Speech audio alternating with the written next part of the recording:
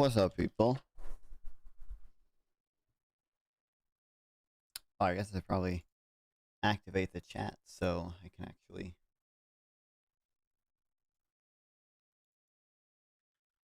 talk to y'all.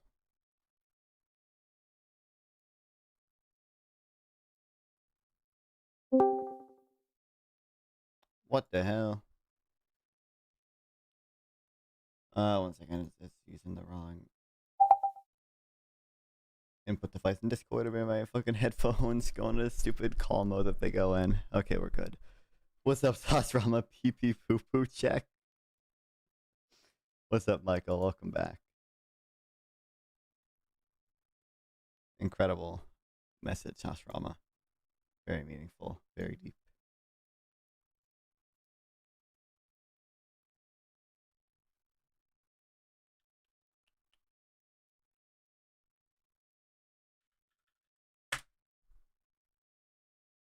And now we're good.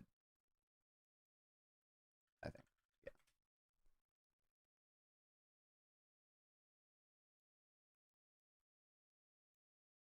Woohoo.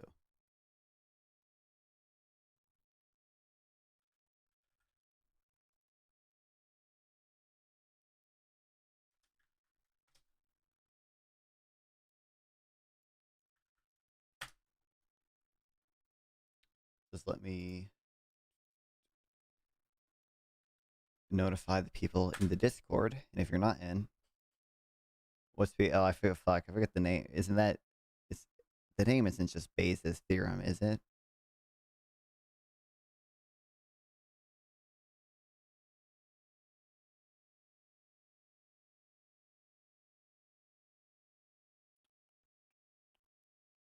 Just taking a train back home?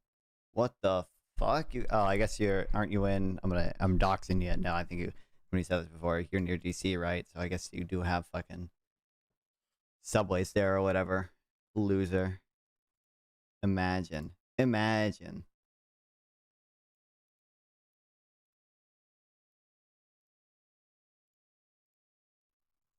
Unbelievable. Steel ingots. I'm gonna guess China, and then maybe like Germany, maybe Japan. I don't know for sure about Japan. I'm gonna guess Japan though. Okay, they were number 14. It could be South Korea. It could be Canada and Australia as well. I feel like Australia is a good guess. What the? Okay, Australia doesn't make fucking steel ingots at all, apparently. Okay, my bad. My bad, I guess. I'm starting to second guess Canada, but it could be.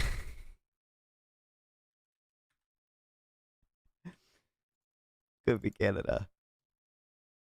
Canada was not a good guess either. Austria and Italy.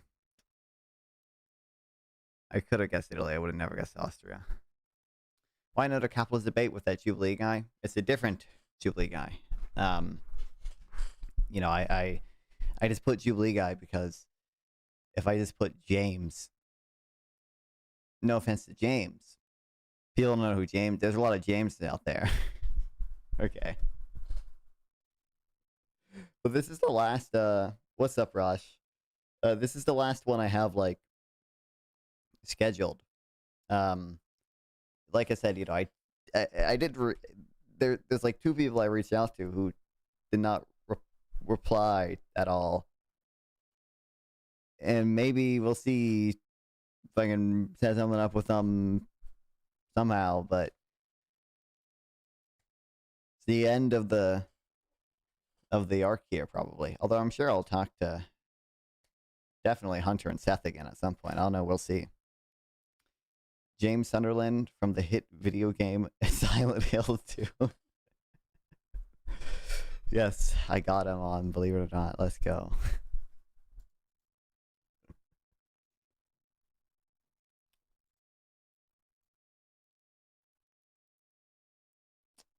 Bruh. Bruh. Bruh. It's ruining my tradle. Okay, 6 billion gold and oil and soybeans. I feel like it's like some African country. I feel like it's like Guinea or something. I'm gonna guess like Equatorial Guinea. Ooh, goddamn. Oh no. It's the Ivory Coast question mark? Fuck. Do you remember being anti-minimum wage was the orthodoxy 20 years ago? Then the Carl Kruger study disproved that all that's true. This is true. This is true. This is what PPG says, so it is. So it is true, of course. I guess can't wait for the non-fun and James to drop a dump about their wives. Wait, dude. Speaking of wives, I had a tweet Wick did not like today, guys. Wait, hold on. First, Togo, I think maybe. Yeah, let's fucking go, Togo. Wait, PPG said that. PPG, yeah. Whenever you bring up the minimum wage, PPG is like, what? You're saying the minimum wage causes unemployment, but these Nobel Prize winning economists, they literally fucking won the Nobel Prize for this paper. Disprove that bullshit. It's like, you know, it's that's the meme he does.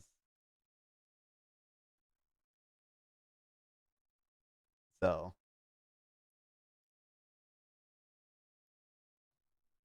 I saw that tweet. Another one, LMAO.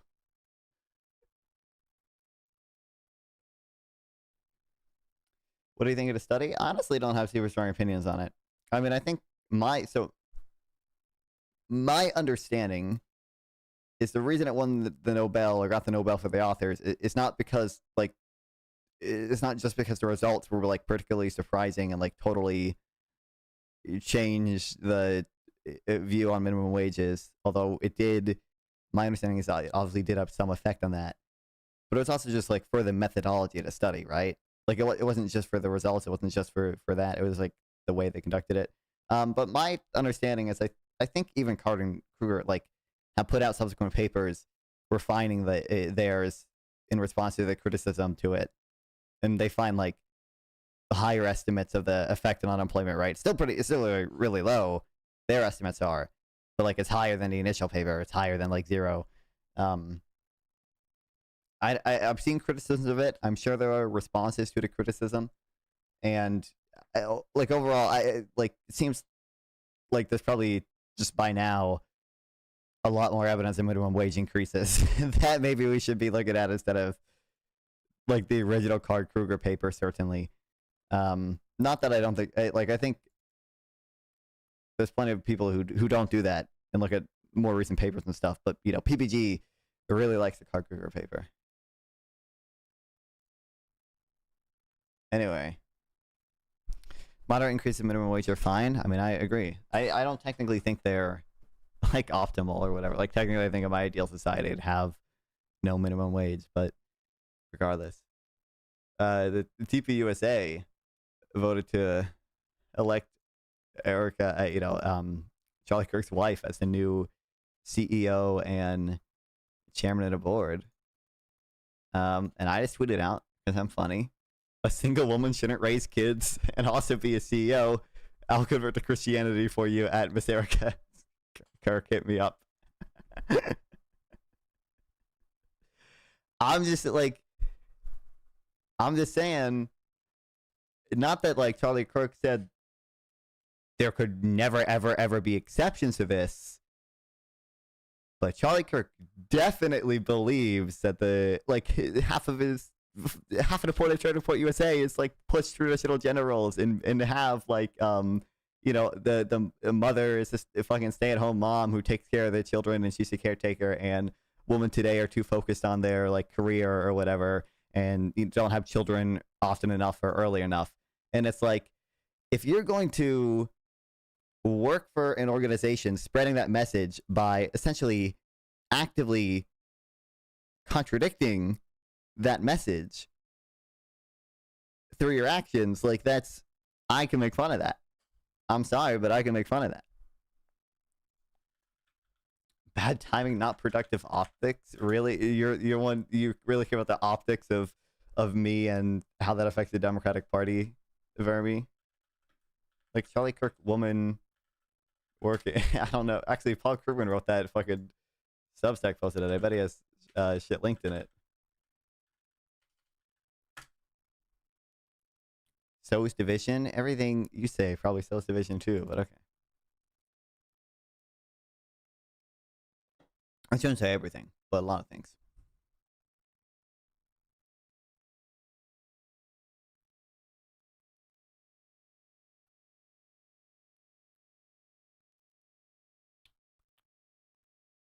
I don't know if he does link stuff in here.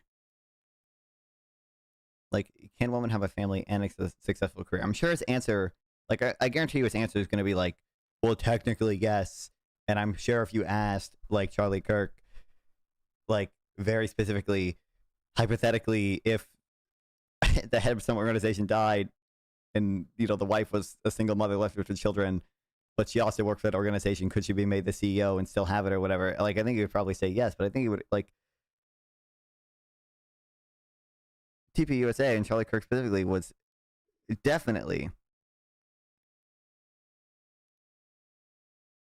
about the, you know, traditional gender roles that she is essentially contradicting. Also, I swear Erica is grifting, bro, or something. Like, did you see what she did? She had donations for, yeah, I know. It's great, yeah. The fact that her family got like 1.5 million that shit's crazy to me, or whatever. Stop having fun. Your divisiveness is causing my cells to undergo mitosis. Oh no! Oh no!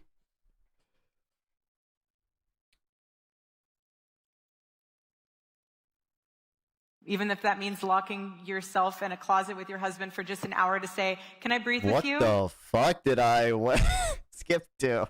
Can I just? Why is that how this chapter starts? 5 minutes? Can I just have a second to look at you? Something that Charlie does that's really sweet that I love is that sometimes, especially when he's traveling, we don't, obviously, we figure out the dynamic of at least having a date night, at least. Relationship with your kids is important. Yes. But it's not covenantal. Right. Your marriage is a covenant. Hi, my name is Lindsay Cameron. I'm 18 years old, and I was homeschooled, and I just graduated high school. And oh, he's thinking hard. with graduating high school comes the question of, so what are you going to do? Even Charlie was like, the fuck? I know. And, what's up, Zip Zip? And to be honest, in my career, like, I want to be a mom, and I want to have kids, and I want to homeschool them, and I want to stay at home with them. And liberal women have to be trad wives. Sorry, I don't make the that's rules. just not a really acceptable This is answer, real. and I'm struggling to really know what I want to do in the meantime while I'm waiting to get married and have kids, because I'm not dating, and I don't see anybody that I really want to date. Oh, no. And so I have a lot of friends who are in the same position too, of being in this weird waiting period where I don't want to go to college and I don't want to commit to a career that I know that I'm going to abandon once I have kids. Mm-hmm. So I was just wondering if you had any advice for that, and if you had any advice with dealing with criticism, because I'm having some from my Your divisive rhetoric to make me want to vote for Trump. Yeah, my tweet about asking Erica York to hit me up is gonna make people vote for Trump. That's the turning point. That's gonna radicalize people. Okay, that's the thing that's gonna the next shooter. Okay, is gonna be a non-fun 420 fan. All right, it's over for me. extended family. What I know we talk about don't follow your heart and all that. Don't follow your heart. It's a bad idea. Do not do that. No, you laugh. The Bible is very clear. The heart is wicked. Yeah. Do not follow your heart. Oh no. But your talents, right? Yes, that's correct. Yeah, I mean, so look, what are you good at? What are you talented at? I love people. I love talking to people all the time. And honestly, Turning Point USA, like Alex Clark has really shaped my life. I got really into culture pop theory. It's kind of changed my life. And I mean, I would love to get involved in health and where to start. Important. By the way, if your aim is career, I'm not saying that's bad. At least you are clear. Don't confuse yourself of your aim. We are aiming creatures. We need something to point at. I mean, look, there's a million things you could do. You could work at a mobile IV clinic, right, as an administrator. Like, there's a lot of stuff you could do in that kind of Maha space. Are you from Texas? I'm guessing, yeah. I'm from here. Okay. Oh my God. He's just gonna tell her to be a fucking nurse. That's not what I want. But I'm sure you could find examples of Charlie Kirk doing this shit. But okay.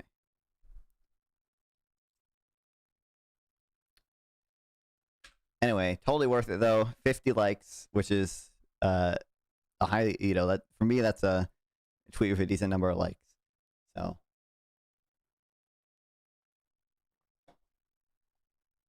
I must apologize in advance. Are you are you threatening some shrimp or something? What's going on? Anyway, Powell, my goat, dude. Powell my goat. I like the implicit criticism here. He gets asked about the like job revisions. Thanks, Mr. Chairman. Edward Lawrence from Fox Business. So we saw the preliminary benchmark revisions down 911,000. The revisions for June were the first negative revisions we've seen since December of 2020. How can the Fed base important decisions on rate and what to do with the interest rates on data that seems to be, as you called it in the past, noisy? So on the QCEW, the revision that we saw was almost exactly what we expected. It was amazing how close the expectation was. So, and the reason for that is, for the last bunch of quarters, there's been almost a predictable overcount. And I think the Bureau of Labor Statistics really does understand this, and they're working hard to fix it. It's got to do, of course, it has something to do with low response rates, but it's also got to do with what's called the birth-death model, because a good amount of job creation happens around new companies and how many go out of business, how many are founded, and it's just really hard. You mentioned, I don't think he had it, the estimates aren't in the Jackson Hole speech or whatever. But it was crazy. People after the preliminary benchmark came out that negative 900,000 million jobs or whatever. Okay, 15 9/11s to the fucking job revisions or to payrolls under Biden. Okay, but people were like, oh my god, the Fed's been making all these decisions based on all this bad, evil data. Blah blah blah blah blah. Powell had literally just mentioned in his speech at Jackson Hole that he thinks there's going to be I think what was the term, measurable downward revisions or whatever.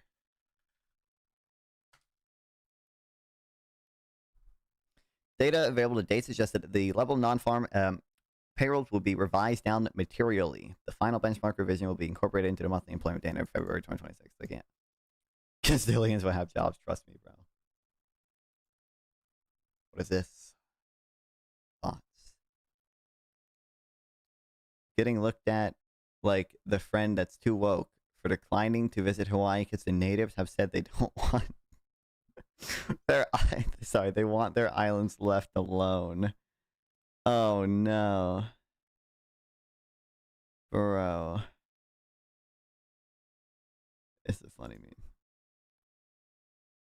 Oh my god.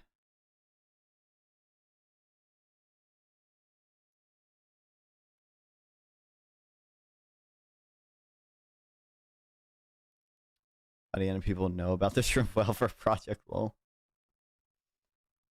Housing market likes? What do you mean, Vermi? Everyone must be shrimp pilled, okay? Gazillions will 1 shrimp tillion people will be shrimp pilled.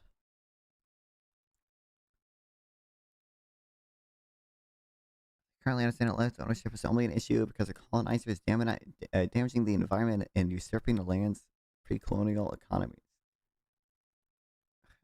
Is this gonna make me look dumb or whatever? Is the majority of Hawaii even native? I don't know.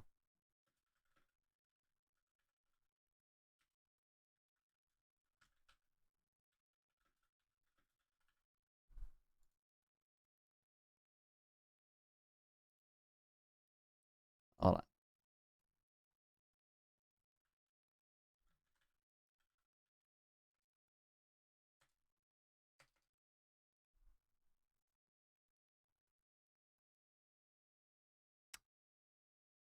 Overall population in Hawaii, blah, blah, blah. Many. Okay, where's just the modern percentages?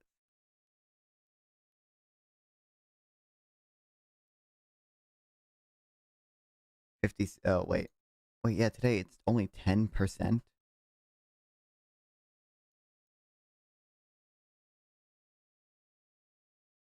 Or I guess other. Oh, this used to be one category, but I guess no. I mean, it's only like 10%. How are you shrimp pilled but not Hawaii pilled? It just keeps saying with the reason a majority of Hawaii is in a population because of neoliberal imperialism. Yeah, I know. It's just, it's so. Like what? What is the prescription supposed to be that we let 10% of people in Hawaii decide for the rest of Hawaii that other people from the mainland can't go to Hawaii anymore? Like, oh my god. Oh my god. Also, almost certainly, and they'll say this is unequal exchange, neocolonialism shit too, or whatever. Oh, certainly on net, the tourism to Hawaii probably helps native Hawaiians. I don't know. Maybe there's some arguments you can make about, well, culturally, some of their shit's going to be erased or whatever, and gentrification, and blah, blah, blah, blah, blah. But I don't know. I hear more about people, or sorry, more people around me talking about race and IQ. Nick Fuentes IG reels have really brain rotted people. Hate this world. Yeah. I mean, I don't know if that's, well, certainly the Nick Fuentes IG reels are pretty popular. So yeah, actually, I wouldn't discount the possibility that that's a driver. Why?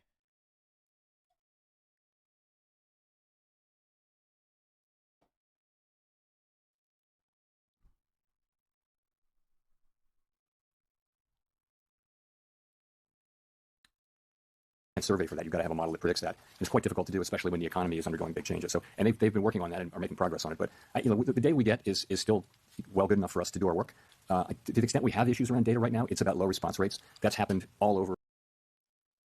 He's so good. He's so good. Okay, he's so good because he's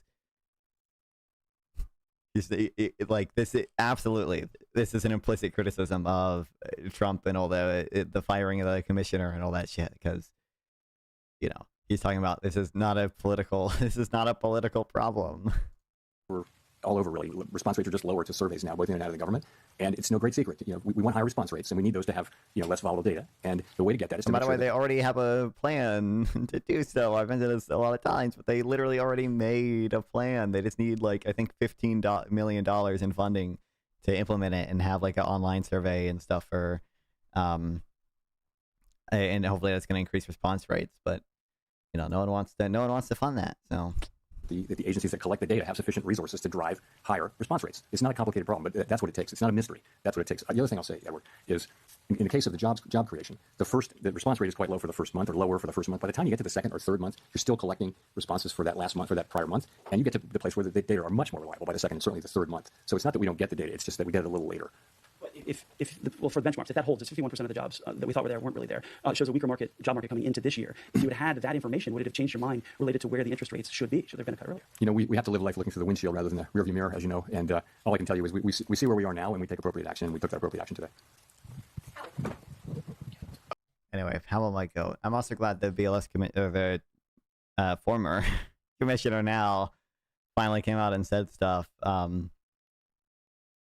Well, I think 2 days ago by now, but since last time I streamed, right? So, but thank the Lord. Thank the Lord. Always good to pronounce her name. Acknowledged that during her 18-month tenure, the BLS faced challenges that have been building for years, including tight budgets, staffing shortages, and fewer responses to the massive economic surveys upon which much of its reporting is based. Since January, the BLS staff has shrunk by 20%. Fallout from hiring freeze that has stalled onboarding across the federal government, she said. Critics of the agency, which produces the unemployment rate, the consumer price index, and other stats that investors and businesses rely on monthly, have argued that it is overly reliant on 20th century techniques. This is not none of the modern critics of the agency are saying this shit. I don't want to say none, but when you say critics of the agency, Trump is not in his office, okay? The MAGA voters are not thinking to themselves, oh, I just really don't like that they rely on antiquated survey techniques that have too low a response rate. No, they don't. They don't know. They could not even tell you that this is based on survey data, right? Half of them probably don't even know that. They just think it's made up in Biden, deep state, yada yada yada. BLS uses mostly phone calls to ask people about their job status and sends workers to check prices on store shelves manually. McAntifer, who spent most of her career working to improve statistics quality at the Census Bureau, says that she's been aiming to tackle those problems as BLS commissioner before she was fired. I was prepared to help the BLS modernize its data collection. He should have raised rates for the memes, lol. He should have. Also, dude, it's crazy that Myron... oh my god. Myron is penciling in, or expects 5 rate cuts over the next year.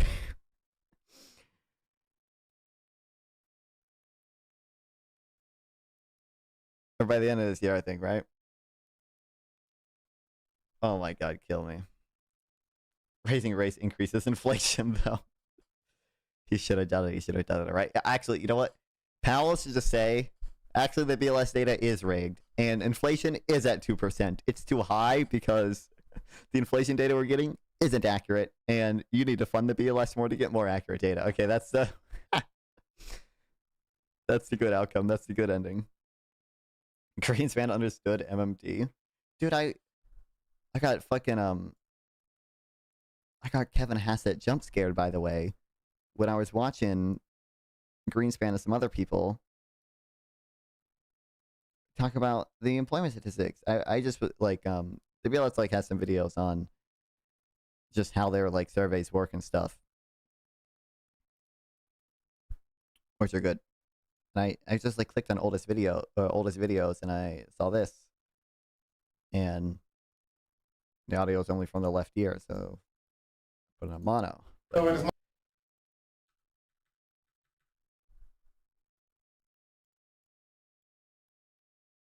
Actually, it might not have been this. Oh no, it's this. Second oldest video. And it's, they got a special guest speaker, Kevin Hassett. And I don't actually know, I don't know if Kevin Hassett has played into the BLS fake stats at all. I haven't seen him do it, but it would not surprise me.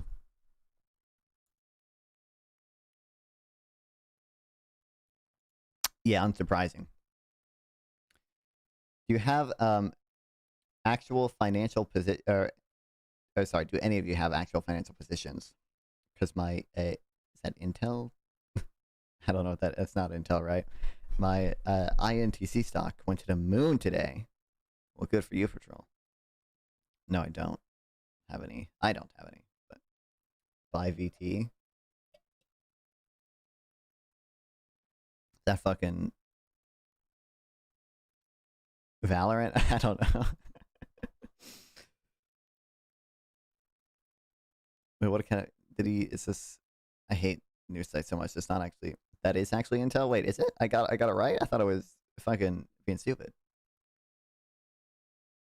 I just not lie in, and it was like, oh, Intel.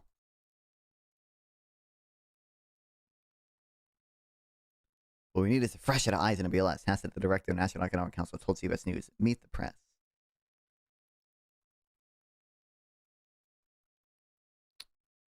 We need accurate job numbers. I've directed my... Oh, that's the thing Trump wrote. Oh, shit. Thanks for the sub, Kaio. 16 months. Hey, man.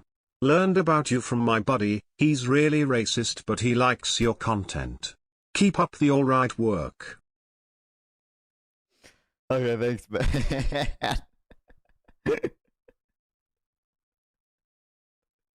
Nice one, Kyle. I appreciate the sub, as always.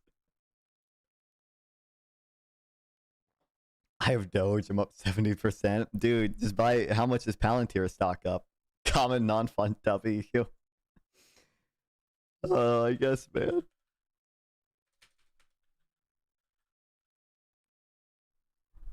Just buy a fucking Palantir, bro. I bet that shit is up like crazy still.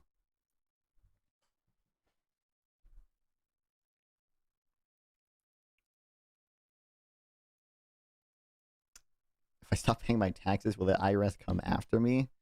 Maybe not if you're really nice, alright? Actually, if you just don't make enough money, they don't care that much.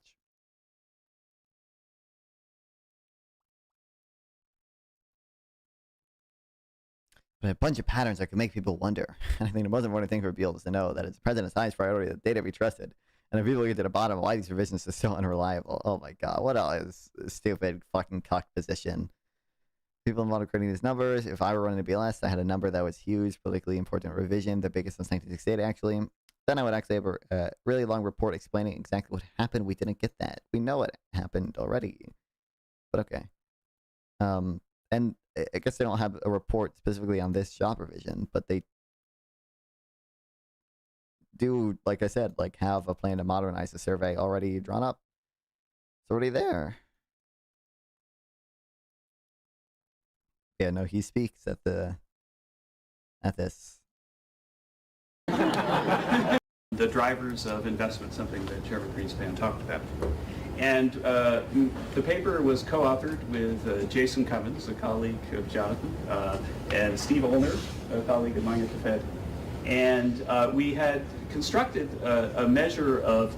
This is all like nerdy shit. None of it is like interesting, I don't think, but... Problems like this, not out yet, but their first move in it suggests that GDP might really be radically mismeasured now because of the round trip in trade. So if we ship a bunch of high-tech stuff overseas, assemble it, and bring it back, the import deflator is not hit on. How did this man fall off so hard? How do we get here? Adjusted. And so we take the computer hedonics that used to drive growth so much out of the data, and it turns out that this is a big deal that they're fighting. And so why does this matter? Well, I would argue that the economy is changing so much that measuring it is the biggest challenge that it's ever been. It's a bigger challenge than when you used to make... Like, what are we doing? I hate this world. Yeah, Myron is projecting 5 fucking rate cuts or whatever. Oh my god, kill me. Oh yeah, and he dissented because he wanted a 50 basis point cut this time. This is Trump's pick, obviously. If you guys didn't know, this is Trump's personal appointment for one of the Fed governors. I think it is temporary though, right? And also, he didn't even give up his other positions in the executive branch.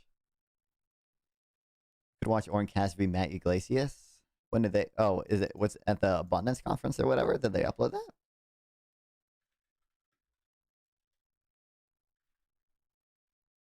How do I spell his name?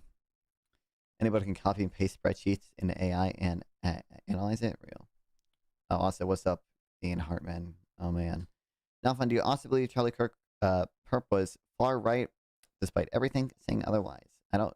I think it is very likely. I think it is overwhelmingly likely that he was left wing. Oh, they did upload that finally. Yeah, yesterday. You should watch this. Knows what neoliberalism is. Oh, they don't even have video? And no one knows what abundance is, so I win QED. But I think what you described is exactly right. The question here is what's actually different about abundance? What is it adding to the conversation? I think a really interesting way to ask the question is, what does abundance tell Barack Obama he was doing wrong? Okay, I'm glad. Painful. I'm assuming I'm gonna crash out watching it. It's gonna kill me. Jonathan, at least you're lying about it like the vast majority of leftists online. Okay. You mean not? I don't even think the vast majority of leftists online are lying about it. But we'll get to that in a second. Don't worry, it's the next tab, okay? Yeah, not lying, I'm assuming. Which, by the way, if you just look at what's the is it imputated CPI imputation, right? As a more technical term, I think, or whatever. This is crazy too. This is less imputed. Yeah.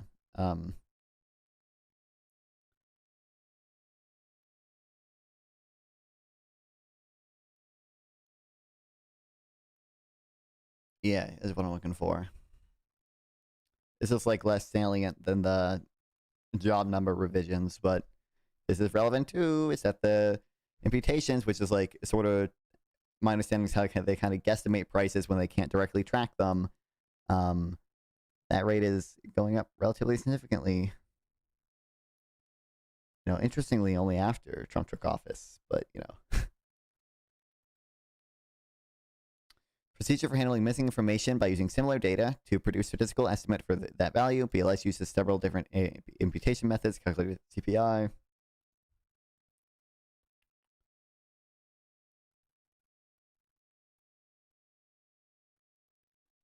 We knew the guy wasn't a griper when we saw they did a 4.0 GPA and a 34 ACT. Yeah. But yeah, we'll get to this. This shit was crazy. I can't believe. I don't understand how we live in this world. I don't know how we live in a world where the FCC gets to threaten to like revoke ABC's fucking whatever license broadcast shit, and or what's the name of the company that was trying to buy or that is like owns ABC or whatever, they're trying to do a merger. Like, oh my god. And like where like I can't believe that we're just this brazen now. We have the fucking chairman of the FCC going on Benny Johnson. When you look at the conduct that has taken place by Jimmy Kimmel, it appears to be some of the sickest conduct. Things were never like this till Gen Z became voters. In fairness, I still blame the boomers partly. Okay, listen, I am anti-Gen Z to some extent. But don't get me wrong. But, all right. In fairness to us, okay, Gen Z also just barely votes, okay? It's the boomers driving half of this shit still, okay? They've changed too, all right? What's up, Kissy Cat? Nothing, so Kimmel lied when he said the Kirk perp was one of you guys. He even say, I don't think he says that in this clip even, does he? The thing he says in a clip is MAGA is doing everything they can to try to prove that it's not one of them. There are kind of two, like, there are different ways of reading that. So, like, one way of reading that is that Jimmy Kimmel does believe the shooter is right wing, and saying that. Listen to the clip. I have listened to the clip. But another way of reading that is just he's criticizing MAGA for like playing the blame game and like using it as a thing to like crack down on people or whatever. His parents were MAGA, to be fair. Well, yeah. We had some new lows over the weekend with the MAGA gang desperately trying to characterize this kid who murdered Charlie Kirk as anything other than one of them, and doing everything they can to score political points from. Like, this is what he, like, is the full episode up on YouTube or something? Because I don't think either interpretation is wholly unreasonable there. But regardless, like, even if you lied, in order for it to, like, actually be relevant legally, it would have to be a knowingful lie. And I don't think there's any way you could prove that. And it would have to be, I forget what the statute says or whatever, but it's like, oh, shit. I feel bad for Kimmel Packalisp. Thanks for the $100 Super Chat Patrol. Let's fucking go. Let's fucking go. Hell yeah, Patrol. I very much appreciate it. As always, buddy, okay? Yeah, the Kimmel apocalypse, okay. Well, listen, Jimmy Kimmel, all right. I feel bad for the people that enjoyed him. I will just say personally, though, I think we can all acknowledge, most of us here can acknowledge, just like a lot of late night shows, I just don't think they're very funny or entertaining oftentimes, okay? They have their audience for sure, that's out there, all right. I just don't think they're that good. You know, I guess they do still get a decent number of viewers both on TV and on YouTube. I remember people this used to be a bigger problem actually, that like late night, like you looked at the trending page on YouTube and it was just clips from late night shows, right? That doesn't really happen as much anymore. But oh my god, it's for old people, but they quit watching TV. Yeah. But yeah, like the FC, like you can look it up or whatever. The statute is like, it's not even a statute. It's like internal FCC rules or whatever. It's like it has to be a knowingful lie, and it has to be like it caused substantial damage or whatever, and like substantial. Clearly, this has not done that. I don't think it actually has to like pose a threat to public safety. And I think it's like an imminent. I think the language is like imminent threat to public safety. It's not like a. It's not even like a maybe in the long run we think there's going to sow divisions and blah blah blah blah blah. It has to be like an actual like imminent threat or whatever.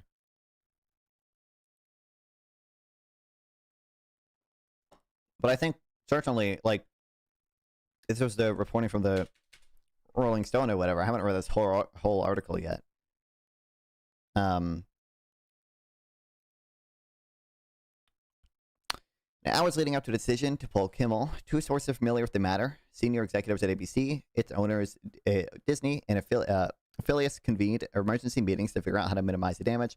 Multiple execs felt that Kimmel had not actually said anything over the line, the two sources say, but the threat of Trump administration retaliation loomed. Trump needs to repeal the Smith-Mundt Act of 2012. I don't remember what that is, quite frankly.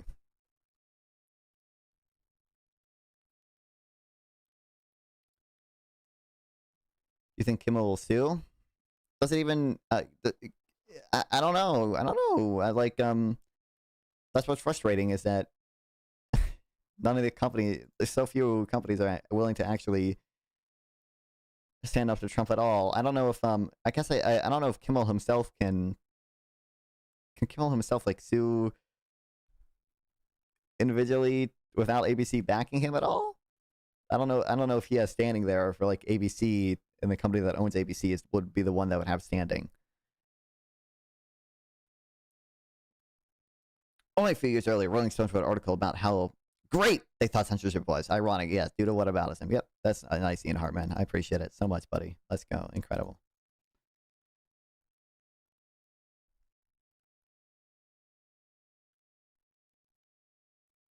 Yeah, we can do this easy way or the hard way. These companies can find ways to take action on Kimmel. Or there's going to be additional work for the FCC ahead. They have a license granted by us at the FCC, and that comes with an obligation to operate in a public interest. There are calls for Kimmel to be fired. I think we can start to see the path forward for suspension over this. Like, dog.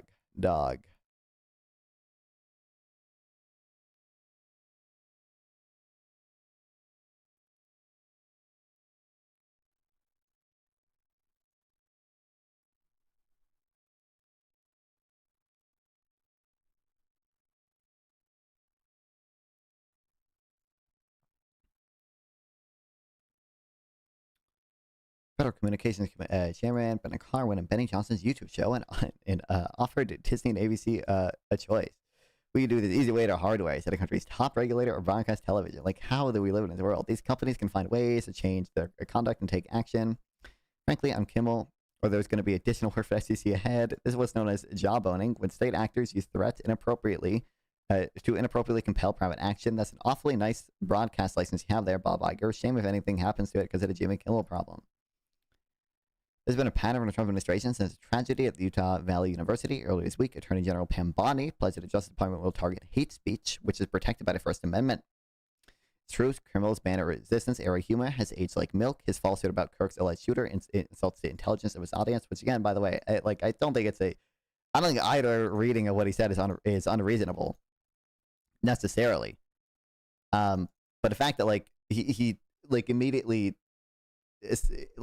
following him saying MAGA is, trying to prove that it was anything other than their guy and score political points out of it, to me, moves me in the direction of believing he might just generally be criticizing MAGA for being focused on that and not legitimately claiming that the shooter was a left wing or whatever. I don't know, Kimmel. This is all legal shit or whatever. So Kimmel himself probably is. It wouldn't probably not in his interest to talk about it. And I bet ABC would be upset if he did say anything about it really, as well. But certainly be nice if you could just come out and fucking make a tweet about it. But like I said, probably not gonna happen. The Atlanta airport is a meme, by the way. What do you mean by that?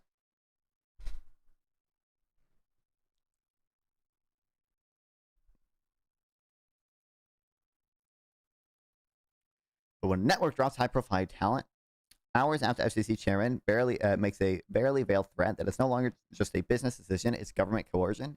Is that now Trump's administration policy to punish broadcasters for comedy that doesn't conform to his politics? That is censorship.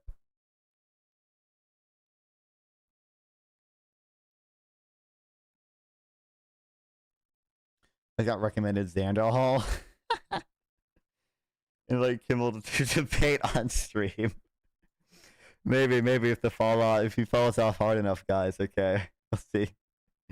I mean, I imagine, YouTube. It's always an option for these people, right? So maybe one day. He's gonna let him better go on. Exactly. Okay. So they did all suck at YouTube when they started doing their shows from home during COVID or whatever. They were all ads at that. Okay. Same time, Nexstar is also waiting final FCC approval for a merger with Tenga. Yeah, a smaller company that also owns local TV stations. That merger, announced in August, would give Nexstar control over 256 affiliates, local affiliates in 44 states, plus the District of Columbia. That deal will not be final until FCC approves it. You don't have to be a cynic to see how FCC pressure played a role in Nexstar's decision making.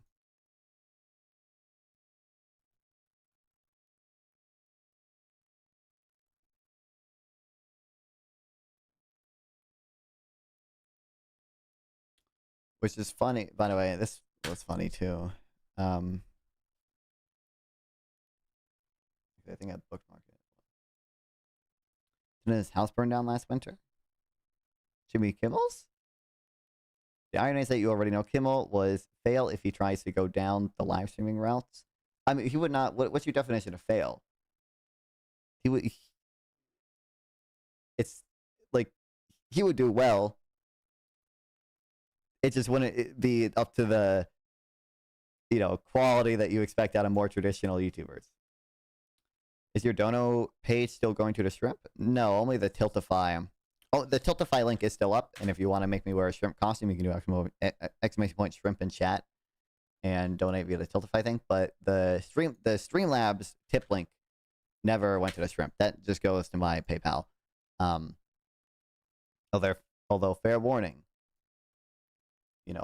2% of that might end up going to the shrimp as well. It is more perfect union, by the way, after all this shit. Oh my God, kill me. In 1983, 50 companies controlled 90% of the media market.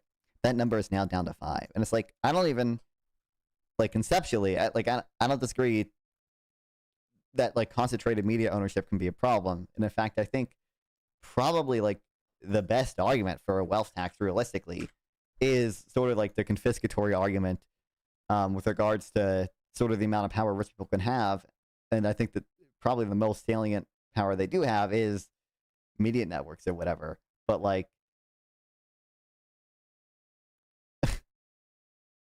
it is funny, antitrust legislation is literally the thing that played a role in allowing the government to censor speech. But they're still, I guess they don't, they're just not commenting on that trade-off. It's crazy.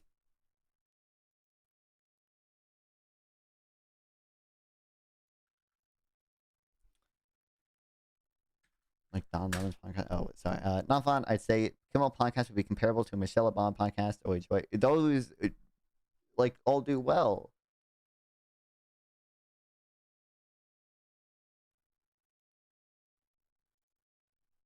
The Obamas have their own podcast, right? I don't know. It's not specifically just Michelle Obama, but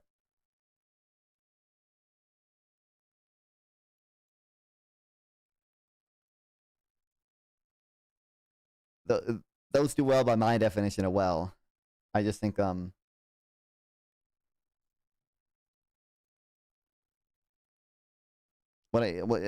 just mean they're simply not natural YouTubers or whatever, and that they don't know how to do some of this shit.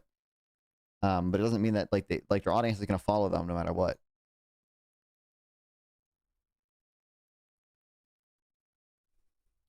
If nobody wants to see podcasts outside of ripping on them, that's just not true. You get very low views for their name recognition. I don't know if that's true.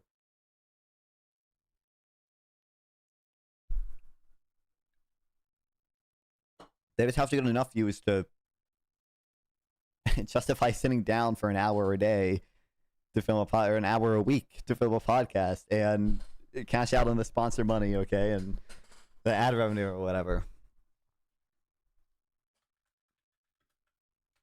By the way, do you guys see Ned Fulmer's podcast, the fucking Try Guy dudes podcast or whatever?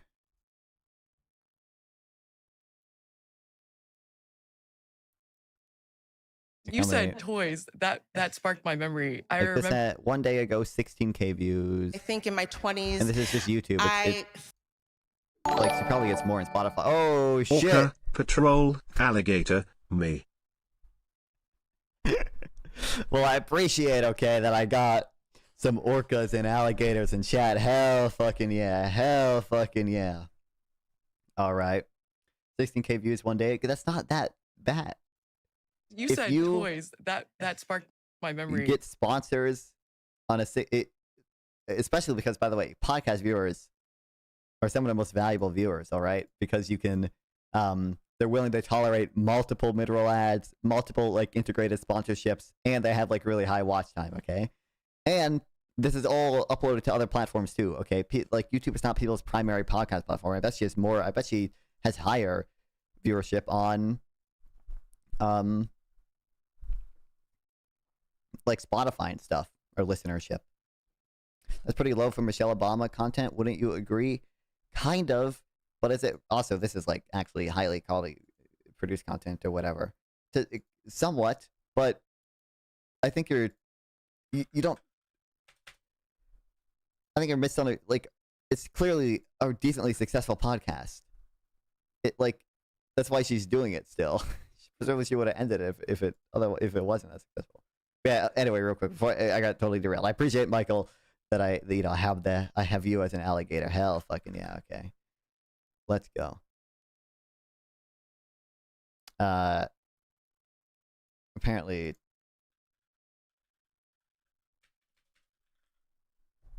can't track her shit. That's pathetic given how much name recognition she has. Why? Okay. Like, why do you think, like, do you think politicians' books are successful?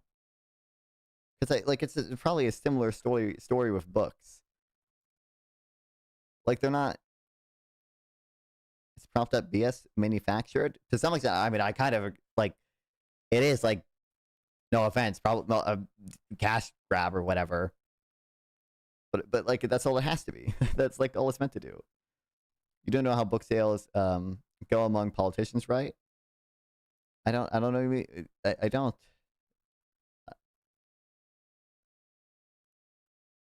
This is so this is monthly views. I wish I could see the shorts breakdown. I don't know if Social Blade has that, because some of this might be shorts. But this is like 12 million monthly views, 6 million monthly views, 4 million.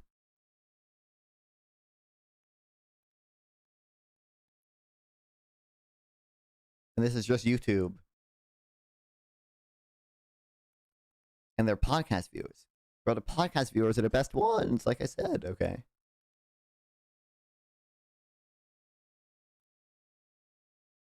It's totally a thing, regardless of what side a politician is on. Trump coin, that's all it's meant to do. You know, Trump coin is more successful than the Michelle Obama podcast. I'll give Trump coin that, okay? I'll give Trump coin that, okay? It can have that victory. All right.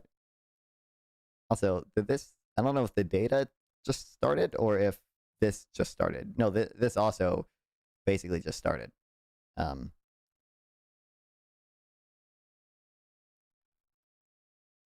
Like 6 months ago. But I don't know if they're gonna actually experience any big gains from it or whatever. What's up, history? Bye. Big bad commie BBC here. Well, welcome. We're going to be debating capitalism here in a bit, here in about 25 minutes. So, I was going to look up. It's just a blatant cash grab. I agree. I totally agree. It's a blatant cash grab. Okay, that is its goal. It is decently successful at that goal.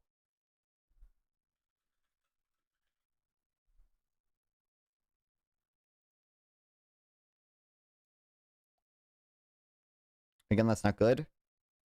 I don't have any strong feelings on it. Like, this is I mean, I guess they're getting probably more consistent views or whatever. Like, there's another podcast I'm broadly familiar with because I watched Chuckle Sandwich when it first came out. Like, they're getting, like, 24K views an episode, basically. And now maybe these people have less recognition than Michelle Obama. But they're also more natural YouTubers. Like, look at these thumbnails compared to Michelle Obama's thumbnails and stuff, right? I don't consider this a decently successful podcast. Also, I missed a $100 dono. Base Patrol. Patrol is a well-known non-fun whale. Well-known non-fun oiler, one might say. One might say Patrol is my goat. Okay, that's why, Patrol is some rich dude who lives on a boat. He's based. He's based, all right. Also, does the Michelle Obama podcast have a Patreon? Because if so, they could actually be very successful.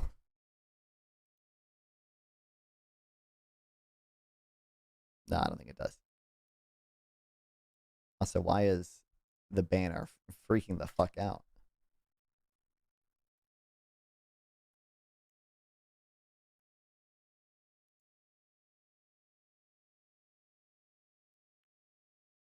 I don't think it does. Over criticizing a decently viewed podcast isn't good criticism, for real. Anyway. On from the stupid podcast stuff, alright? Goddamn. Hey, listen, when she brought Barack Obama on, they got views, okay? Got 1.5 million views, alright? Let's go.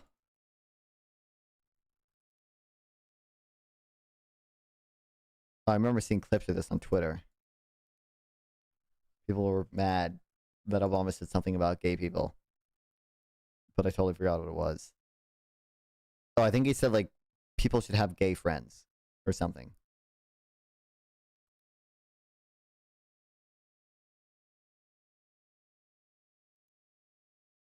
Even detect pre-cancer. And in an... Okay. Skipped right to the ad read. Let's go. Views or view bots? I really bet Obama view botted. I bet that's something they really felt the need to do.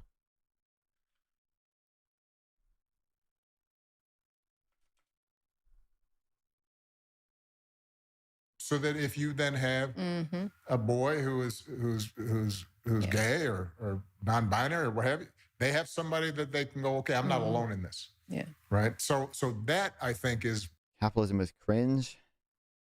Incorrect, Elaney. Free markets are fun. Free markets are indeed fun, and they are, I would argue, a component of capitalism. Certainly not intrinsic necessarily to capitalism, I would say. I think you can have market systems in a non-capitalist system. And I think, indeed, the best types, or potentially the least bad, non-capitalist systems maintain the market structures, all right? Creating that community, I know it's... Usually it's a person who supports a person who uses bots. I think that might... It's probably more of a thing on Twitch and Kick than it is like YouTube videos. I don't think people pay for review bots on YouTube videos. Define least bad? Well, I am obviously a capitalist, all right? So that is why I'm saying least bad, because I think all forms of socialism are worse in the system we have now. But I do think, certainly, like Econoboys, socialism with Econoboy characteristics, where we have a bunch of sovereign wealth funds that are technocratically managed, and, we do all these things to avoid capital misallocation, and we have a really efficient tax code as well. That is something that, is not going to destroy America or anything. The stock market is printing money, which is essentially inflation factories. That sentence is totally nonsensical. No, I don't. I don't. So, so no, the stock market doesn't create money. The market caps can increase, like wealth can increase, but that doesn't actually create new money. I need to get ready. The caffeine max. I go to like 3 a.m. today. Well, I have been caffeine maxing as well, Patrol. I wish you luck in your journey too. But you know, the people who create money are the Federal Reserve and banks. There was no efficient tax code, just tax codes that are less suboptimal. I don't actually agree with that, Mike. I mean, certainly, like when I say efficient, I am kind of talking relative to the system we have now. But you know,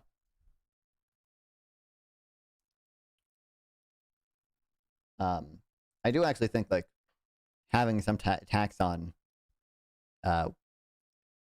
economic rents essentially is efficient, right?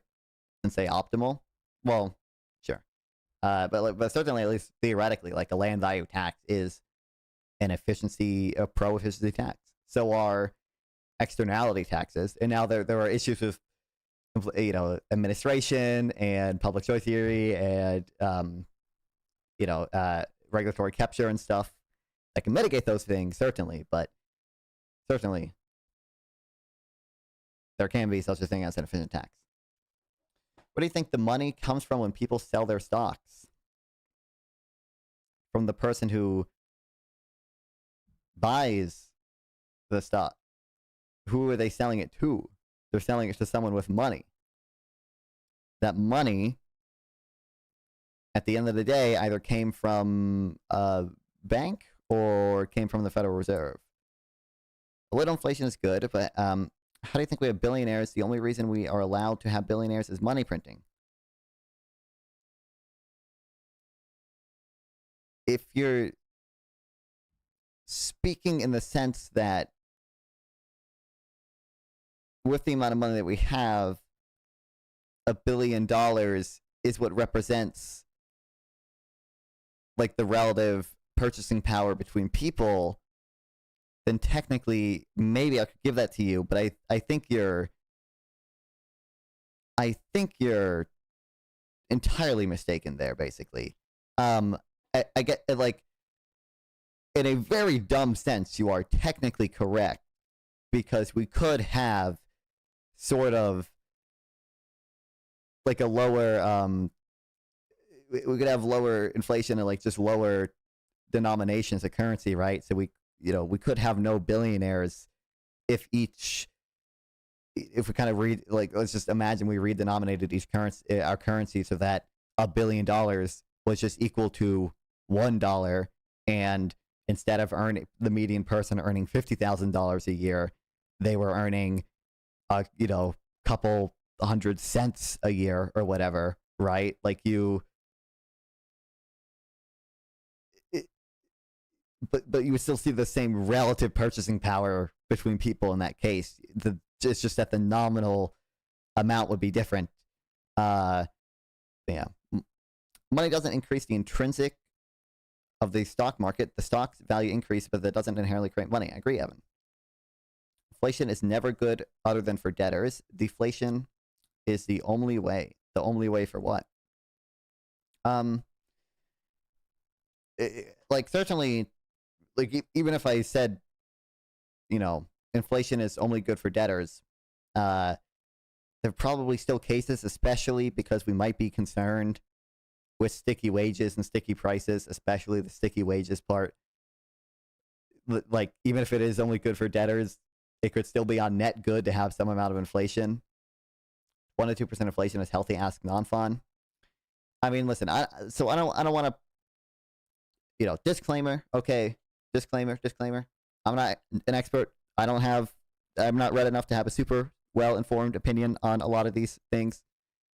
In my opinion, yeah, generally, I think a more optimal policy would be NGDP targeting, and under that system, the rate of inflation would vary essentially based on the supply side. It would vary based on productivity, essentially. But generally, yes, I think nominal income is the more important thing, and the sort of optimal inflation rate is going to differ based on the supply side. But generally, yes, under my ideal monetary policy, you would see 1 to 2% inflation a year as well. Not can't even correctly guess the economy in a year. What does that even mean? Not do you support social welfare programs, housing, Medicare for all, etc.? I mean, I imagine we're going to get into that stuff in the discussion we're about to have here in about 15 minutes. When a Zimbabwe method Discord, for real. But like to some extent, yes, Evan. It's just going to be, I'm going to have like different ways of going about it than like most socialists will, right? So, like just take housing for instance. I do believe that there should be government assistance for people to get housing. In my worldview, that the government itself would not be building much housing. I don't want to say like all social housing is bad. I'm sure like maybe there are cases where it could be good, but like, you know, a lot of my ways to address these things would be a more efficient tax code than we have now, and using that money for more efficient redistribution than we have now in the form of largely cash benefits and certainly some direct sort of government intervention. But I would also try to make that more efficient than it is now. From now on, $1,000 equal to 1 cent, no more billionaires done. Yeah, exactly, Michael. Like technically, in a very dumb sense, Eleni like was correct. You know, like sort of in the same way that inflation is the only thing that lets Zimbabwe have trillionaires, right? Inflation is the only thing that lets us have billionaires, but not in the way that Eleni thinks, right? Or technically, you could be a quintillionaire in Zimbabwe, right? Like this is $100 trillion. So, and this wasn't even worth. Like this was, wasn't this literally like worth less than $1 US?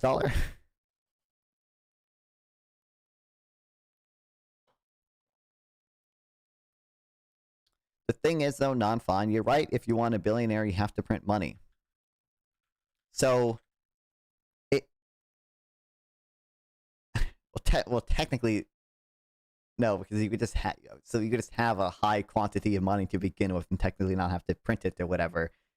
I mean, old money has to be printed at some point to exist in the first place, essentially. Whether it's the Federal Reserve printing it or private institutions printing it,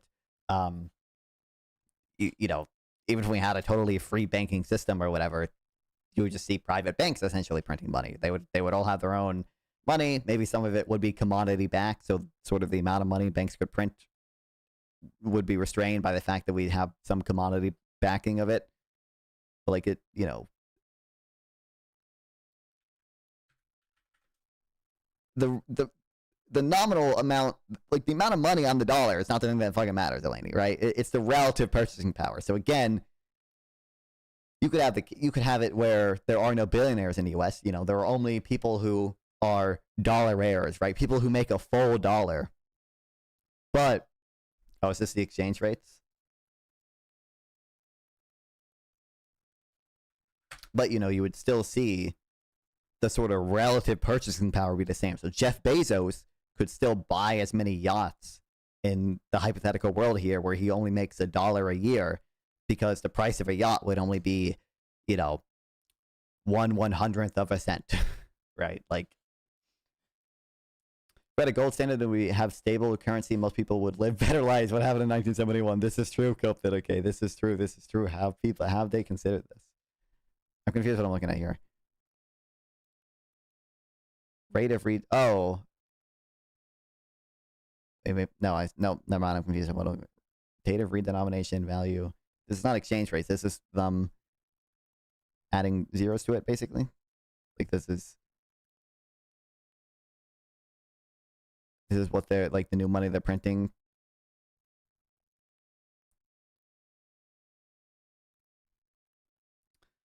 Wouldn't a little better space program crash the gold price to nothing? yeah, probably. So I don't know how feasible that is, to be clear.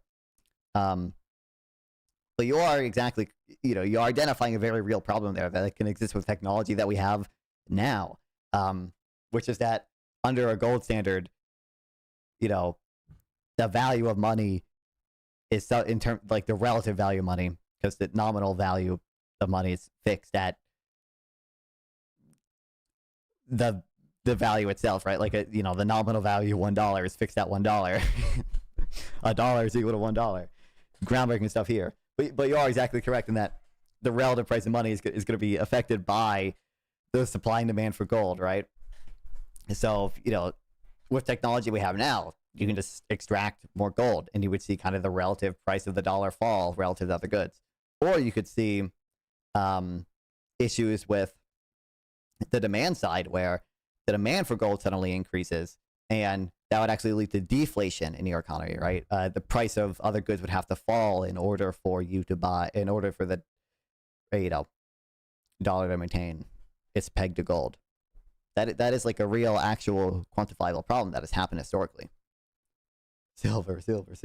Gold standards can trade supply money by putting a check on government money printing. Anyway, we're about to get started here in a second. I'll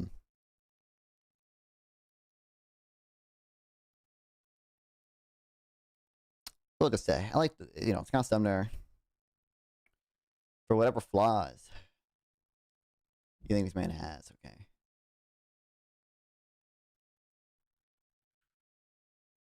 These are his 4 critiques of the gold standard, and I think they're all largely correct.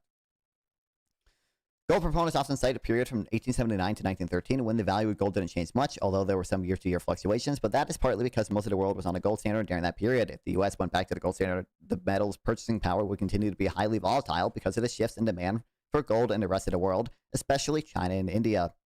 The United States returning to gold would not, by itself, lead to the sort of international gold standard that worked tolerably well during 1879 to 1913. 2. The demand for gold becomes much less stable when interest rates fall to zero. That did not occur so much during the so-called classical gold period. Classical gold standard.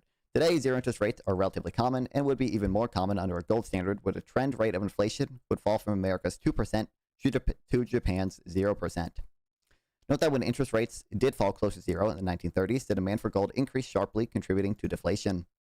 Does non-fund support progressive taxes? Yes, and we'll get into that in this debate, I'm sure, but I support, on net progressive taxes, but probably in a whole very different way than the way you would tax people. 3, the demand for gold becomes much less stable when there is uncertainty as to the long-run survival of the gold price peg. Even the classical gold standard was not immune to speculative attacks. The deflation of the mid-1890s was partially caused by agitation for the U.S. to leave the gold standard. That sort of uncertainty is much more likely to occur in today's political climate than in the late 19th century. Today, governments are much more receptive to voter demands for economic stimulus. And lastly, 4, gold proponents tend to gloss over periods where the gold standard did not work well, such as 1926 to 1933. They claim that governments mismanaged the interwar system. That's partly true, but what makes them think governments would not mismanage the system once again? The whole point of the gold standard is to tie the hands of policymakers to prevent governments from mismanaging currency. Even if you abolish the central bank, the treasury could easily devalue the dollar against gold. Argentina's currency board collapsed in 2001, despite being a system that was supposedly immune to government interference. Yeah. Those are the 4 critiques of the gold standard that I think are salient and good. We'll get back to this stuff later. We're going to get started with our conversation here, hopefully. Oh, one final thing to add. But there does just seem to be, I just read a fairly libertarian dude, right? There does just seem to be a relatively broad consensus amongst libertarians, like the guy I just read, Scott Sumner. He's a market monetarist, amongst monetarist libertarians like Milton Friedman, and amongst even post-Keynesians, Barry Eichrich or whatever I think his last name is, has a book called Golden Fetters, where he talks about the flaws of the interwar gold standard as well. So there does seem to be kind of this broad consensus that amongst people, from across the economic spectrum, that the gold standard, at least certainly, can end up being pretty bad when it is mismanaged. They might have slightly differing views on what will lead to that mismanagement and can it theoretically be managed better. But certainly, they all kind of agree that the Great Depression was greatly harmed and exacerbated by the gold standard.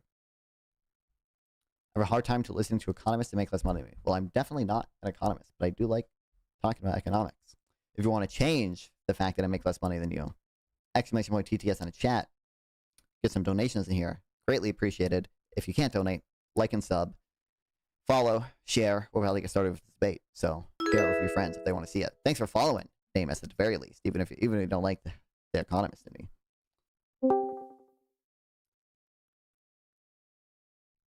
What's up? I'm good. Do you have a camera at all? Hell yeah, okay.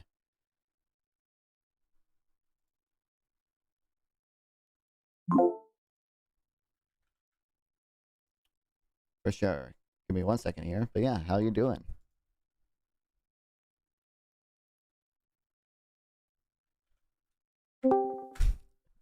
Well, good to hear. Good to hear. Oh my God, Chartsky, why are you here?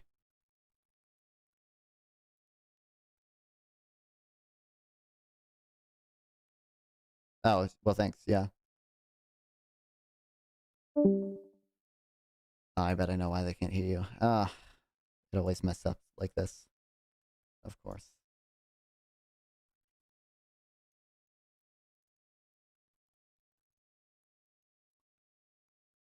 Yeah. I gotta fix my plugins for OBS one day.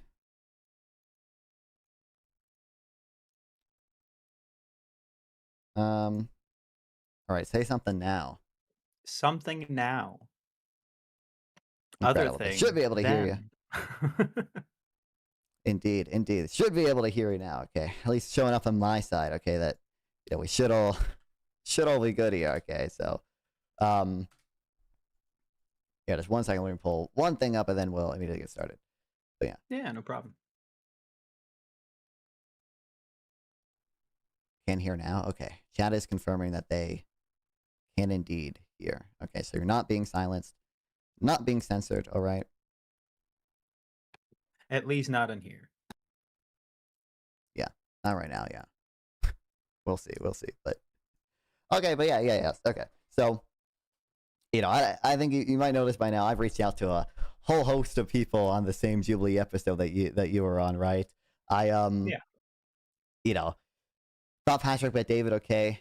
Did not do a great job. Rhetorically, he was good at some points, but I actually think the points he was good rhetorically were the points that kind of had the least amount of substance. So him offering people jobs. In fact, I think he offered you a job. And by job, he really meant, MLM, life insurance, sort of high pressure sales type stuff. Right. I don't want to say scam. Okay. Maybe it's not quite that bad, but certainly teetering on that point. Definitely seen that way. So first I want to, give you the opportunity, shout yourself out, tell people broadly who you are, let my audience know who you are. I know some of them will recognize you from the Jubilee video, but certainly give a bit of background, give anything you want to shout out. And then I'll start by just kind of asking about sort of your broad definitions and stuff that you did not get too deep into on a Patrick Bet David episode. So yeah, for sure. So my name is James. I don't really have anything to shout out per se. I do have a YouTube channel with Ride House Entertainment that I'm trying to get off the ground at some point in time, but time isn't really a big factor for me as far as what I have available. So actually committing to that has become difficult. But yeah, I mean, other than that, I don't know, man. I'm just like a working dude. Right. So, you didn't get too deep into some of these things with Patrick and David. There were people who got a little bit deeper, but I don't think anyone got particularly deep. And I guess I'm not going to hold you to a specific model. I'm not going to do any gotchas with these definitions or whatever. These things can be totally vibes. They can be totally chill things or whatever. The sort of two broad things I start out on are just kind of what is the model that we want America to move to, that we think would be ideal. You know, how does that look different from our current system?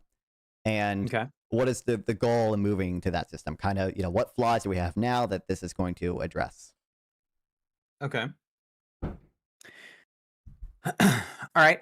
So for me, I think that the system that we should be moving to is one that focuses more on making sure that everyone has legitimate equal opportunity, ensuring that basic needs that we can provide for with the current amount of production that we have can all those basic needs can be taken care of so that people can have less stress in their lives about surviving and then focusing more on being more productive and creating a better society for those around them. Sure. I guess you know, I'm kind of this is going to be a theme that I've had with some other people who are on Jubilee, and I'm sure it's going to be shared here. So many things I'm not going to disagree of, sort of the fundamental principles, certainly. Like, you know, we want, like, focusing on basic opportunity, right? Like, and providing people basic needs. I, you know, do view these things as important. So, you know, I'm not Patrick Bet David, okay? Not a libertarian, okay? There may be some people who would try to brand me as that, but certainly I would never brand myself that way. Yeah. When it comes to sort of providing people basic needs and giving people opportunity, I think sort of the broadest thing I would say is I have a fundamental sort of, or not, I shouldn't say fundamental. I have a sort of general presumption in favor of the market, because I believe market mechanisms and price systems, although they certainly can fail, in most cases are going to lead to a sort of, you know, optimal distribution of resources. You know, they're going to lead to positive sum trades being made, and it would be hard for more centralized authorities to recreate these outcomes or to interfere and better these outcomes, because a lot of times they don't have the same information and they don't have the same incentives, right? So a central authority might not always know, you know, sort of what consumer preferences are, and they don't have a good mechanism to understand those a lot of times. And, you know, a non-profit maximizing industry, although maybe we can address certain externalities with them, are not necessarily going to have the same incentives to be as efficient, to be as productive, to invest as much in, you know, long-term things or whatever that are going to help everyone overall, which is, you know, so I kind of just presumption in favor of the market in most cases. In cases where I think there sort of might be concerns with like equality, or certainly, like, I think like food is like a basic, you know, human need, obviously. Even if the market sort of leads to an optimal outcome economically, we might be concerned that, like, the sort of efficient, quote unquote, economic outcome, if we I actually technically would probably be an externality, you know, wouldn't be efficient, but well, I'll say efficient for now, you know, is going to lead to people without access to food. The way I would want to fix that is primarily through what I would say is, you know, redistributive systems as opposed to pre-distributive systems. So a redistributive system is just going to be sort of a tax and transfer system. We already do a lot of these things in the U.S. Even, you know, other European countries with stronger welfare states use even more. We sort of tax away from either economic rents, kind of unproductive things. We can get more into that if you want to as well. And then give primarily cash benefits and or cash-like benefits to people to ensure them access to food. I think this, insofar as so kind of like a efficient taxes universal base income type thing, or yeah. So it's not basically like so I am pro UBI. I do think like there are certainly probably things cash benefits can't address, but generally I'm going to have a presumption in favor of redistributive systems, because you can target a wider range of people, and they don't tend to lead to the same types of inefficiencies when we have things like worker co-ops and or state-owned enterprises.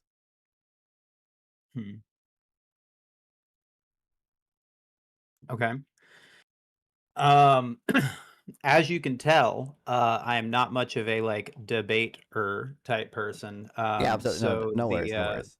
the process of this is a little bit, new to me. So everything that you were saying kind of makes sense. I would like to push back a little bit on the idea of that the market is typically going to lean towards favorable outcomes. While I understand that, yes, the idea of profitability is the most favorable of outcomes given the way that American capitalism works, the higher end of profit margin doesn't necessarily equate to the best outcomes for the people who are actually affected by food deserts, by extremely high prices of more healthy type foods, and that sort of a thing. Mhm. And given the fact of that we have like an unregulated market in general as far as it comes to those sorts of things, that is, to me at least, why we have those sorts of things in America, like food deserts and places where, like where I grew up, where the only thing that you can get is like Walmart, maybe if you drive 30 minutes, or whatever the quote unquote cheapest food that our grocery store can bring in because it's 4 hours away from the closest distribution center. Sure. So, kind of one of the things, and part of the reason why I asked, and to be fair, like I do think you provided as an answer, kind of what problems we're trying to address with the system is, I think a lot of the problems people mention, although I agree often there's sort of fundamental problems that exist, are often overstated, right? So I'm not particularly well researched on the issue of food deserts, but sort of the stuff I have seen that's essentially like more published research, it tends to say like food deserts just empirically are not a big problem. I can probably sort through my notes and find some stuff, but like I said, that's not an issue that I have stuff prepared for on necessarily. But yeah, I think a lot of times we kind of get sort of misleading information from things like certain surveys that we do or whatever, and the kind of higher quality published data that's actually like in economic journals tends to say the problem is a lot less severe. And sort of, I think certainly some of the issues that we think are there, I don't always view as issues. So like, Walmart, coming like certainly, people mention like Walmart, they're going to come in, they're going to like outcompete certain grocery stores or whatever. And now there's not going to be a local grocery store near me. I'm going to have to drive longer to get to Walmart. Like, I think largely those things reflect the fact that Walmart can offer lower prices and a wider variety of products. And that's why consumers typically choose to go to Walmart over other like local chains or whatever. I don't view it as a bad thing. I think when consumers spend less money on food, that's a good thing. And I think sort of market systems are what have allowed, if you just look at the data on sort of what the average American spends on food as a percentage of their income, that's been going down. They used to be, closer to like almost like 30% of people's budget in the like 1890s. And, it's gone down to like 14% of people's incomes now. And that's not even accounting for the wide variety of food we have now. People in the 1890s could not always get fresh fruit at any time of the year because we didn't have as connected supply chains. We didn't have as advanced. Even the crops themselves are genetically modified now to grow in places that otherwise would have.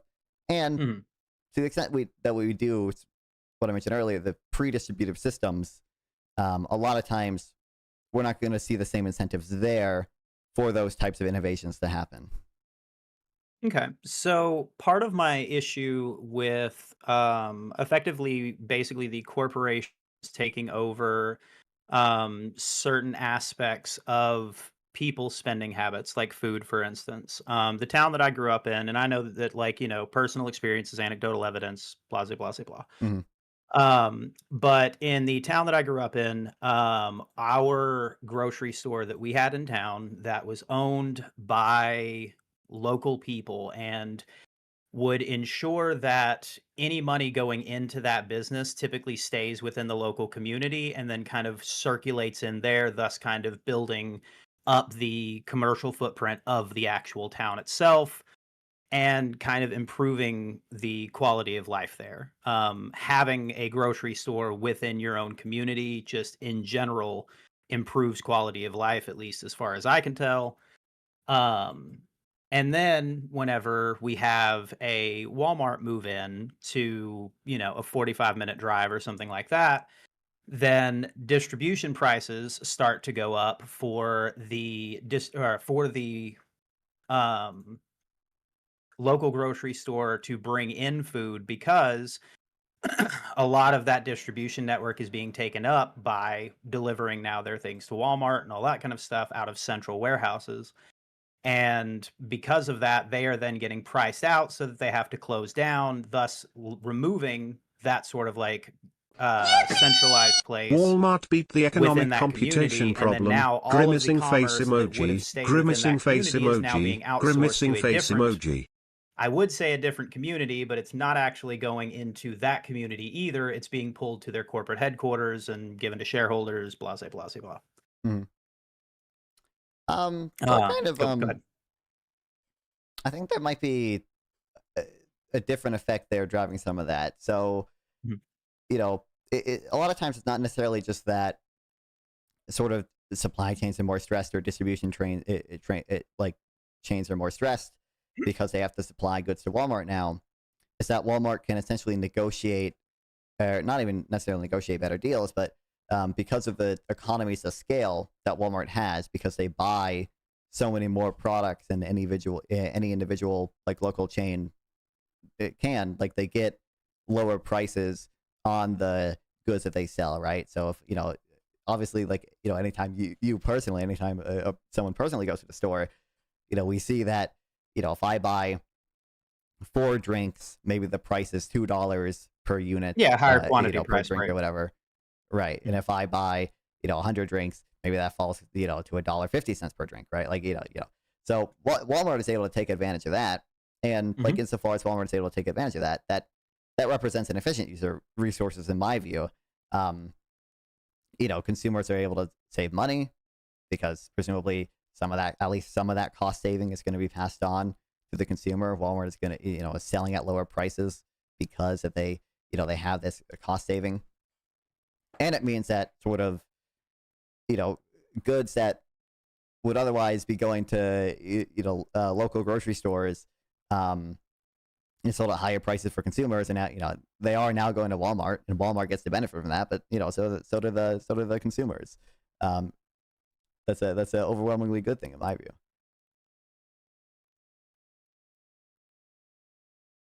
Okay. I'll be honest with you, I don't really have like an answer to that, just because the issue that to me isn't being addressed in that statement is that like none of the actual money that's being exchanged is kind of staying within the areas that it could help improve, and is instead going to a collective corporate pocket, basically. So I do think like I'm more of a pro small business type thing where like, because to me small businesses add to community enrichment more than just their economic footprint. They also add to a sense of communal benefit, I guess is kind of the word I'm looking for. As you can tell, very uneducated. No worries. I'm like 25-cent words. No worries at all. No, don't worry. It's a fun conversation. Yeah. Okay, I love it. But so there might be potential externalities there, and I can get that in a second. I guess for one, I think there would be a direct benefit to individual consumers in the local communities insofar as they, pay lower prices for their food that they get. I think that'd be good. I kind of think there could be cases where we see, like, obviously the local community be harmed to some extent, but like, Walmart, and the shareholders do stuff with the money that they get. So in some cases there might be sort of localized losses, but much broader based benefits. We see this a lot in economics, essentially. Like, for example, trade, for instance. It could be the case that sometimes we sign a free trade deal with a country, and now we import goods from China or Mexico or whatever, and some local factory is going to be harmed by that. They're going to go out of business. But, just kind of every other consumer in America now has access to the sort of cheaper Mexican goods. And that's a, benefit for those Americans that could, can outweigh the losses to some localized communities, at least when you sort of look at the total aggregate effect. So And I then think to the extent that we also, oh, go ahead. Yeah, so I was just going to add, like, I think to the extent that we see sort of some of the gains go to shareholders, that's all part of the, incentive system for, creating efficient supply chains that can, have lower cost to consumers. And that same incentive wouldn't exist to the extent that we would artificially subsidize small businesses and or try to protect them in some way, or turn them into co-ops or have state ownership. Okay, so in the situation where, a Walmart moves in and the local grocery store cannot compete, as I've said, it's, local to the town versus a 45-minute drive to the Walmart. One of the things that I also think about is the loss of jobs from the loss of those businesses. In the town that I grew up in, the grocery store that we have, while not a whole lot of employees, there was about 15 to 20, and they were probably the fifth largest employer in town of 8. And when Walmart prices them out, those 15 jobs are completely lost, and then they have to be outsourced to an already overstrained job market of 8 jobs that are already completely filled by the people who live there. And then they have to basically, those people who lose those 15 then have to go outside of the community, spending more on gasoline to get to and from work, taking what would have been a 10-minute walk across a town to a 30-minute drive one way just to go to work now. And then as such limits the economic opportunities for the people within that community. Right. So I guess in the same way, I can definitely see there being localized losses there. Again, like, trade is a good analogy. Like, it's totally possible that trade can lead to localized job losses in some sectors, but the sort of net effect from trade be an overall good for jobs. I mean, with trade, like, the easiest thing to point out is that generally speaking, there are issues with this when we consider capital flows, but in a very simplified model, right? We would kind of expect sort of the money that we give Mexico, the US dollars that we give Mexico, when we buy products from Mexico, US dollars are not good in Mexico. They end up using that money to buy American exports, essentially, right? It's a little more complicated than that. It has more to do with exchange rates, and I think it's a lot more complicated when you add in investment flows. But keeping it simple, very similar thing kind of happens here, where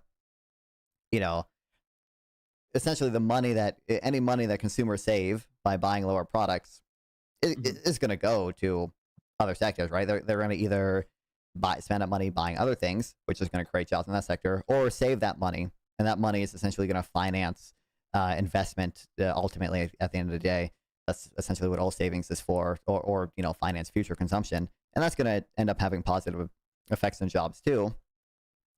And same thing is true of the money that the shareholders get.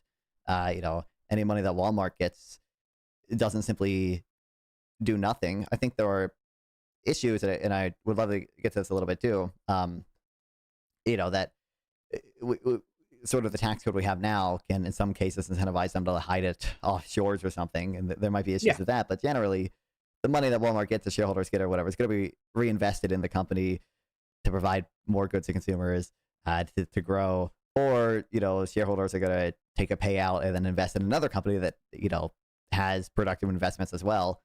That's all part of a system that on the whole is going to lead to, I would say, a more efficient allocation of capital, which is going to lead to sort of a net increase in jobs, even if in some cases we would expect the local effect to be negative. But I don't, certainly I think, I don't know how big of an effect Walmart has on its own. I think it's not clear to me. I don't know how we would prove this one way or the other, like whether the effect of Walmart and other big retailers on local communities, like on average, is kind of negative for jobs. It could be the case that they are still overall positive. Yeah, and that's absolutely fair. And again, a lot of my thought processes are coming from just what I see versus what I have studied and looked into and all of that. Sure. As an anti-capitalist, I guess you could say, for me, my idea of my issues with capitalism is the kind of the exploitative nature of it. And to me, the idea of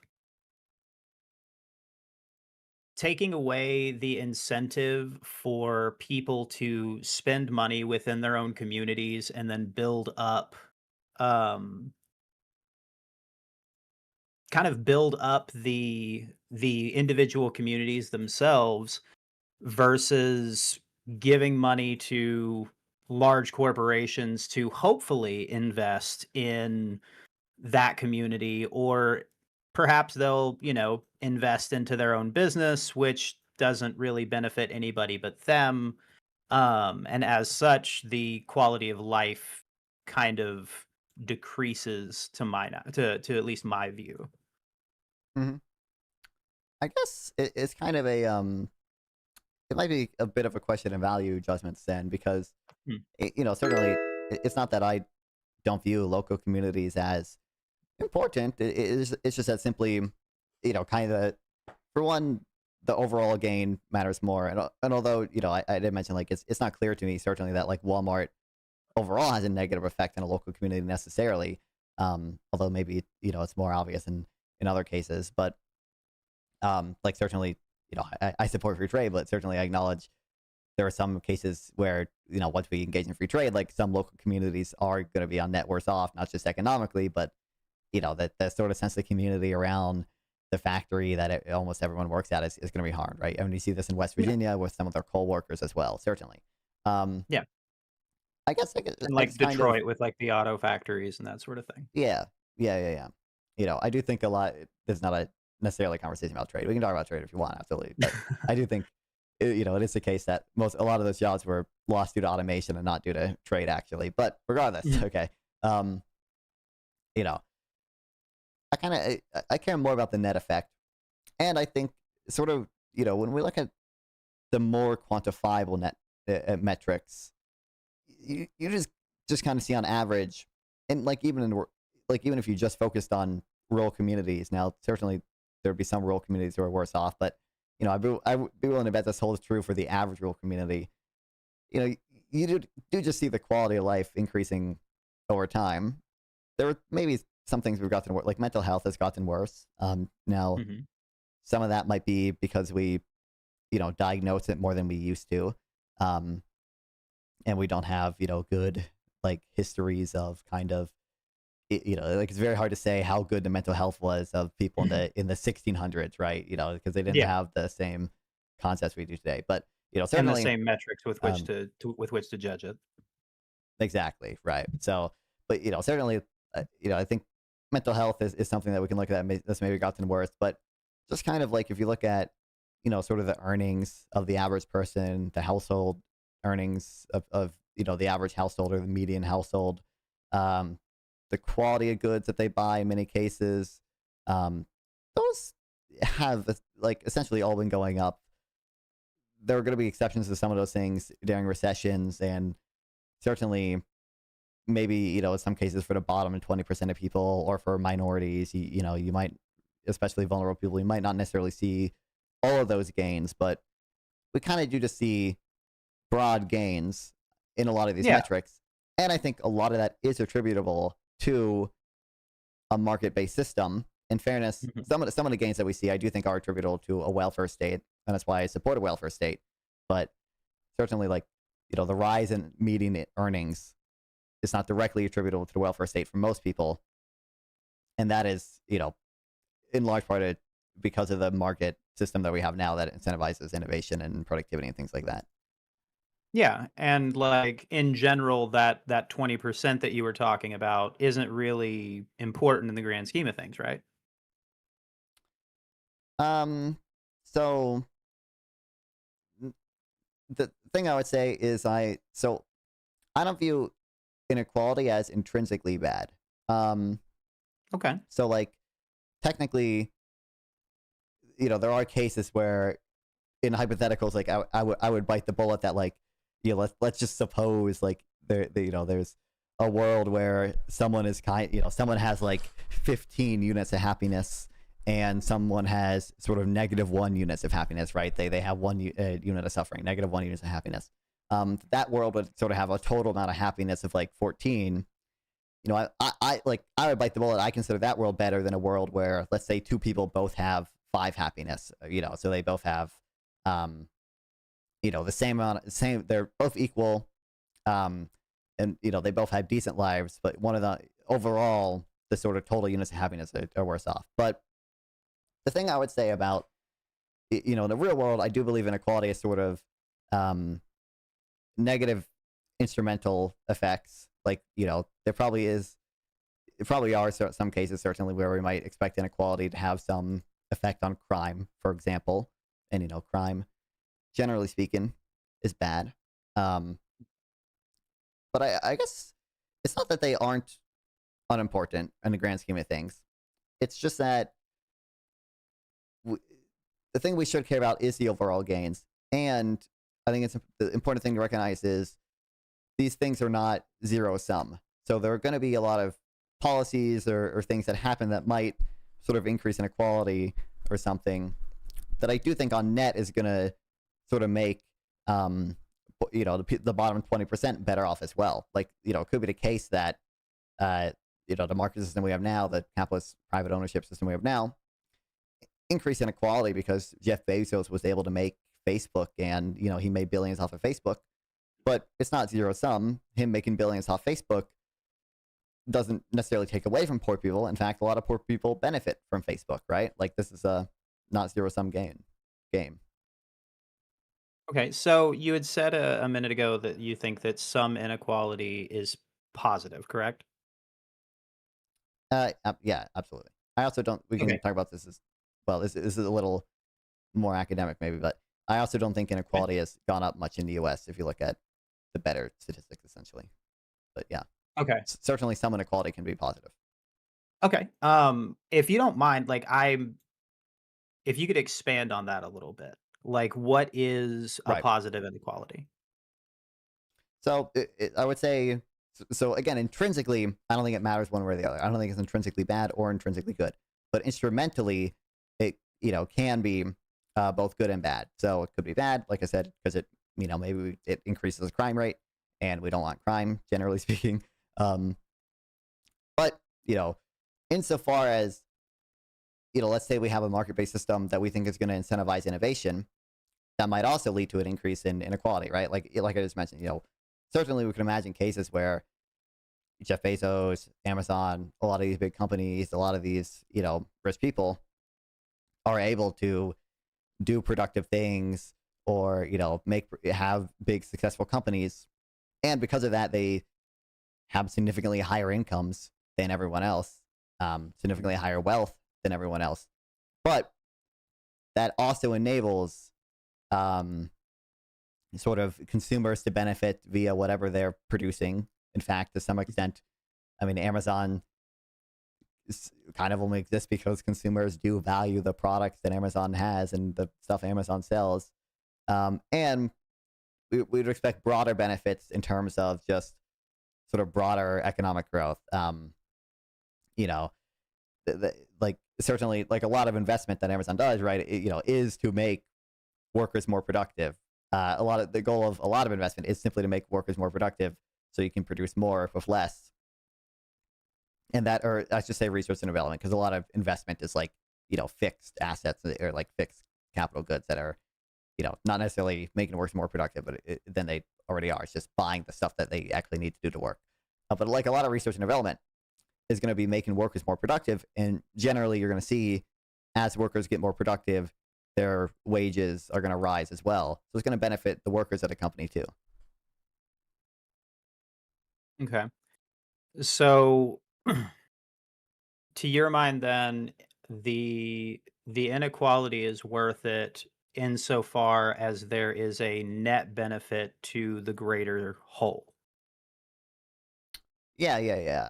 So yes, and I would also say, kind of like I talked about earlier, certainly like the tax system I would have would address inequality to some extent. Like I want a progressive tax system, because I do think there are, I do think there can be negatives from inequality, and there's diminishing marginal utility on consumption essentially. Obviously, $1,000 to Jeff Bezos means a lot less than $1,000 to a homeless person. So, it's more fair overall to have a progressive tax system. So, although I do view it, kind of as worth it, certainly, markets, I acknowledge, are going to create some amount of inequality. I think that inequality is worth it. I would also have a mechanism in my ideal society to address inequality to some extent. Okay, so just so I can kind of get kind of a conceptualization of what that would look like for you, like let's say that you now are the grand poobah of the world, and you can basically decide what this utopian society is. Like, what would that look like? Hell yeah. Would it still be a capitalistic society? Would it be like what are we looking at here? Right. Yeah, I mean, it would still be a very capitalist society. Like, Okay.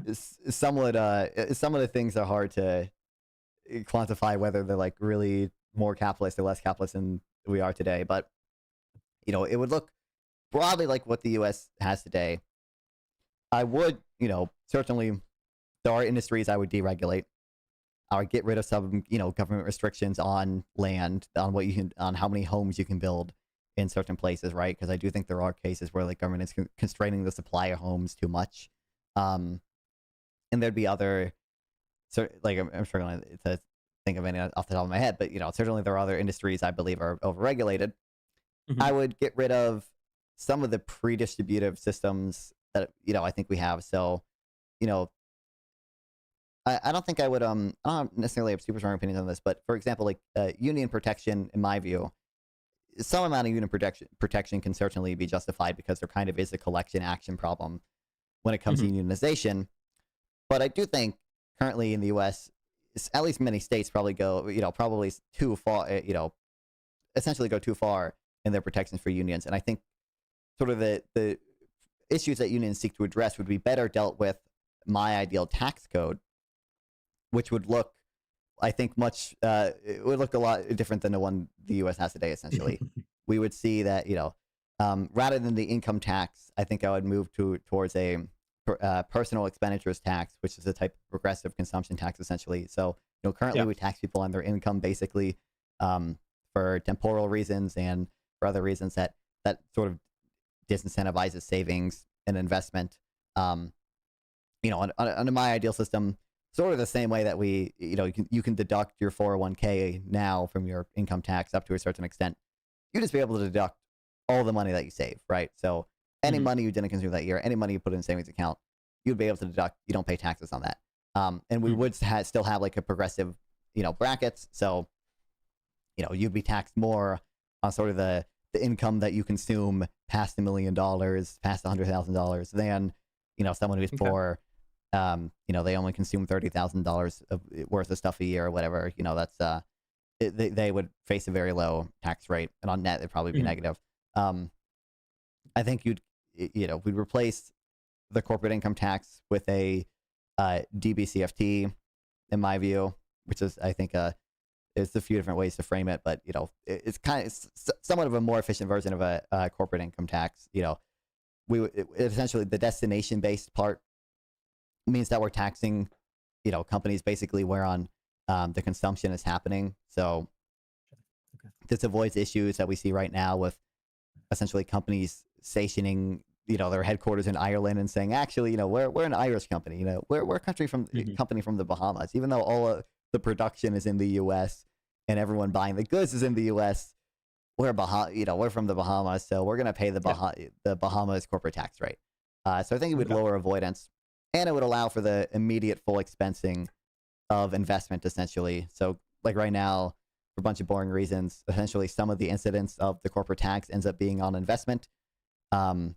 Because you when you do certain types of investment, you kind of have to depreciate it over long periods of time, and it ends up kind of taxing you on profits that don't actually exist. This would avoid that issue.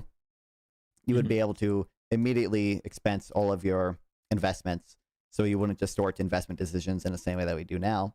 We would use the money from the more efficient tax code to do a more efficient type of redistribution, I think. So instead of giving, food stamps to people, which I think is rather silly that, we give like this in-kind benefit. We give like a food voucher system thing to people, which can only buy certain types of food. And, if you get too rich, the food stamps administrators have to make sure to take it away from you. We would just give a lot of people cash, right? Like, and you'd be able to do what you want with it. And I think there are other benefits too that could be better served by cash-based systems. It's very silly to me that we have, in the U.S. you have a bunch of these systems kind of, essentially we have a bunch of overlapping institutions all trying to reduce your income. If you get too rich, the people who administer food stamps have to take you off food stamps. If you get too rich, the people administering Medicaid benefits have to get you off Medicaid. We already have an institution for reducing your income. It's called the IRS. It's called just taxing you, right? So we could just be doing this all at once, at sort of based on the your net income from this. So we would move to a more efficient type of redistribution in that way. I think that's broadly what my ideal system looks like. Okay. So a lot of what you're talking about very much kind of falls in line with what I also, I kind of feel like that would be a decent system as well. I actually didn't know about DBCFT until you mentioned it, so that's something that I'm gonna have to. It does look really interesting. Yeah, it's a wonky thing. I'm curious. Do you know who Econoboy is? No. Yeah, I don't know.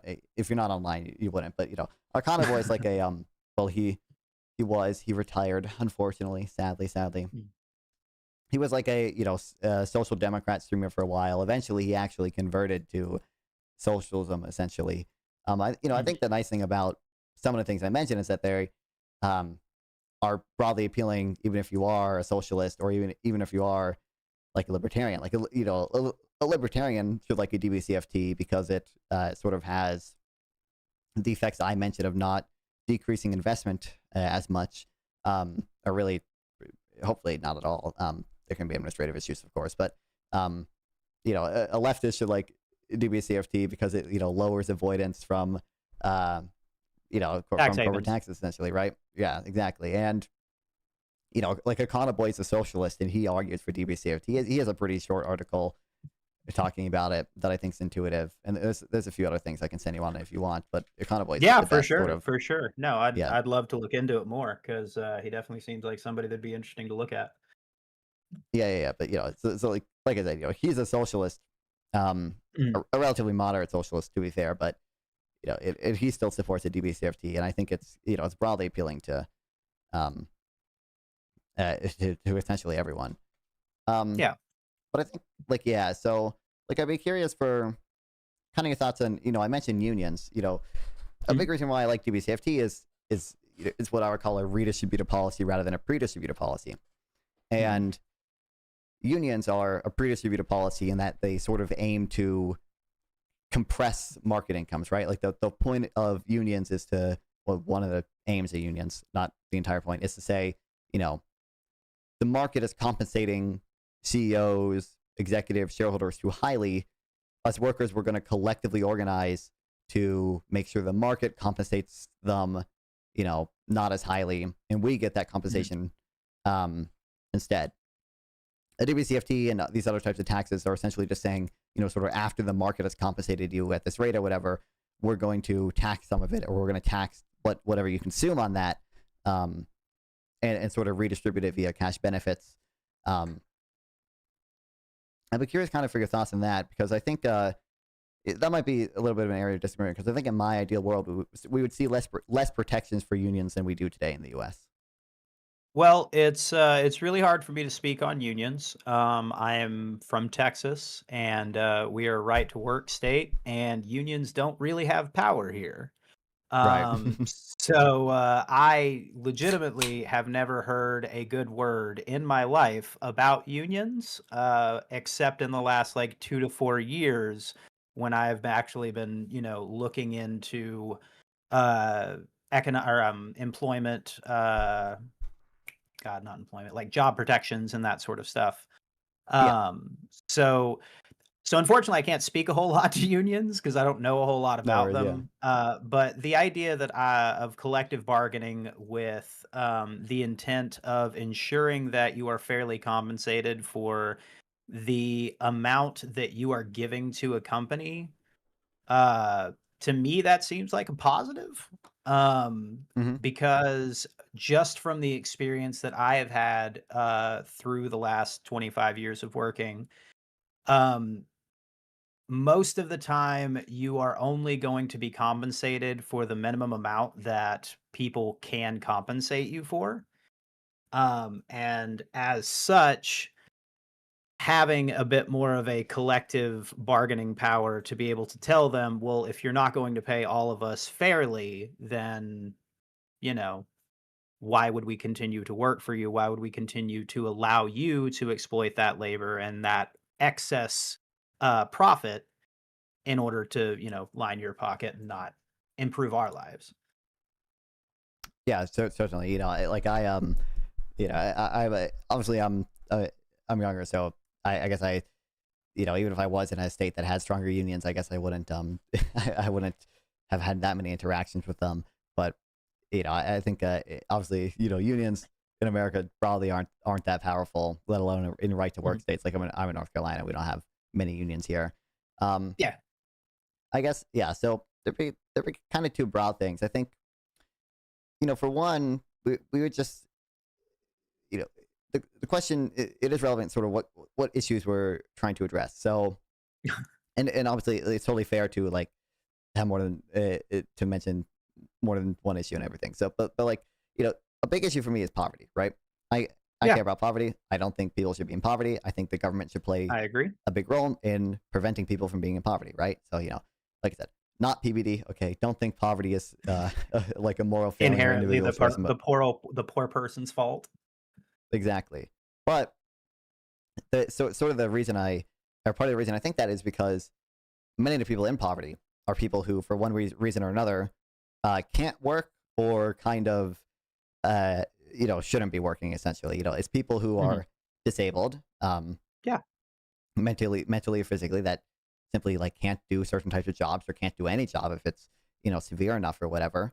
It's elderly people who, in some cases, might physically be able to do some jobs, but certainly I think if we can build a society in which 80-year-olds are not expected to do physically demanding jobs, on the whole, that's probably a better society, even if it involves some taxation, like paying rich people some amount of money.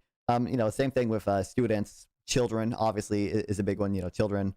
In theory, some children could work in the U.S. Obviously, but we don't view it as good to have children working in developed countries, at least. So I think a lot of that comes down to the optionality of whether or not you have to is the important factor for me. It's like if we have the option to allow children to enjoy their childhood without having to worry about, do I need to get a job at 16 in order to help my mom pay rent? then like you say, that to me is a better society.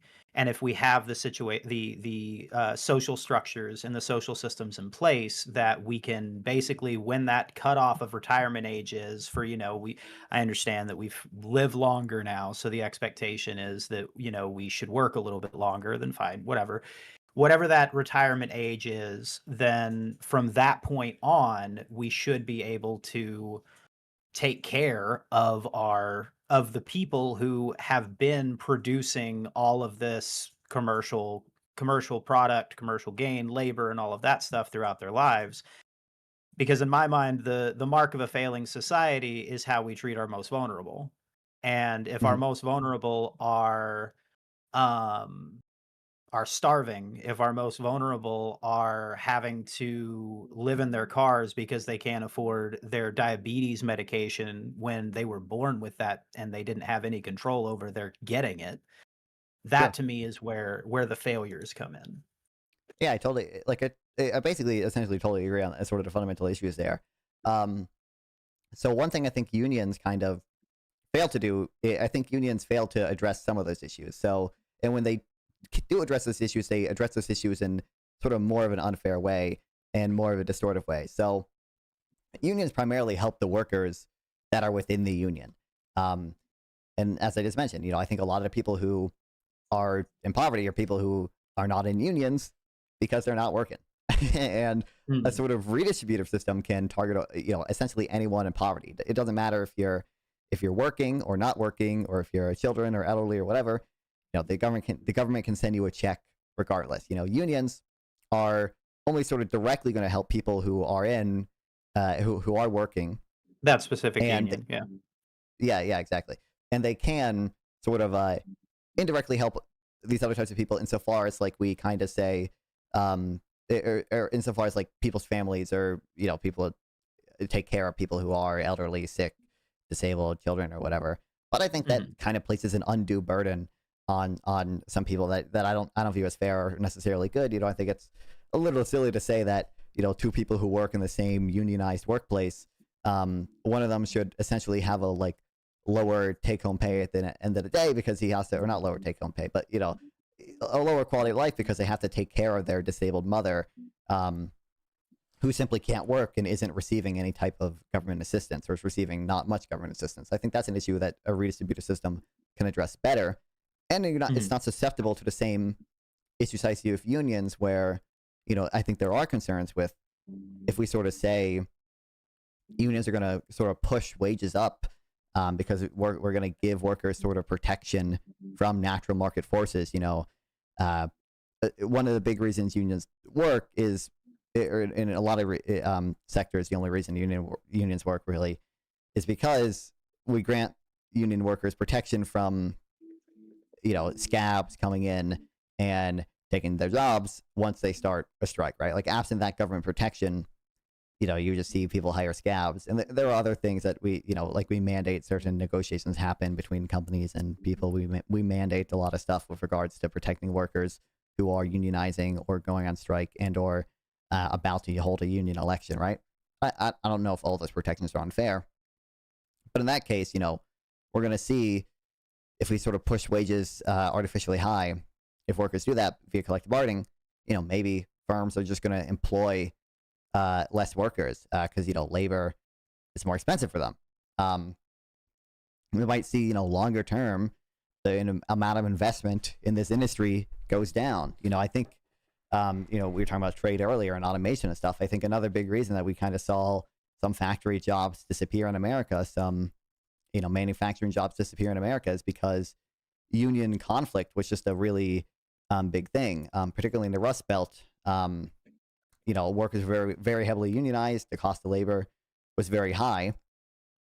And, strikes were relatively frequent, and companies just didn't want to invest in the Rust Belt because they didn't know if these workers were going to go on strike and, they'd be screwed essentially. So you saw a lot of manufacturing go not even just overseas, but to the South, essentially, where workers were less unionized. And in that case, unions actually are not only do they fail to address issues with non-workers, they're not even good for workers on net, right? Because there are a lot of other workers harmed who maybe otherwise would have been employed but aren't employed because of the union. And longer term, you just see, essentially all workers harmed because there's less investment, less employment in these industries over the long run.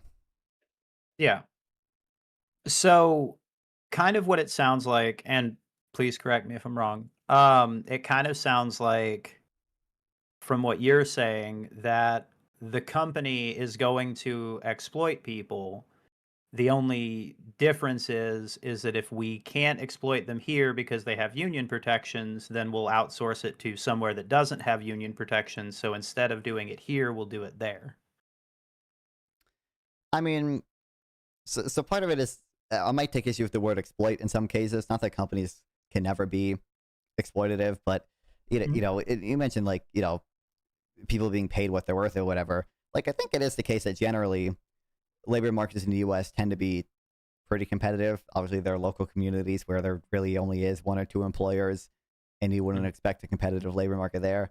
But, wages are essentially going to be pretty closely tied to sort of the revenue that a worker brings into the company, their marginal revenue product, because, if companies didn't pay that, essentially, there would be another company willing to pay them their marginal revenue product, who would essentially take those workers away from them. So we would imagine, and I think we do observe this generally in the U.S., although there are exceptions on local levels, of course, that, workers are compensated close to the amount of revenue they bring into the company, right? They're compensated close to their marginal product. They're compensated based on their productivity.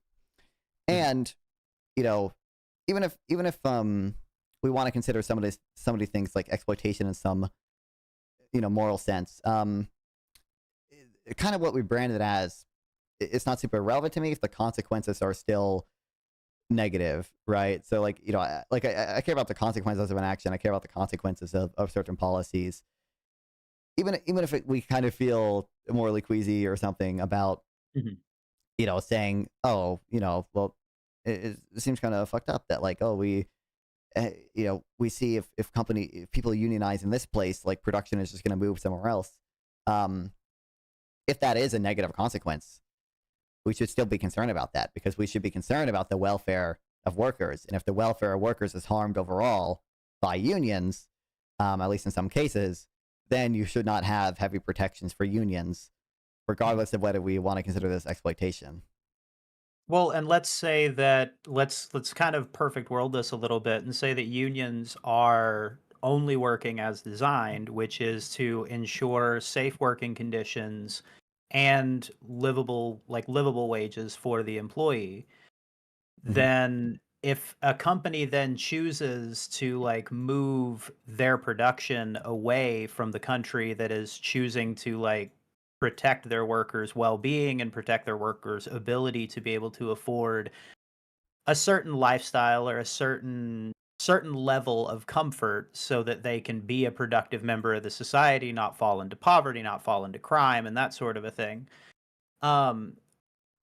I fail to see how the net positive, or how there is a net positive when we allow a company to move to a different place because they're not willing to ensure that their workers are allowed to have a base level of survivability, comfort, and societal productivity. It would just, so I think the framing's a little off here. So like the thing I would say is like sort of, having strong enough union protections that all these workers can get a living wage and strong safety protections or whatever. Like I do think like most Americans who work earn a living wage, or live in households where they don't need to earn a living wage, so they sort of choose not to some extent because they're just secondary income. If sort of the consequences from the strong union protections that would enable that are negative overall, and if we were to try to sort of address the other issues there, like obviously you could say like, oh, like maybe it is the case that there are negative consequences from protecting unions super harshly because companies are allowed to invest less or whatever. Like let's just mandate them invest more. Like, let's just nationalize some of these companies and directly run them and pay the workers a lot and have them invest a lot of money too. Like, you would kind of see negative outcomes from those types of systems as well. So that's kind of and of course, like I said, redistribution, I think is just in 9 out of 10 cases a sort of better way to address these same fundamental problems that we're trying to address here. Like the point overall would just be, it's a net negative to grant these protections that enable workers to get what essentially you want them to get. So again, and maybe I'm confused here a little bit, but like what, and like if you have an example, maybe that would make me understand a little bit better. But what are unions asking for that is, I guess, the unreasonable thing that a company would rather move their entire operation to a place where those worker protections don't exist, other than just like a profit motive? Well, I mean, this might go back to the original thing a little bit. I mean, I think the profit motive is good overall, but it's sort of so again, the word like unreasonable is kind of a weird like value judgment or whatever. Like, again, I care about the consequences, and I care about sort of the effects on all workers and consumers as well. Like, I guess, what are unions asking for that are causing the companies to balk to the point of leaving? So I think I mean, just generally, it's going to be higher compensation, and in some cases, like higher safety precautions, which are from the firm's perspective, also just a type of compensation. That is just something that also raises the cost of hiring an employee, is mandating that we also, have Protect these safety them protections and pay in place. them. Yeah. So I guess what I'm confused about is that when we see people make more money and have more income and feel security in their lives, they're able to be more economically productive, and they spend more, they probably save more, they, and that sort of a thing. So I guess, well, yeah. So I'm kind of I'm examining this from sort of a more like general equilibrium, or, from essentially taking into account like all workers, right? So I agree, workers within the union in many cases are going to be more highly compensated. They're going to have better lives. They're going to, you do even find studies that say, workers in unions are more productive. Certainly, like, there can be those effects if sort of the quality of the workers' job gets better.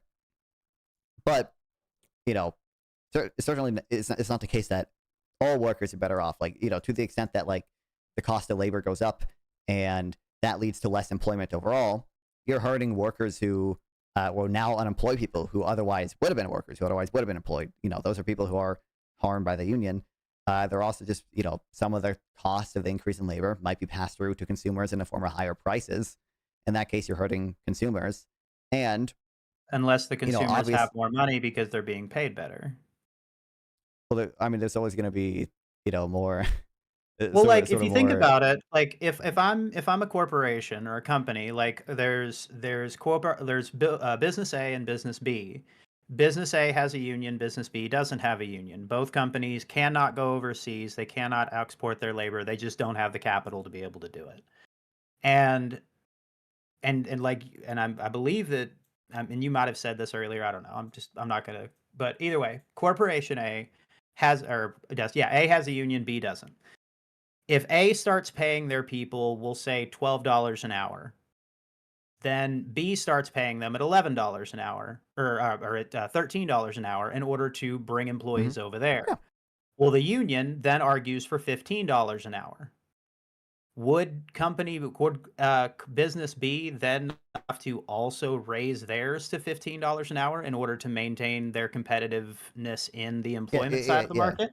So would that not be a net benefit for both workers in both plants, because the union in plant A caused the overall wages to move up so that plant B could benefit because that company wants to stay competitive? So certainly we do observe this effect empirically too. Unions can have, effects obviously beyond their workers, but, for the entire sector essentially, because they, like you said, in competitive labor markets, they sort of have to compete for workers. And, that you're going to see other firms have to raise wages, because of that. But again, the sort of effect of that you would see, and the thing that would be concerning is that then just in the sector, you would see less employment, right? Like if you raise the cost of labor in the grocery store sectors, right? Because we have a bunch of grocery store unions, or even just one grocery store union that, affects other grocery store workers and other grocery store companies, right? Like you would just see overall employment in the grocery store industry go down, and probably prices go up too. Despite the fact of the need for what those grocery stores provide does not go down, they would still need to make cuts to their workforce. What do you mean exactly? So you might not necessarily see them make like cuts, but the sort of rate of growth would almost certainly be slower. We do observe that empirically too, that they have negative employment effects. I mean, like obviously, so kind of broadly, almost in any market, like there are cases where this fails or whatever, right?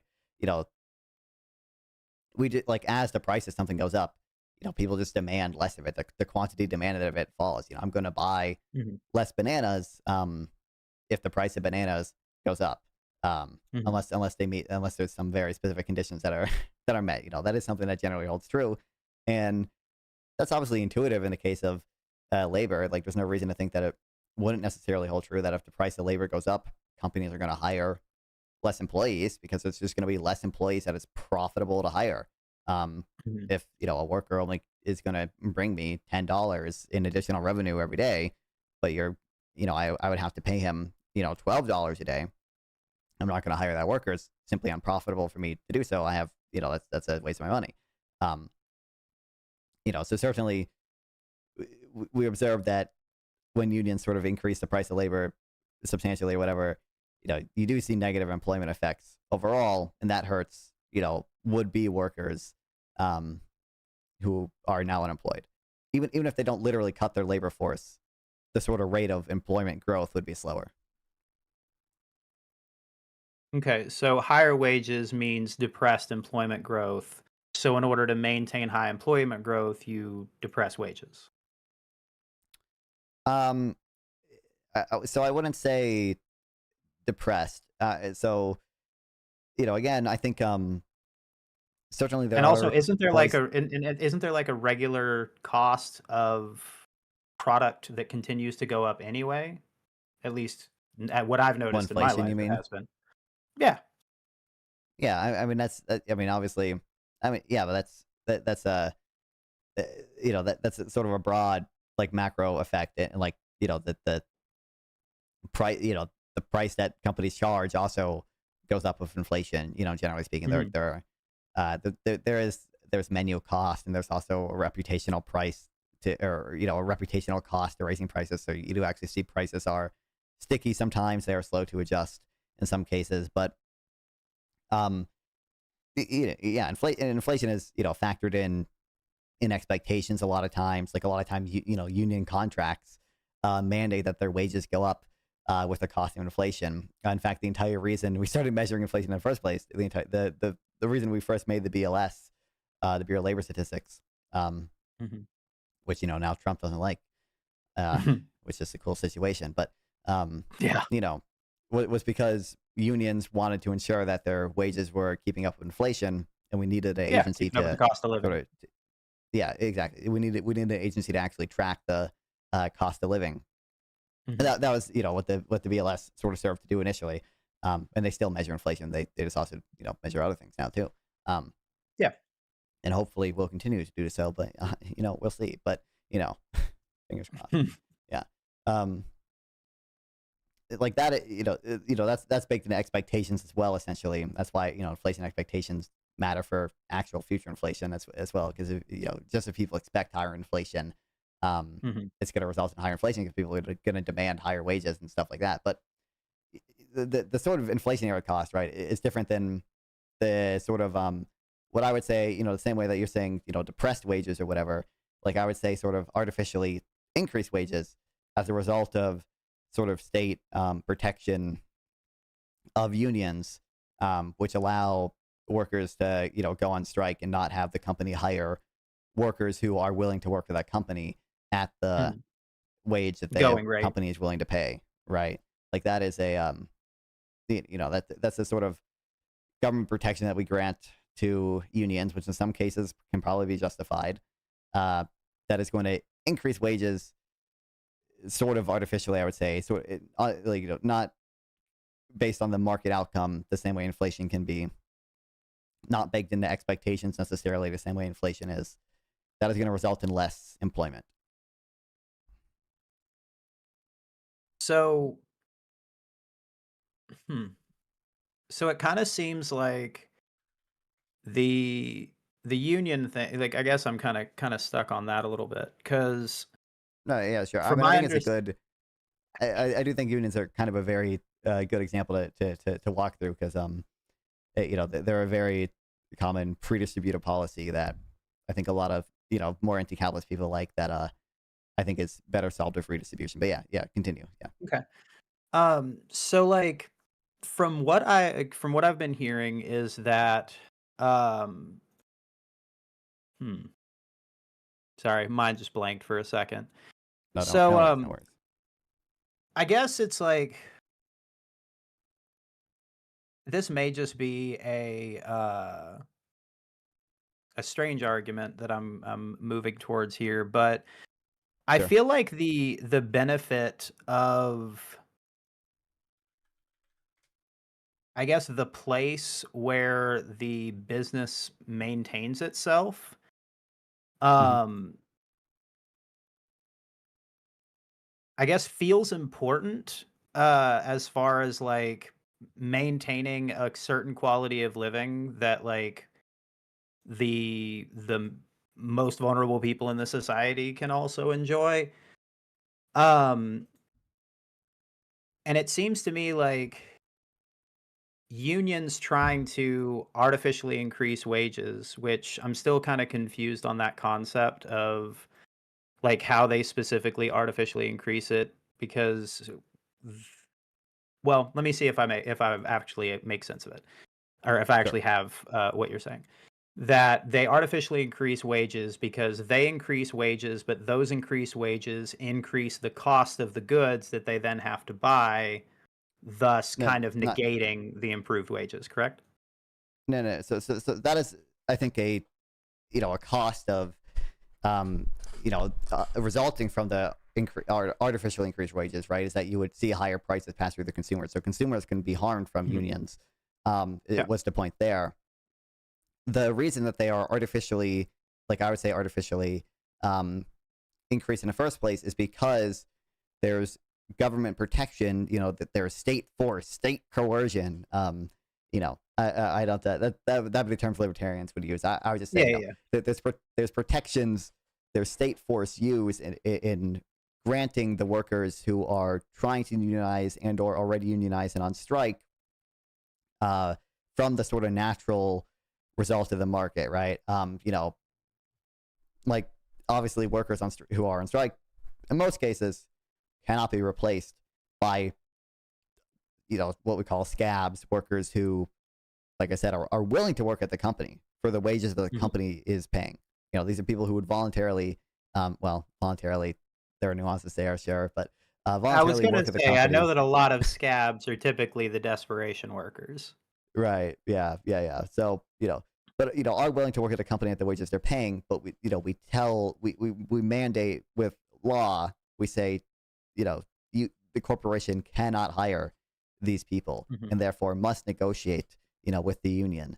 And which that's is what I mean a negative. In some cases, yeah, absolutely. Like it's a net negative in some cases. I don't know. Okay. I don't know exactly where I stand on sort of the ideal protections for unions. Certainly, I don't think there's there's probably some good protections because workers do face kind of somewhat of a collective action problem in that, like, absent some types of protections is that, like, stuff like it can be kind of in every individual worker's interest to sort of defect from the union right to try to keep their job, but sort of collectively the entire outcome can be improved if we grant them the protections so that they know if they go on strike, they don't they Yeah, don't their have to job will worry still be about there when they get back. yeah, and they don't have to worry about other people defecting, right? Like part of the calculus would be like, well, if I don't sort of defect and be a scab or whatever, like maybe someone else will, and they're not going to have to negotiate with the union anymore. So like it's individually rational for each individual worker to be a scab, basically in many cases. But as a whole, their outcomes would be improved if everyone didn't act as a scab. So sort of making sure people can't act as scabs, is can solve that problem to some extent. So there could be some good protections, certainly. Yeah. But So to me, it seems like that unions, at least as far as I understand them so far, are kind of there to protect not only the workers and their ability to like maintain whatever lifestyle they are, but it also seems like it's protecting manufacturing because it's it's trying to keep that manufacturing here so that the people here can still continue to work there. And I think the idea of basically being able to, as a corporation, say, well, you guys want to be paid more. I don't want to do that. So I'm going to leave. Like that seems, to me, it seems short-sighted for long-term growth of your country.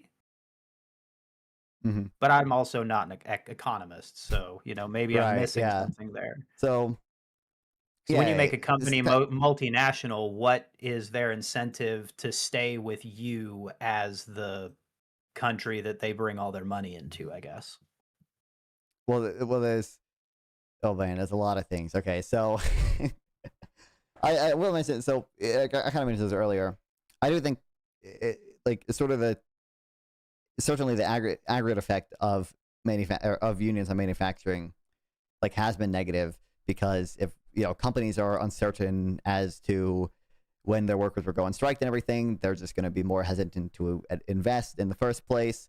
If companies have to pay higher wages, they're just going to hire less workers. They're just going to do less production here. To the extent that we say, that's bad, it seems evil when corporations don't pay union wages and go overseas because they don't want to pay union wages. Like, is manufacturing is manufacturing not based on market demand? It is obviously. So if market demand doesn't, if market demand doesn't lower, then why would their employment needs, if market demand continues to go up for let's say steel, for instance, we're always going to be building new buildings. We're always going to be building new houses. We'll always need steel, right? That seems like a fairly baseline product that makes sense to manufacture within the country. Well, I guess given cost. Well, either way.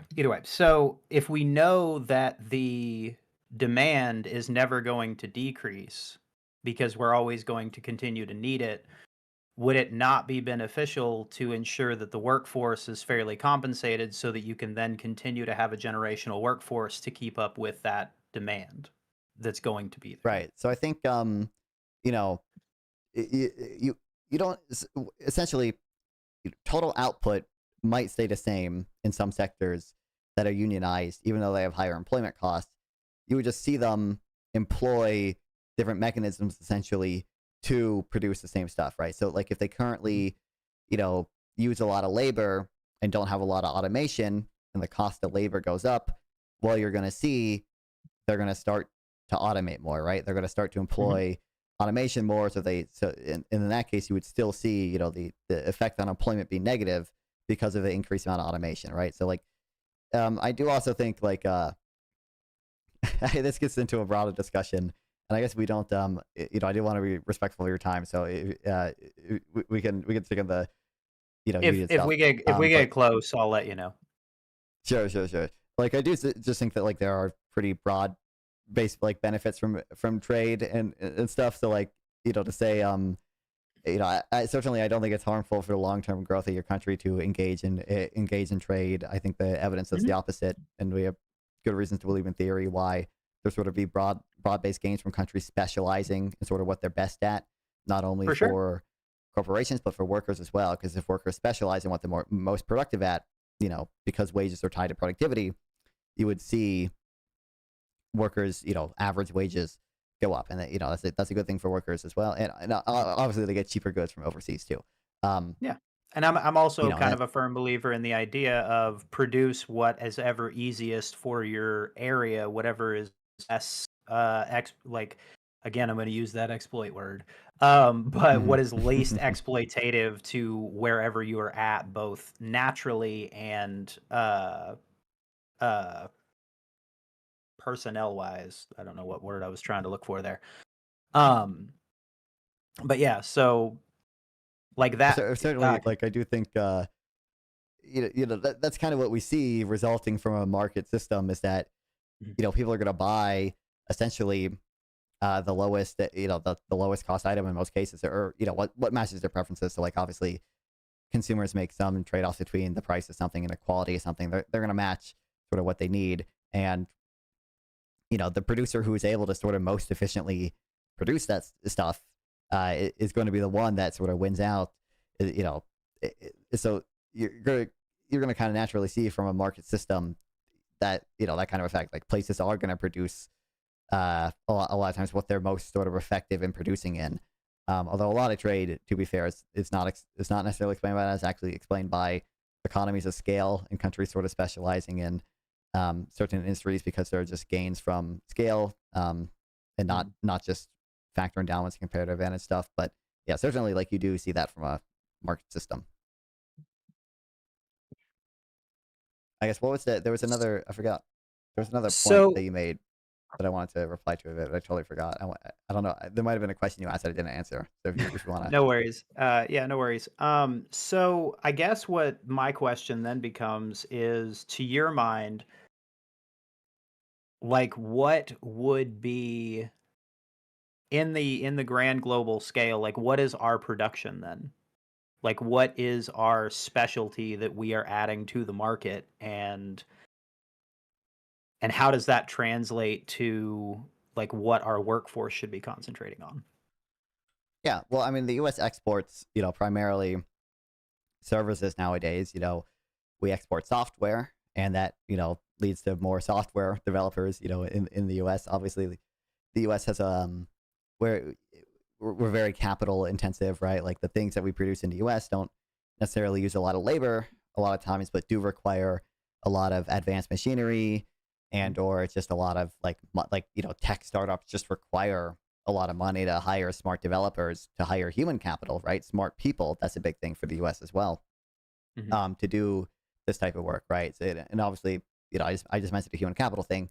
We export things that are very kind of knowledge intensive as well. We do a lot of research. We do a lot of innovation in medicine and things like that. We also just do a lot of like financial services, like where we sell everyone their computers, their Microsoft computers and their Windows computers and everything, and their iPhones, right? Which is all running on American software. Obviously the components are made in all around the world, but the software, all the IP, that's American, right? All the engineering done in America. The very capital intensive, human knowledge intensive stuff done in America. Okay. And then we're also everyone's bank, right? So like we everyone part of this is kind of because we're the world reserve currency, but a lot of it is not that actually. But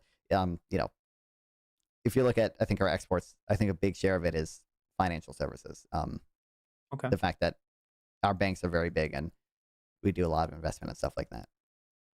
Okay. So with that being the case, what I guess do you believe would produce the most positive outcomes for the most people in order to take advantage of that being our best workforce contribution? I mean, I think, it'd be pretty similar to what we see now, essentially.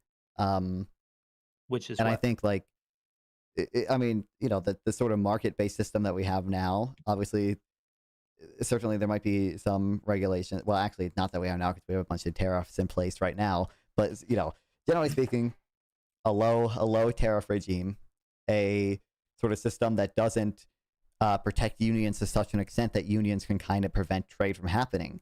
Actually, a very important, a very, I think, negative thing that a particular union has done is they do in effect prevent trade because the longshoremen's unions fight against the automation of our ports, right?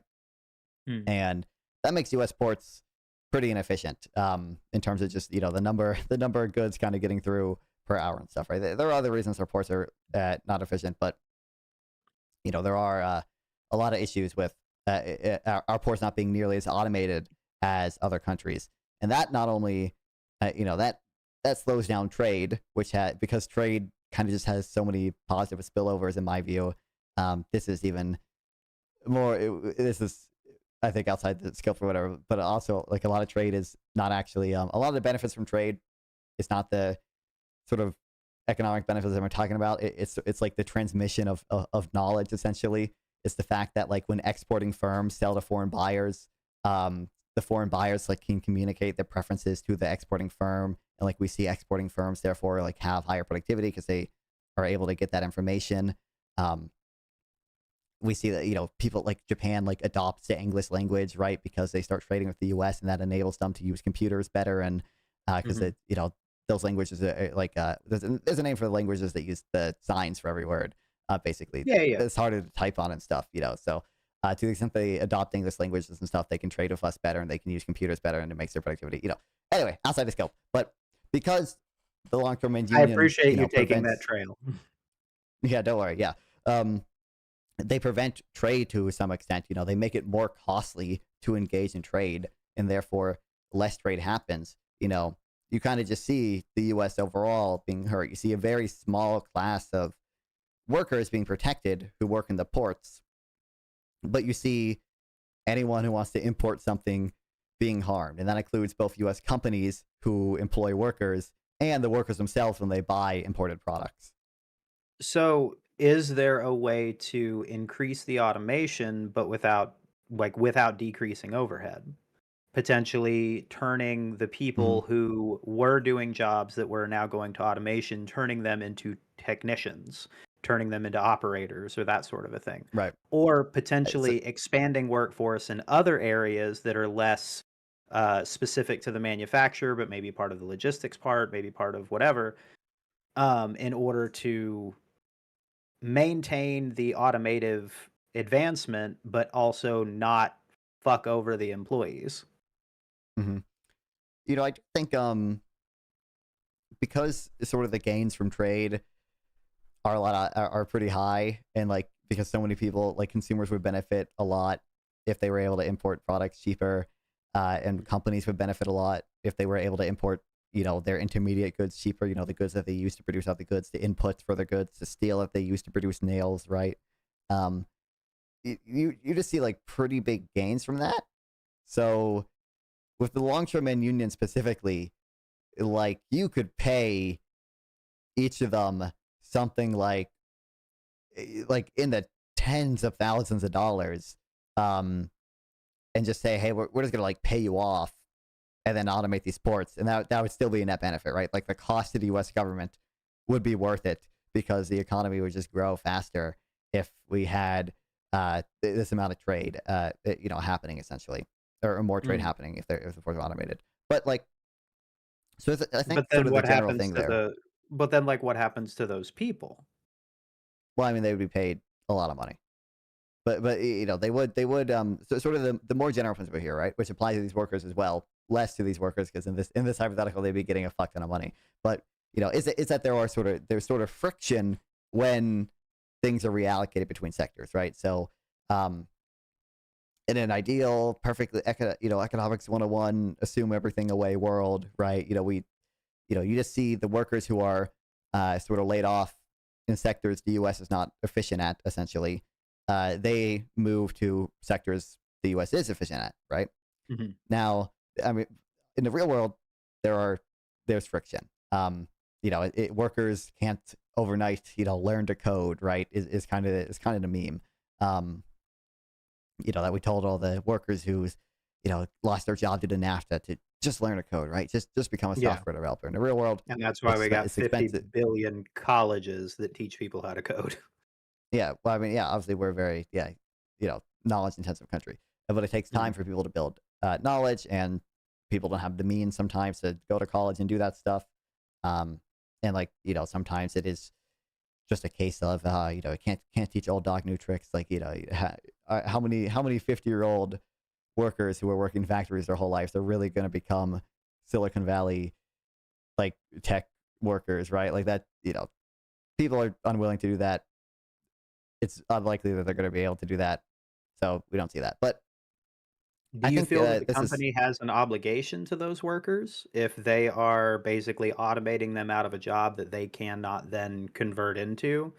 Like you said, like, pay them a fuck ton of money, right? But do you believe that it should be that 50, like, let's say that 55-year-old guy, if we pay him basically 10 years worth of salary to get him to 65 in retirement, where then, Social Security is supposed to pick it up. Yeah. Like, right. Should there be an obligation to the corporation or the company to do that? In a sense, yes, but probably not in the same way you're thinking. So I kind of don't think there's there should be a direct obligation for the company to do that. But I do think, and this is the point I was going to touch on, is a redistributive system, again, I feel like handles the system better than, unions do. Unions are, they're Luddites. They just prevent this automation from happening in the first place, which harms a lot of people to help a very selective group of people. In sort of my ideal world, you would see essentially everyone be harmed a little bit, right, via taxation.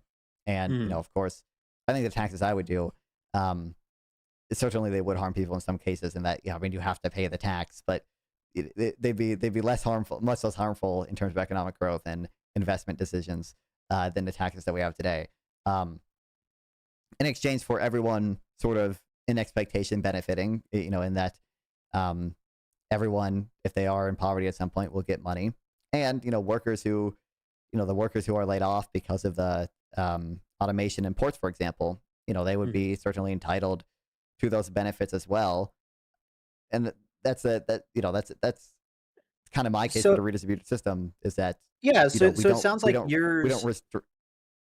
Yeah, hold on. We don't restrict the innovation from happening in the first place. We allow the innovation to happen. We allow everyone to benefit, but we do ensure a minimum standard of living so that people aren't in poverty and we don't see that negative effects. Okay, so it kind of sounds like in the system that you would have, that, like, higher taxes, but then also not necessarily entitlements, but like effectively like cash to be able to compensate for any type of like lack of employment or anything like that. Yeah, I mean, again, I mean, higher taxes is like, I would on net have higher taxes, in that, like, I think in my ideal world, and by the way, like, when I sometimes I go on these anti-union escapades, okay, and then, like, people think I'm like some, or like some people will think I'm like some evil libertarian, but then what I'm about to say will make people think I'm like literally almost a socialist or whatever, right? So, or like a progressive. So I think I would raise taxes in the sense that in my ideal world, we'd probably see taxes be closer to like 25% of GDP on the federal level. I think we're at like 16% right now. But again, I do think it is relevant that the taxes I would do are more efficient in the sense that they don't distort investment decisions in the same way our current tax system does. But yeah, it'd be higher taxes overall, but in a more efficient way to ensure a minimum standard of living, which the U.S. already does for the most part. I think because we have, so much means testing, and there's a lot of issues where I would say people do fall through the cracks. Like, obviously, you do see, people on the streets who, ideally should be housed by government assistance. Some form of government assistance, yeah. obviously there's people who rely on food stamp or should be on food stamps or whatever, but have to rely on private charity in some cases because of the sort of issues with that we have with the administration of food stamps. But yeah, it'd be higher taxes, but a minimum standard of living insured. Yeah, and it kind of sounds like that like you and I are kind of in agreement, at least as far as taxes are concerned, that like at the very minimum right now we're not distributing that tax money properly type things. Yeah, for sure. Go ahead. I mean, I do like we might disagree a little bit because I do think we probably well actually maybe we don't disagree that much. Like I do think there are probably some transfers to workers and stuff that are not good. Like I like I think in my ideal world, like we probably would have a more privatized social security system. Like there would still be a government sort of mandate to save to make sure that kind of everyone does have enough money for retirement. But we wouldn't see sort of the system that we have now with the Social Security Trust Fund, which I don't think is very good. So would it be say what you just said one more time, that it would be a like a something to save, that basically people would be forced to save? Yeah, I mean they're forced to save right now with Social Security, right? Like it is a payroll tax basically. It doesn't go to their individual account, it just goes to the trust fund. Okay, I see what you're saying. I don't know exactly what the optimal system would be. I don't have super strong opinions on it, but I think it would look closer to something that we see in Australia with, I think they call it like superannuation or whatever. Essentially, I think they do it on the employer side. They say like, an employer must send like 15% of its of a worker's wage essentially into like some retirement account. That account is invested in the stock market. Essentially, I think workers have some amount of control over what is invested in. I forget exactly. Yeah. And so kind of like a 401k type situation. Yeah, exactly. We'd move towards sort of a mandated 401k style thing. In my view, I think that'd be more effective than what we have now. Okay. Yeah, and I can absolutely I kind of agree with that. I do see where you're coming from about the idea of just kind of everybody having an account that they're kind of adding to as they work and all that. But the question that I have then is kind of what about disabled people and all that? Would that, I guess in your perfect system, those would be caught by the social those would be nets. caught by sort of other type of social insurance systems, right? Like we just have payments for people on disability, and they could receive if they truly couldn't work or whatever, like they just would receive those payments their whole life essentially. Yeah. Okay. And how would those benefits be, like how would those be determined, I guess? Would it be like a cost of living type thing? Do they go up as inflation goes up?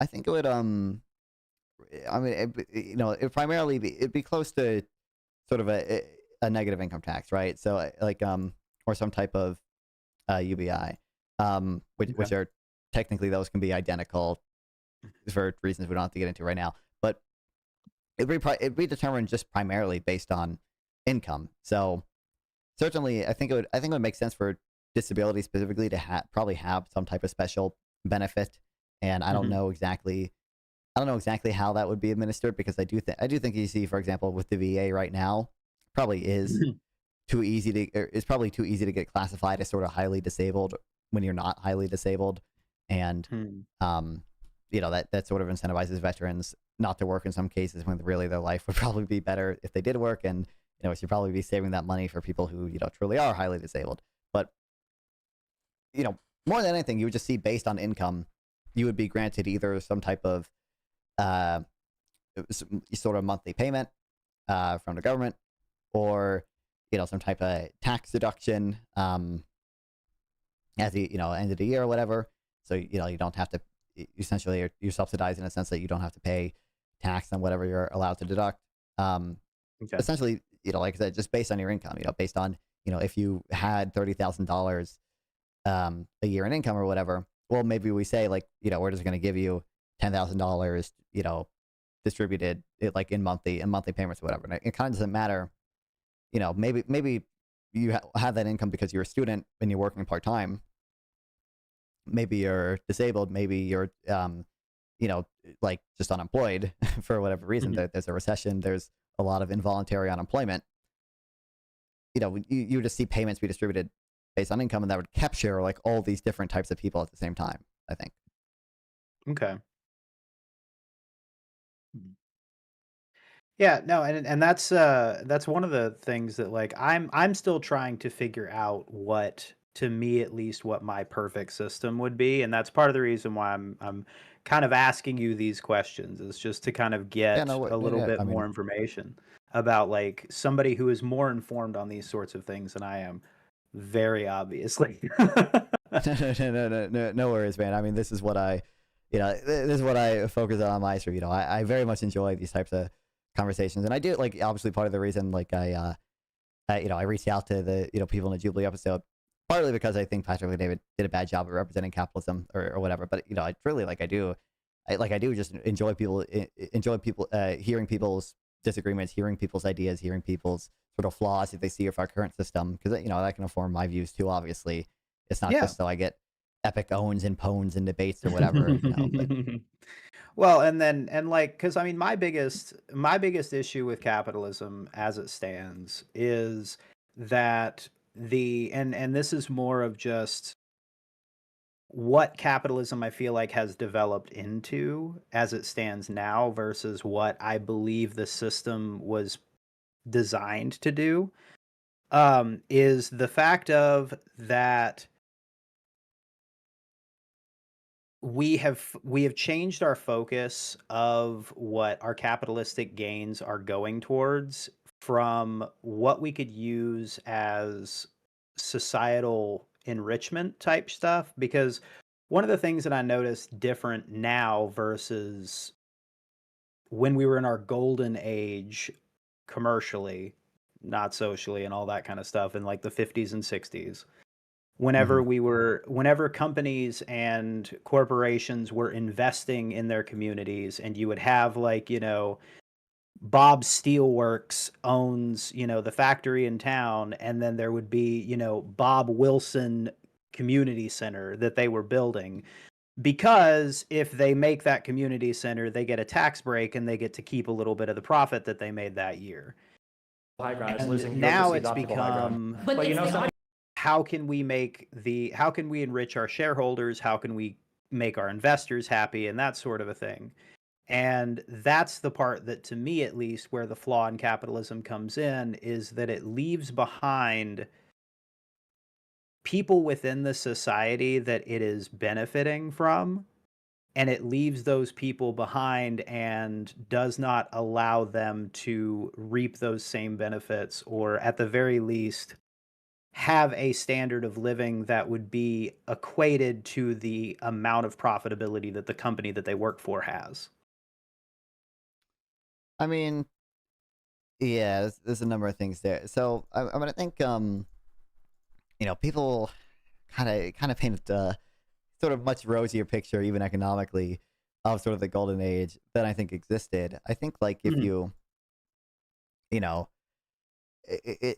if for example, like, people will talk about like, oh, like, we certainly our growth was, I think, higher like year over year back then, like, immediately after the world wars and stuff. But like, there's, I think, one metric that's important is just sort of the percentage of income spent on necessities, right? I do think that this, we have like seen that gone down over time, even for the median worker, for the average person, right? Like, they just spend less of a percentage of their income on food, because sort of the price of food, inflation adjusted food, has gone down. Meanwhile, incomes have risen, and this is like sort of broad thing too. If you just look at certainly if you look at post-tax earnings, right, including the sort of transfers that people get from the government, including things, in some case there are different statistics, but like including things like food stamps, which act as a type of income, right? You see, essentially for everyone, their earnings have just been kind of broadly increasing throughout this period, from the golden years until now. There are like maybe a few, outside of recessions, this is just a pretty broad general trend that you see. I think even, even things like, people will cite like, oh, we had like such high taxes back then, right? Like we just see like, oh, we had 92% top marginal taxes on certain types of corporate income or the highest income bracket or whatever. Like those things tend to be pretty exaggerated too, because effective rates were very similar to what they were today. It's just that back then very few people actually paid those rates because people were able to essentially hide their income within C corps and within other types of companies' tax advantage accounts that they didn't end up paying taxes on. So we just kind of see pretty broad-based and pretty big gains since then, I think. And it's not clear to me that sort of whatever shift that we think happened to focusing on short-term investment has had these negative effects, because I just don't think I don't think the negative effects are particularly big. I think we've seen generally positive things over the time period. So basically the middle and working class have just as much economic opportunity as they did then. Actually, yeah, more, so right?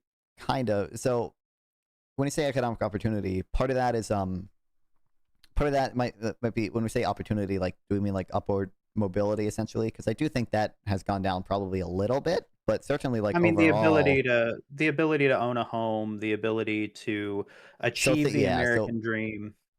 Right, things like that. So upward mobility when it comes to the American dream, maybe it's gone down a little bit, but things sort of more broadly with regards to that, I think workers absolutely have more of that today than they did, in the 50s and in the golden period or whatever.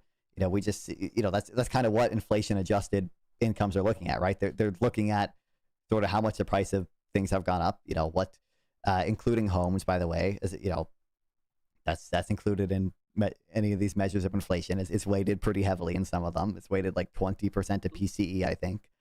That's, we still see that like the inflation adjusted earnings have gone up, and the percentage of income spent on these things have gone down. People spend less of a percentage of their income on food, on gas, on things like that. And the quality of many of these things has gone up as well. The homes have gotten bigger on average, right? Household size in terms of number of people has declined because people have less kids and don't live with their family as long or whatever. But the like physical size of houses has gone up over time. So there's like more space per people now. Assuming that they can buy one. Well, I mean, we're kind of talking about, so like on median here, right? So, I do think, so I think homeownership is somewhat of an issue largely because of government constraints on supply, and like local zoning regulations. But, certainly, even with regards to homeownership, there kind of have been some of those gains. I don't think we should discount the fact that homes are bigger now. Meanwhile, households have gotten smaller. So, there's more on average, right? Or the median, right? On the 50th percentile, which kind of accounts for the outliers we might see with Jeff Bezos and billionaires and stuff. This is a gain that has been seen. Okay. I guess it's something that I don't necessarily see in my day-to-day life, so it's something that doesn't seem apparent to me. Because it seems as if we have, like where I live currently, which would be in the DFW Metroplex, we have what appears to be a glut of supply, but nobody who can actually afford to buy them, except for, what are the real estate investment companies? Those places. Yeah. I mean, in that case, obviously they're buying them essentially to rent out those places, or in most cases, so you're still going to see them be occupied, generally speaking. Or where did you say DFW Metroplex? I don't know exactly what that. It entails Dallas and Fort Worth. Oh, okay, sure. I don't know. I don't think it's I don't know if it is the case that we necessarily see that. I think you do see some amount of certainly like private equity investment in, the housing sector in Dallas. Like I'm sure that is a thing, but like how like if I don't know what the vacancy rate I would imagine the vacancy rate is like decently high, which probably would mean it's better for tenants, but let's see. Vacancy rate appears to be 10.6, which what does that mean?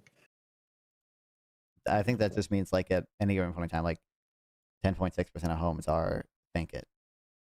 Which is like, so kind of the, obviously like we would expect, like I think New York has like a 1.5% vacancy rate. Like generally if you kind of have more options for where you can live because there's just more homes that are open, like, you're going to see tenants have more power essentially when it comes to, or they're going to, have to pay lower prices because of the, lower or higher vacancy rate. Like there just are more options for them. There's going to be more competition essentially. So I guess another issue that I have is the idea of how much cost of living, I guess, has outpaced wages for arguably, I guess I don't know the stats on any of this. I am again working off of feelings and vibes when it comes to this specific thing.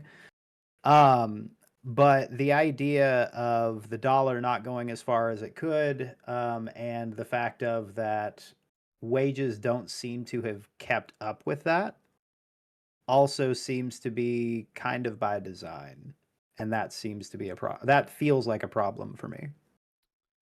Yeah, I mean, part of that is just going to be sort of a like empirical disagreement there. So I mean, I think the best evidence, sort of the best data shows that wages have, or like incomes, total earnings has kept up with inflation. If not outpaced it. Like I was mentioning, just real incomes earlier.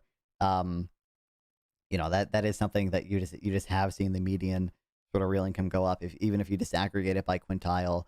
If you look at the bottom 20% of Americans, like their real incomes, tend to keep up with inflation. It tend to be growing over time. And part of that is, I mean, you mentioned wages. Like as part of the issue with sort of analysis is that you find that don't show that is that they are only looking at wages when sort of a lot of compensation has shifted from wages to non-wage benefits, things like employer-provided health insurance, things like employer-provided 401k contributions, and for the bottom, 20% of people, that is a lot of their income is not market income, but rather government transfers, right? It's money from the government. So if you only look at just market wages, sometimes you do see that effect, but if you simply include the non-wage benefits that people receive, that's still a type of income.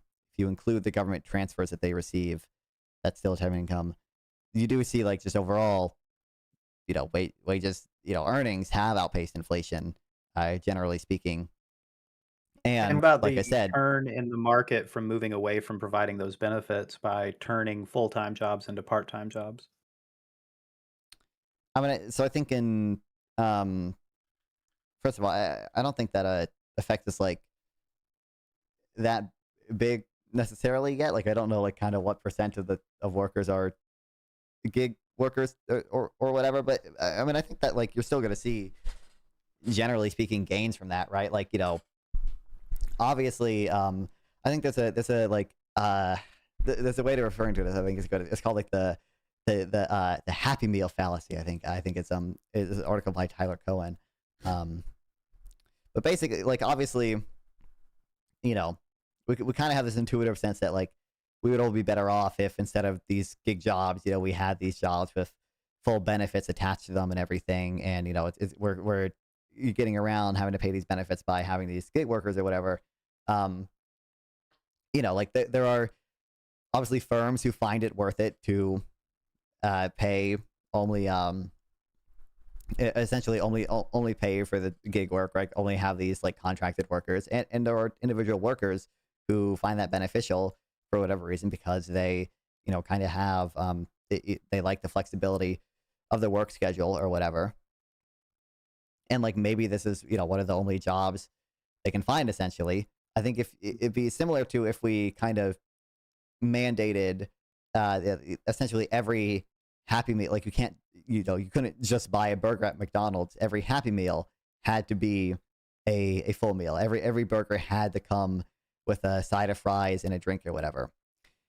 I mean, the effect you would see is that there are people who would be able to afford just the burger, who will now go burgerless and be worse off because they also have to buy now and pay more for the burger with the fries and a drink, right? So I think in a very similar way, if you sort of mandated these things with regards to, saying we're going to make sure all these gig workers have to have benefits and everything, like you would see people go without jobs, essentially, who would be better off, having the gig work that they do.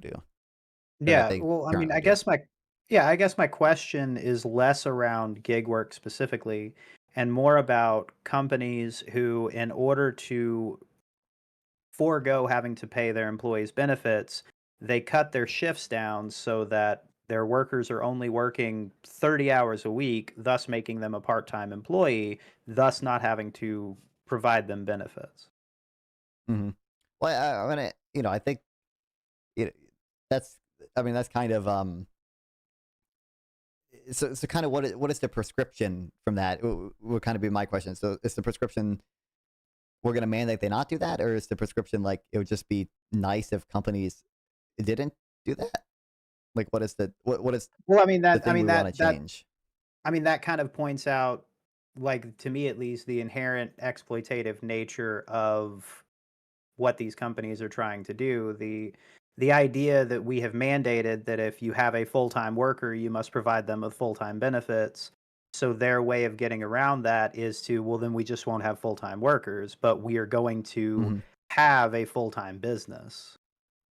Well, yeah, so I mean, I think if anything, that represents actually some of the drawbacks of government regulation is that they can often kind of be exploited in that way, and even if the goal is good or whatever, you don't necessarily see good outcomes for that because of things just like that, right? And this is an issue with worker co-ops too, is that insofar as we kind of say employees have to have some ownership in a company, we're going to mandate they be owned by the employees. Like you see this in real co-ops in the real world.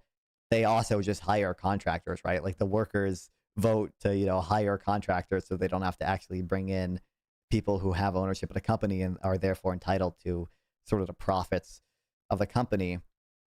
I think like exploitation, that's always going to be kind of a kind of a weird value judgment thing for me.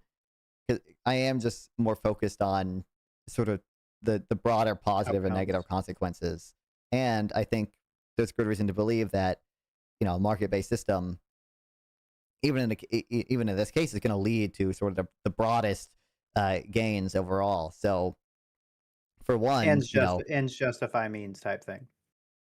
I mean, basically, well, to some extent, yeah. I am that type of person, but I don't think you have to accept, like in all cases or everything, like the ends justify the means or whatever, to sort of accept what I'm saying. I think you just have to kind of, we just kind of have to recognize that sort of regardless of the intent of the policy or sort of regardless of how we feel morally in some cases, like the effects of a policy is kind of the thing that matters, right? That's kind of the things that we should care about more than if we just kind of view these things as, in some cases, morally icky. So, for one, certainly, we would imagine in many cases consumers would benefit insofar as, the sort of cheaper cost of gig work is passed on to consumers.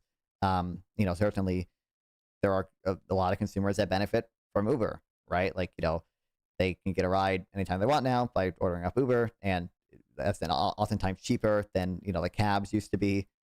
That's a clear benefit to them. We would also expect in some cases firms would be able to hire more gig workers, right? Like maybe sort of the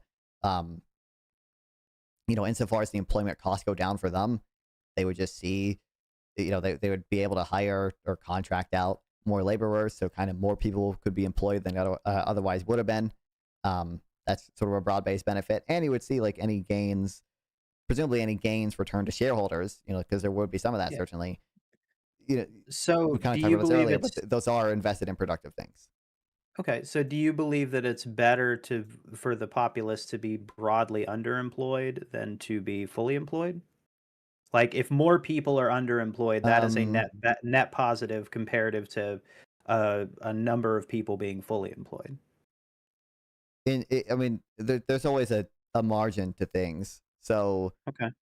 like, I don't know if I have a general. So I don't know if I would generalize it. So sort of, I think the thing I would mention is, I would believe the market would generally lead to sort of the most efficient allocation of labor overall in at least a ideal world. We don't always live in an ideal world, but certainly in a market-based system, you would see the positive sum trades being made. And I think it's relevant to mention that, firms are the ones with the incentive to sort of match the type of compensation that employees want. So unless they're in a market where that competition doesn't really matter, in that everybody has kind of either there is one company that either has a monopolized situation happening where they are the only people who can set those wages, or it is a situation where they're the only game in town. Right. Certainly, like I think you can, like it certainly doesn't never happen, right? And obviously there are theoretical, even frameworks under which economists have modeled where, yeah, I mean, you see this happening. Like you have a monopsony, you have essentially companies that are able to essentially artificially depress wages because they are, the sole employer in some community or whatever. I would just say, I mean, for one, it's not always the prescriptions that follow would matter a little bit. So, like in some cases, like monopsony can be addressed by minimum wage, right? Like that can be a good thing.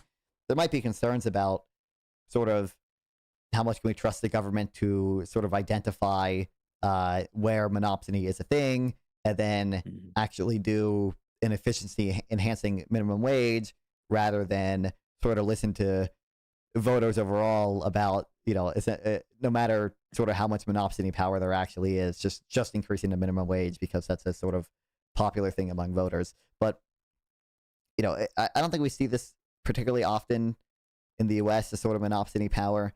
And many of the metrics that we kind of use oftentimes to say that these things happen are exaggerated again. Like I think, like people will just cite like, oh, most of the employment in this town is from one company or whatever. But, you can have perfect competition even if there are only two firms. And obviously in the real world, I think you see more than two firms as viable employment options for most people. Like, yeah. Okay. All right. I'm mostly just wanting to get your kind of baseline on that. I do want to. We have been talking for basically 2 hours at this point. A little over 2 hours. On my end, that's when I started recording at least. So I do want to be respectful of your time. I know I have to get up early tomorrow. Yeah.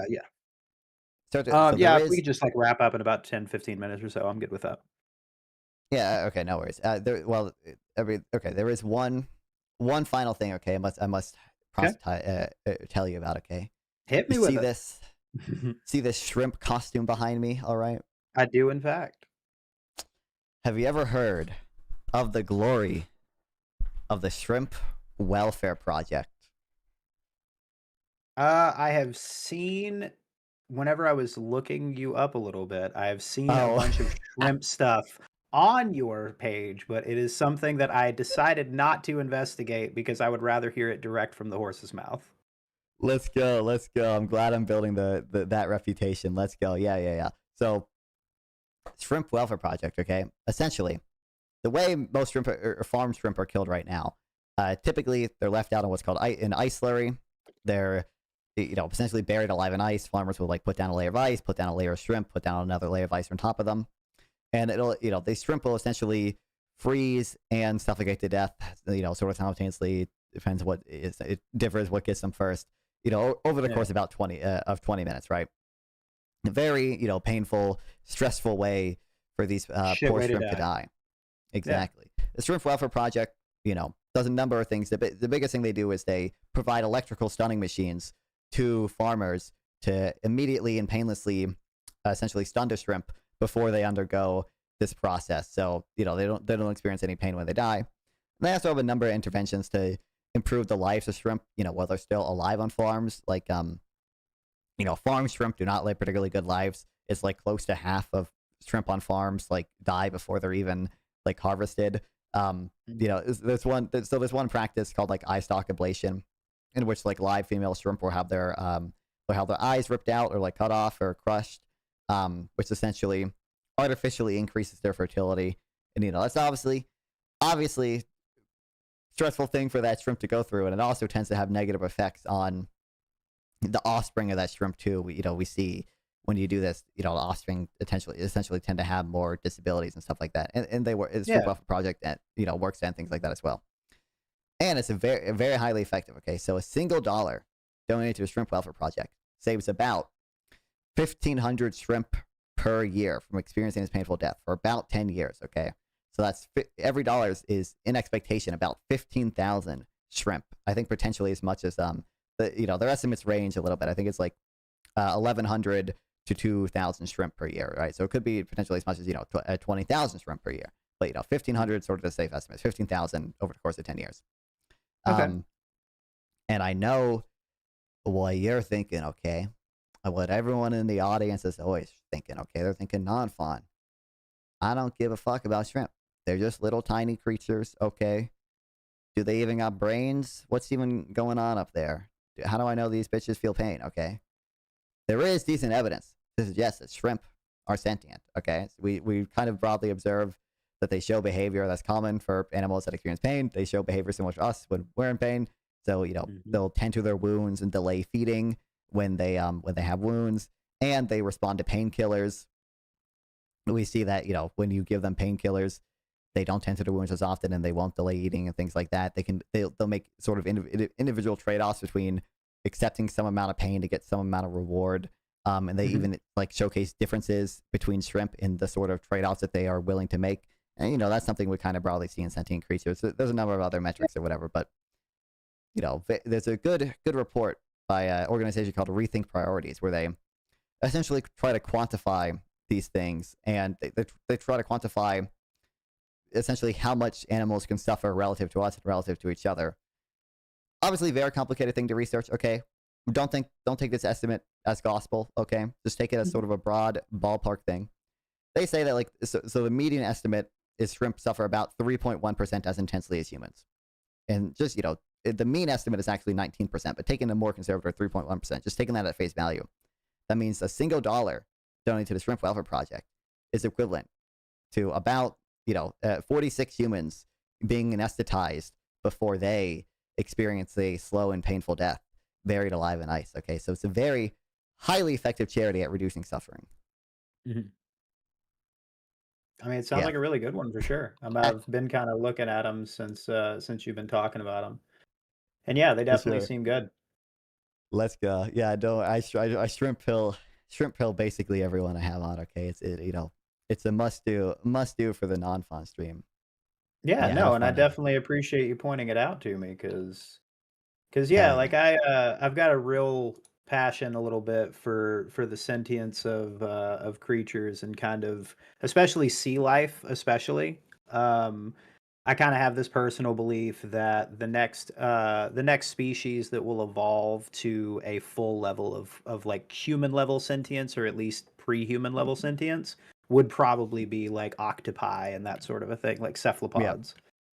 So yeah, I appreciate you pointing these guys out, because I'm always looking for good organizations to help with. Well, let's go. Yeah, well, for sure. Yeah, so I'll give you I know you said you don't have much to shout out, okay, but I'll get closing thoughts, opportunity to shout yourself out again if you want to tell people to follow. Like, I think I contacted you over TikTok or whatever. If you have anything you want to shout out, let people know your final thoughts, where they can find you, all of that jazz. Yeah. So you can find me at either Riot House Entertainment on YouTube, the W on TikTok, because I thought that was a cool name when I made it. And yeah, just as far as like final thoughts, I greatly appreciate you having this conversation with me. I apologize to your audience if it wasn't the debate that they were hoping for. I'm much more of a exchange of knowledge type guy. So for me, this was an extremely fun experience, and just like getting to chat with you for a while was pretty cool. So I appreciate you letting me do so. Yeah. Yeah, I had a great time. Yeah, I appreciate it very much. Yeah. Yeah, no worries. My goal for all these debates that I've had with the Jubilee people is never for them to be heated. It is very much for them to be exchanges of knowledge. Although, I do, when there is someone who I think, has some views that I disagree with, I do try to challenge them, obviously. But yeah, very much appreciated talking. I'm sure a decent chance we'll talk again someday. Would love to do so. For sure. I want to be respectful of your time. Okay, so you are totally free to go. Yeah. Alrighty, I greatly appreciate it, and y'all have a good night. You too. Appreciate it. Wow. Fon's in the chat. Can we get some non-fun W's in the chat for this one? Yeah, it was a fun conversation. That was a cool conversation. I think, like I said, unfortunately, sadly, probably the last one of the Jubilee capitalist people. Sadly, I think, like I said, 2 other people I reached out to, but did not reply to my DM. So maybe we'll set it up one day. But it was a good one to end it on. That was a very very nice conversation. Yeah. I think there's got to be something I can do to make some of the points about unions more intuitive, though. I don't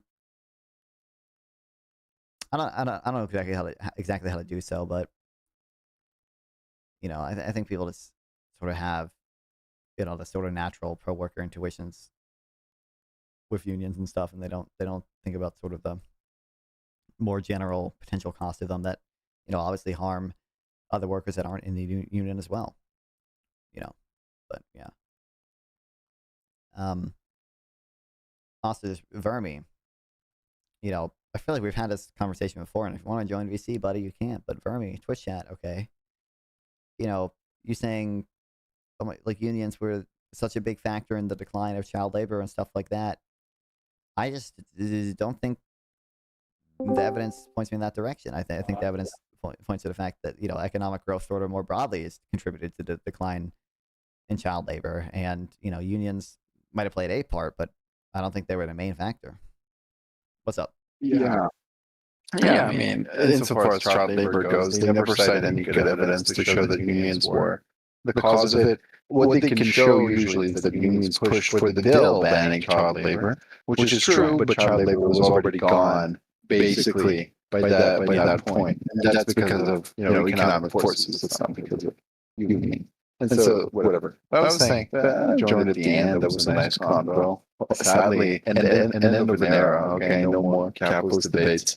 Which conversation do you think was the best?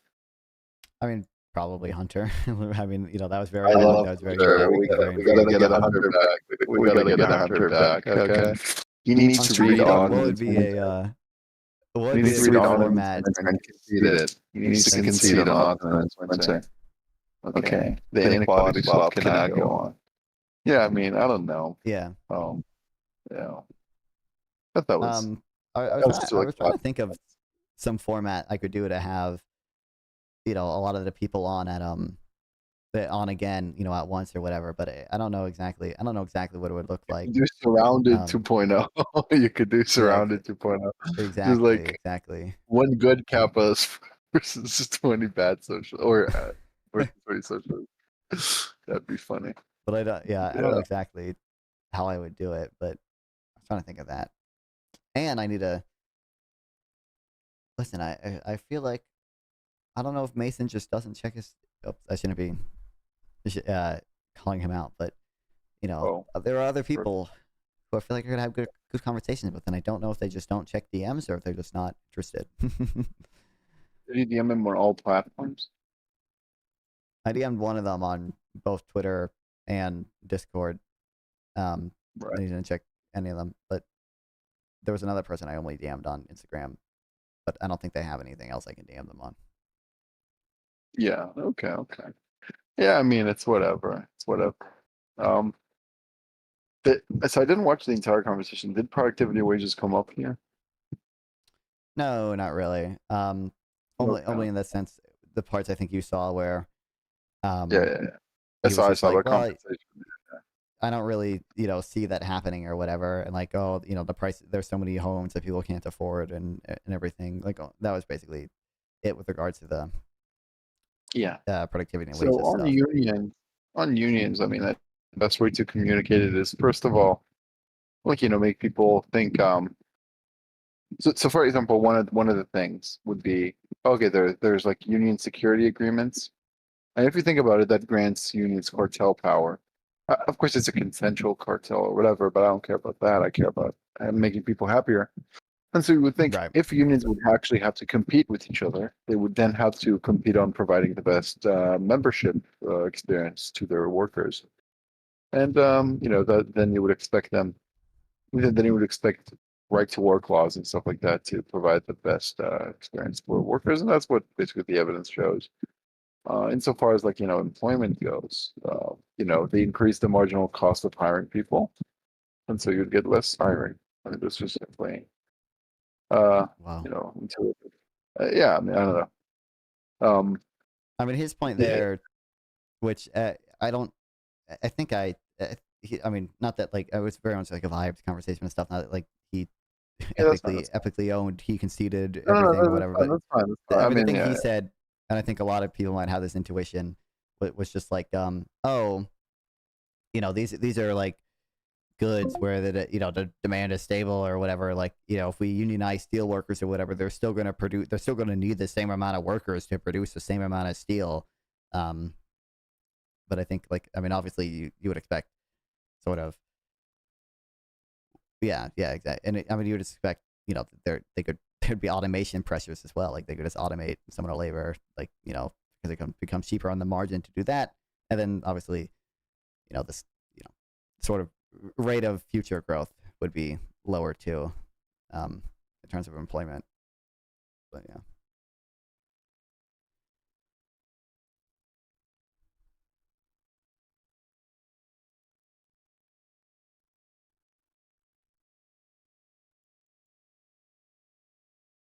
Some of them. I saw the. Oh yeah, imagine a burger. Yeah.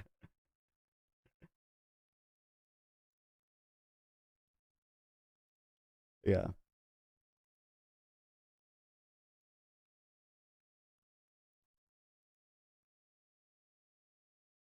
Probably. Yeah. I mean, I think a lot of the econometric reading will be off stream, but yeah. I mean, I certainly.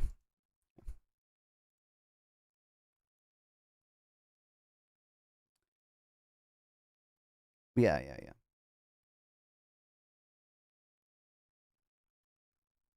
And then maybe instrumental variables, then maybe difference in difference, and then the synthetic stuff. So synthetic control, synthetic whatever, synthetic difference in difference. Oh, maybe regression discontinuity design after instrumental variables. And yeah, then maybe read it's also another thing that's useful to like read a couple papers on and grasp it, how it works. Yeah, so I saw what's his name? Scott Cunningham or whatever started blogging about econometrics again because I'm subscribed to his Substack. I didn't check it out yet, but I didn't see started that. writing about. I think he wrote a thing about difference in differences. Although I don't know if it's like an entry level thing exactly, but what did he write? It's called Difference in Diff Population Weights and Parallel Trends, Part 1. This is paid. Oh, so that's important. Oh, damn. Yeah, parallel trends is like the assumption. Every inference method has like the assumption kind of that every time you see a study that you don't like, you can just say, oh, I don't know if an insert assumption here holds, stuff like that. If you want to do motivated reasoning, which I'm the expert of. Yeah. Okay, finish the puzzle. Okay, so I'm solving types puzzle. Either way. So yeah, I don't know. But I don't know if I have anything to add. Just saying what now. So I enjoyed all the convos. I might need to watch the Hunter conversation again. That was nice. That was real fun. Yeah. But yeah, are you just watching Destiny? You know, I don't. I'm gonna skim through whatever Unfuck America debate thing he's doing just because I'm curious. But no, I think I'm gonna react to Oren Cass and Matt Iglesias talk, and then I think probably. Oh boy, I need to see that. Yeah, a millionaire versus Cambridge boss, Jubilee kind of knockoff debate. So. Oh, that's interesting. I don't know that one. Yeah, I saw Erudite, yeah. Not so Erudite reacted to it, and it was cringe. It was cringe. She must know a lot of economics. Yeah, dude, she did the like productivity and wages meme and everything, but like she's not even like citing data. You need like to there's talk no. to her. Bro, she's a content creator of this size that like might talk to you. You know. I'm sure I could DM her and do that stuff, but like I Hey, don't that'd know. be nice. Be like, you know, I'm not XDGG or something, but like, you know, I started out growing watching Destiny and yours content. I watched Bridges a lot streaming. It'd be fun to chat about economics. So I think you have some wrong views or something out of something like that. I don't know. That's how I would. But yeah, it was. Did you see that? She Erica didn't even Kirk like open. What? Sorry, did I see what? Wait. It's not Sarah that did what? She was like didn't even show any graphs or anything. Like she didn't even go through the effort of like just citing like the EPI and citing like some meme numbers. Like she just like was just like saying it and like ranting, and it was like you're not even gonna cite anything. It wasn't like a live reaction either. That's probably okay if you're just doing like a live reaction. You don't want to like pull up numbers on stream, but it was like a edited video. It was like it was stupid. Wait, they're saying I'm echoing in the chat. They're saying I'm echoing. What the hell? You were for a second, but it was on my side. It was because of the shit I have with my Discord plugin. But you're fixed now. I fixed it. Okay. It was never. Did you see that Erica Kirk opened a new organization to counter Destiny? It's called Refuck America. No, I'm joking. It's a joke. Yeah. Yeah, originally Charlie Kirk opened an organization called Fuck America. And then Destiny was like, what? No. And then he made Unfuck America. And then Erica Kirk was like, hell yeah, Refuck America. that's the history of this. That's the history. No, but yeah, I don't know. I don't have anything to add. Dude, it is crazy. I made a joke about this on Twitter. Wick didn't like it, okay? You might have seen this. But like they put Erica his wife Erica Kirk as the head of the board and also the CEO of Turning Point USA, and like Charlie Kirk. Well, that's first of all true, but Charlie Kirk I don't think ever was particularly big on single woman, with children. Oh shit! Focusing on their career. Okay. Nah, bro. Wait, Lars Duchette had a new blog post. What the hell, bro? What? Valuing land, the simplest viable method. Oh, this gotta be good, bro. This gotta be good. You should read this on stream. Because I'm too lazy. I don't think I'm subscribed to it, but I feel like I've heard it or whatever. If you link it, I don't know if I'll read it on stream, but I'll check it out. Just open his thing. I'll link you. Copy. Message. Paste. Enter. No, what the fuck? My cat is jumping on my shelves. Okay, you should react to Oren Cass talking to Matt Iglesias. Oren Cass is a demon spawn. Did I tell you about my theory of why he's a socialist? I don't think so. So he really advocates reverse payroll taxes, okay? Oh, yeah, no, I remember this now. Yeah, exactly. Yeah, Yeah, that's right.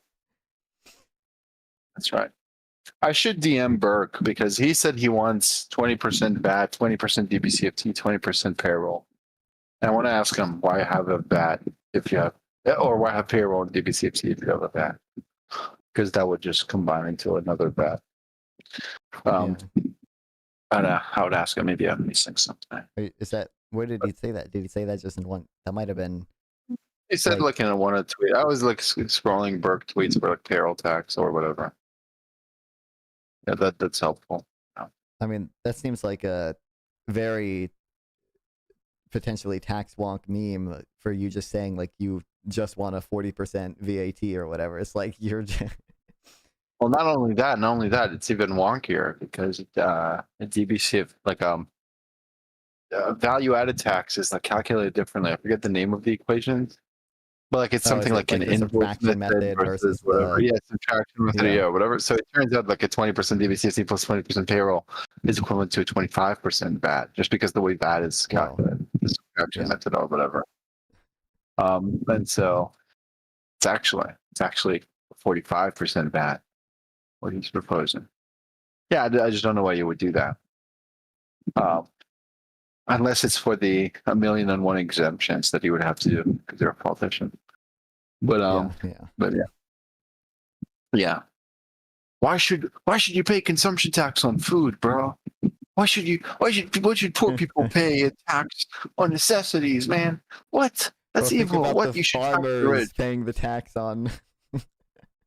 When they say think about the farmers, you know the Sonic like freaky meme. That's every time they say think about the farmers, I'm like, I'm thinking about them. I'm thinking, oh boy, I'm thinking about them. If anything, we should have. So we should. Okay, so government does a lot of bad stuff. Okay, and so it should also, if it cannot stop, doing bad stuff, it should internalize that bad stuff in its other stuff. So for example, if it props up farmers with subsidies and we cannot get rid of that because that's political pressure, we should just have a VAT that punishes farmers harder, such that it cancels the subsidies and we get back to efficient markets. That's what we should do. Let's go. Even, I think I've seen this on Nicholas Kerr's post, and I thought that was like a good theorem or something, or whatever it's called. But it's like, if you have a market with two distortions or two market failures, removing one of them might make things worse. And that's like an interesting thing. The example might be, let's say you have a monopoly on oil, but also you have climate change. So like you have externalities and a monopoly. Then if you remove the monopoly, that's not a good thing. Now you just increase climate change by a lot. Yeah. Right. So it's better for you to stay with the monopoly than not. But of course, the ideal action would be eliminating both distortions at once.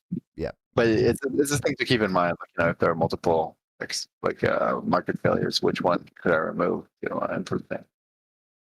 But yeah. No, but you should talk to her, and I think that'd be nice. Also, I don't know what else to talk about.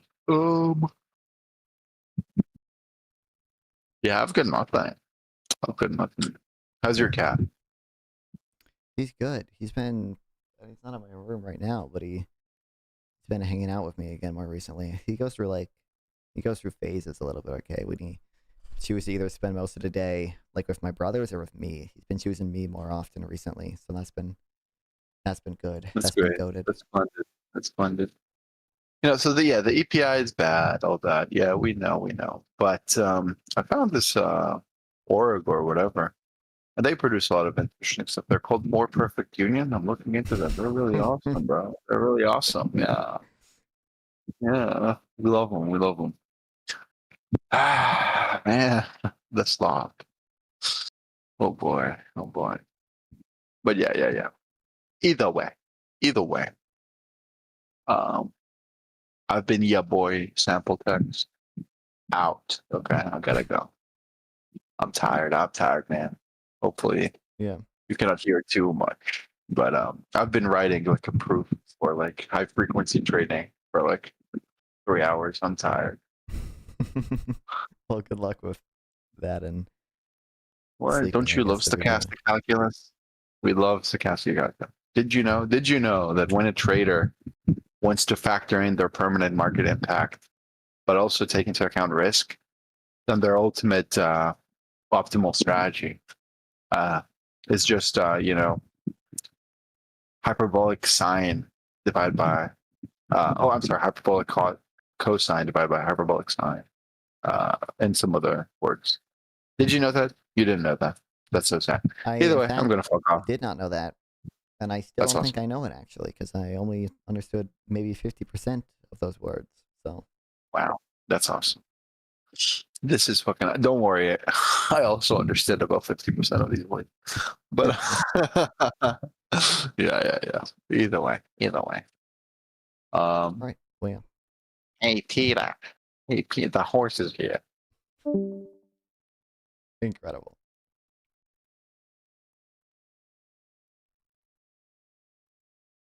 I'm just gonna skim through. We're definitely not gonna watch any of this shit. I'm just curious what the hell happened.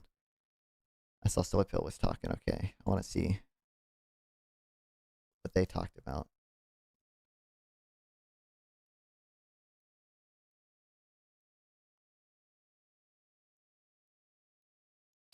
If I can find him, goddamn, is that? No, that's not. I thought that was Dean for a second. I don't know. I've never seen Dean dressed like that ever, but it looked like his haircut and face looked a little bit like Dean. Okay.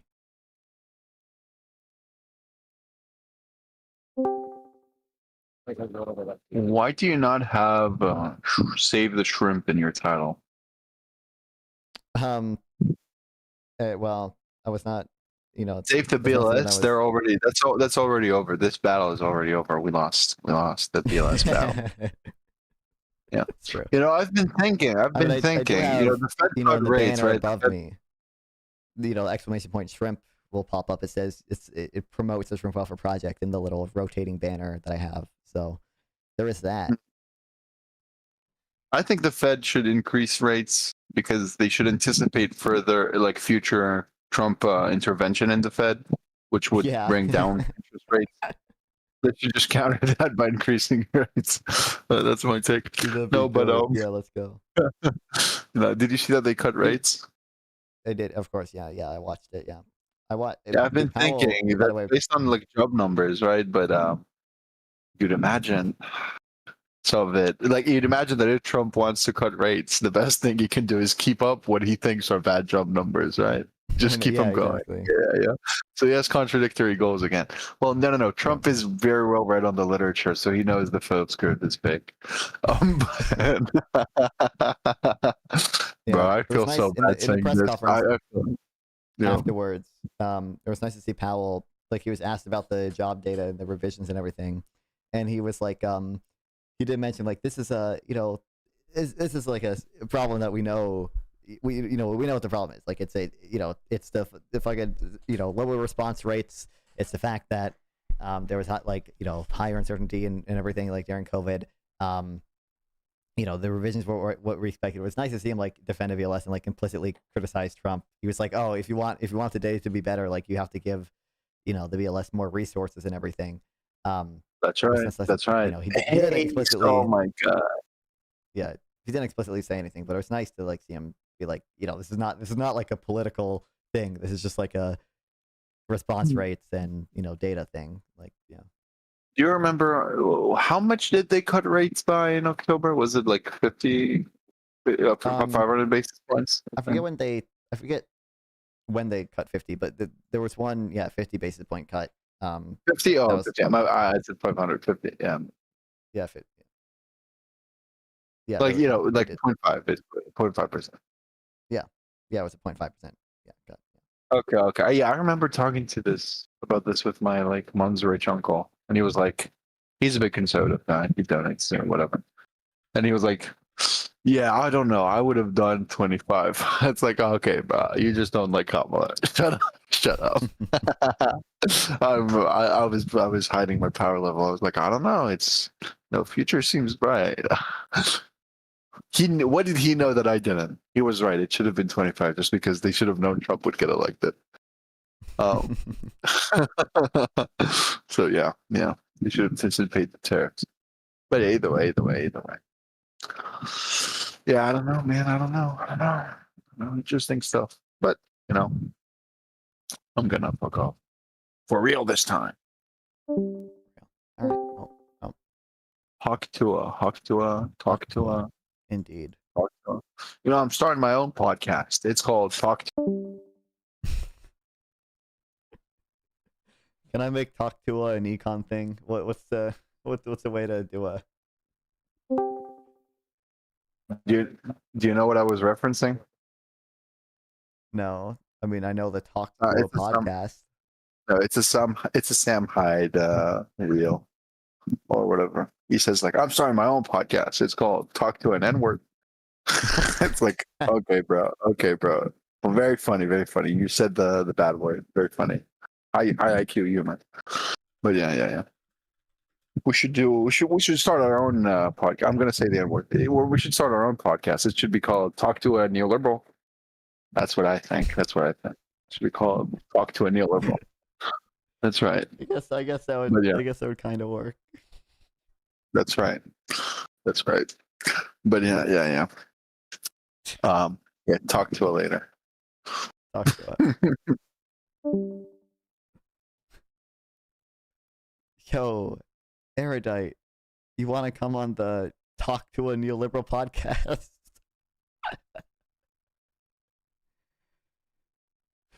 Up by Libba. Oh, Neil Libba. It's like talk to a Libba. Oh no.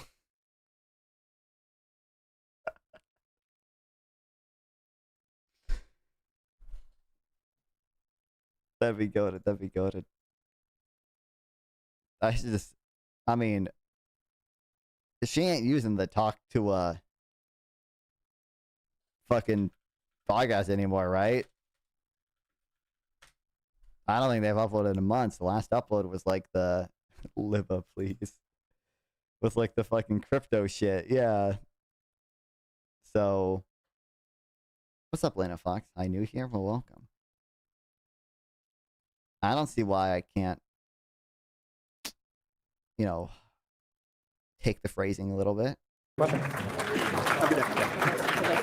Okay. Hey, so we talked on stream last week, and I think you can tell I'm progressive. Anything you're about to say about Trump, like we both agree on that, preaching to the choir. So I don't think that your disavowal is going to change his rhetoric. That's very obvious. What I'm curious is, all right, they're talking about this again. And I hear that. What do you think the millions of people who hear you are going to see? Because I see. How do you feel? Okay, I don't know if we can address that. I have no idea. How do you address people who get hold of guns illegally? That totally makes sense. As what I would condemn his murder, Charlie Kirk's murder too, regardless of what the president did or didn't do. And I want to connect. Physical Review is a nonpartisan, politically engaged social club here on campus. Charlie Kirk was shot. You should have elected my candidate. That is exactly what. Service detail. It's gonna be, they're not gonna discuss anything interesting this whole goddamn tour, man. It's all gonna be Charlie Kirk the whole goddamn time. Oh my god.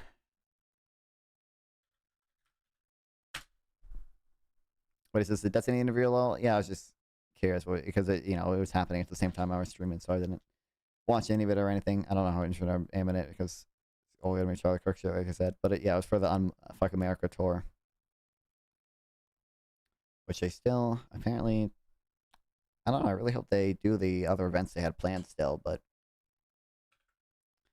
Okay, we'll see if this is interesting enough for me to join, but literally 0% chance it is. All right. Across the board. I find it hilarious whenever anybody on the left starts giving moral lectures. Really? Why would that be? Well, absolutely. Now, why would that be? Why would that be though? Because you guys are fundamentally immoral. Exactly. Like what? Like how so? Was that a legitimate question? Or was, yeah, no, for real. Like, and I'm kind of like. Not particularly right. Any prime example. Well, that is. This guy is going to say property rights. Maybe it will be interesting enough for me to join. Yeah. Hold on. Any political agenda that is grounded in theft, which is what leftist redistribution is fundamentally immoral. In my mind. Right. I mean, just look at the reaction. Hold on. George Floyd gets murdered, and the whole country gets burnt down. Are you talking about Charlie Kirk gets murdered, and half the country goes to church. That's your fundamental difference right there. I'm trying to talk. Hobbes dies, and nobody calls him an old school racist. That was a truth bomb. That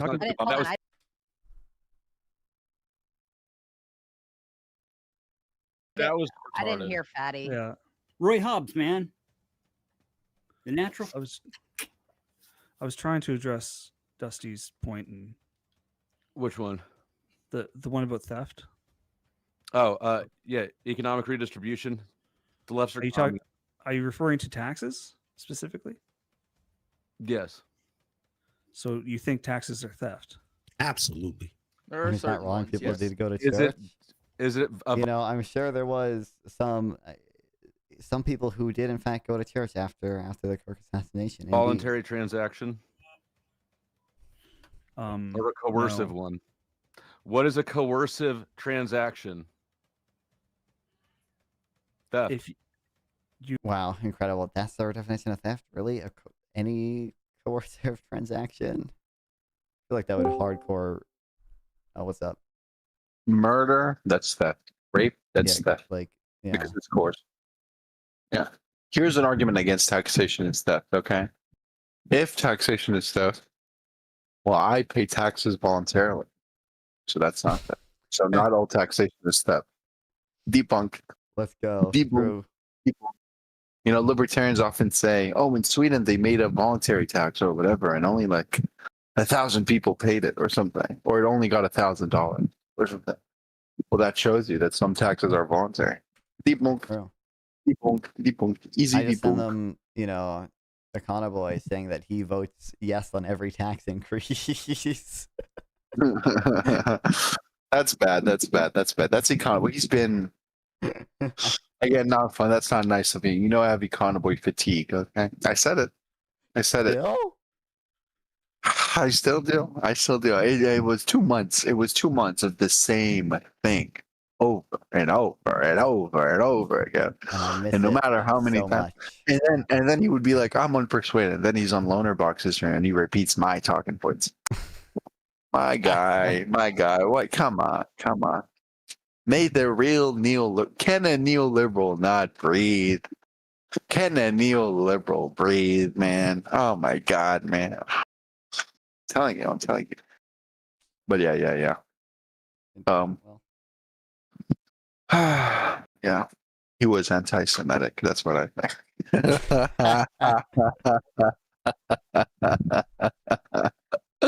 Either way. He did say, oh, I was gonna say he did say he would. Oh yeah, I do, remember he what would I do wanted with to the say. Holocaust or whatever, right? He would do That's right. I forget what That's the hypothetical even was, but like, would you do a Holocaust if you could gain a Holocaust plus a cookie of utility? that And was I was like, that was him for you, like, but you had one for him or whatever. Like, what do you do a Holocaust for inequality or something? I forget. I forget. I forget what I said. But yeah, I looked him in the eyes when he asked me that question. I was like, with glee, I'll do it again. Yeah, I'll do it for free. Thing No. is that Economy does support the Holocaust. Okay, on the That's right. record. All right. He eats meat. You know. That's true. He Yeah. does. Yes. Don't ever trust people who say they care about inequality, who eat meat, about utility, who eat meat. Don't ever trust these people. They're like foxes, okay? At least with the deontologists, they're like wolves. You know they're bad, but these egalitarians, they're like a fox, okay? You know what I'm referencing? I don't know exactly what you're referencing now, but it's a Malcolm X speech about like liberals. It's like, don't ever trust a white person who calls himself a liberal, because they're like a fox. I have seen that. Like a fox. Yep.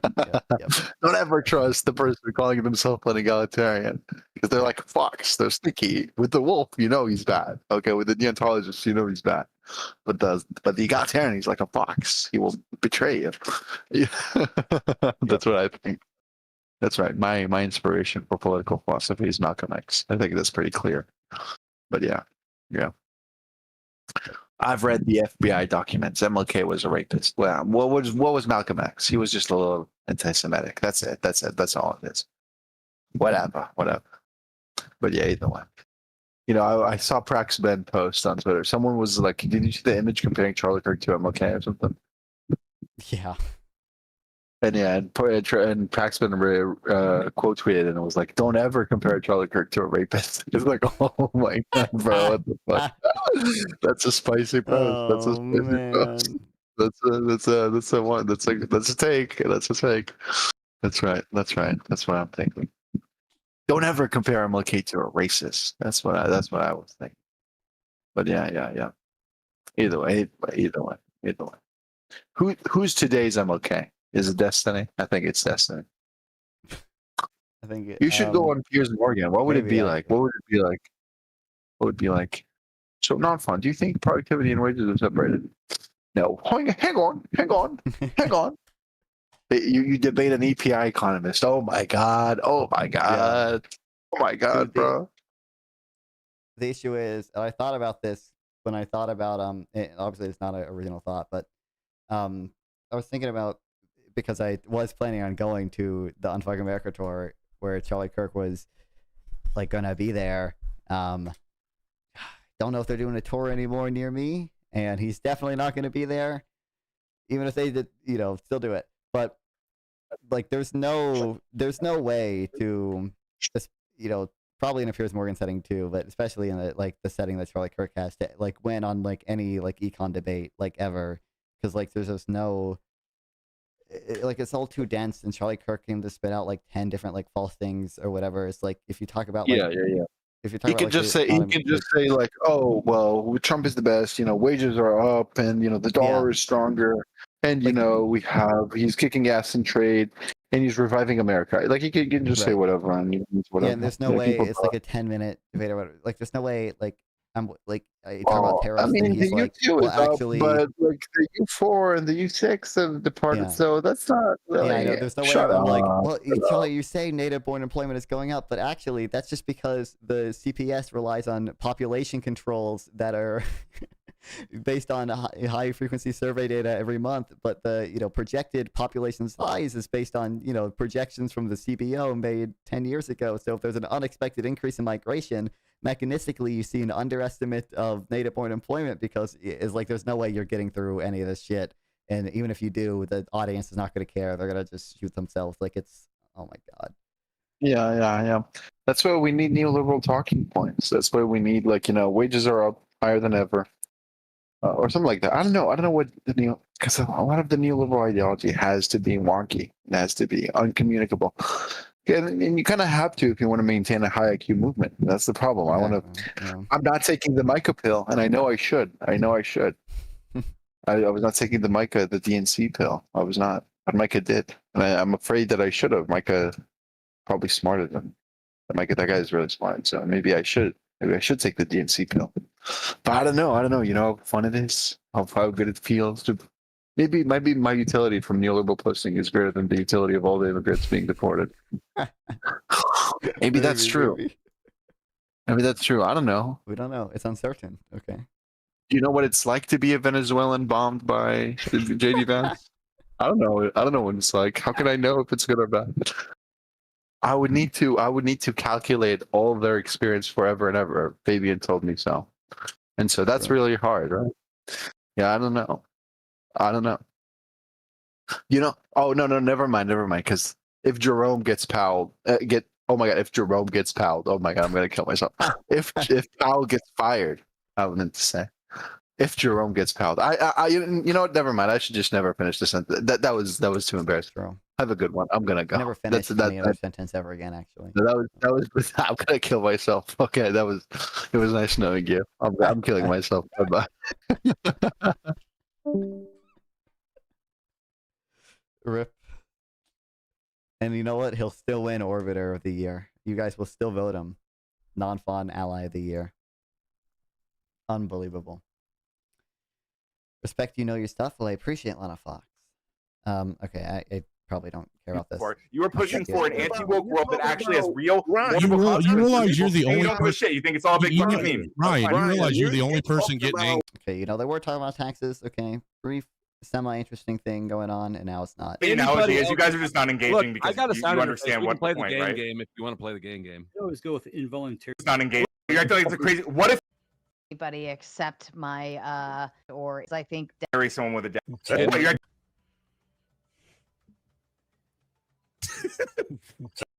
acting like it's a crazy. What if they were? I'll ask it again because maybe you didn't hear me. What if they were trying to make it? What if they were trying to make it illegal for you to marry someone with a dad bod?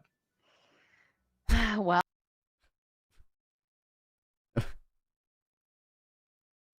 we quit playing it in 91. Don't miss that. This is a mention too that gay people existed way before. Okay. Well, okay. Yeah. Maybe I think I will reach out to Sarah to do my own Throwdown Thursday thing. I was just planning on having the prompt be like Trump is a threat to the economy or whatever. I did one on tariffs, and like tariffs very much would still be a part of that, but also it'd be interesting to lump in the tax on the Fed, the attacks on the BLS, any to the the big beautiful bill, any of the other things I can come up with. This is this is back to the conversation I was having earlier, but actually Trump is doing okay for us lower class. I think he's probably hurting the lower class the most. Don't think that's true. I mean, tariffs are regressive, obviously. The big beautiful bill, most of its provisions that affect the lower class don't really come into effect until the start of 2027. But when they do, they're going to be pretty significantly reducing the after-tax earnings of a lot of lower class people, because it's taking away Medicaid benefits and food stamp benefits from people. Yeah, I mean, I think just generally, like whenever you see a downturn already had tax cuts. Well, okay, first of all, I just said, if you look at the net effect, if you care about the net effect, that, after tax income, like I just said, is going to decrease.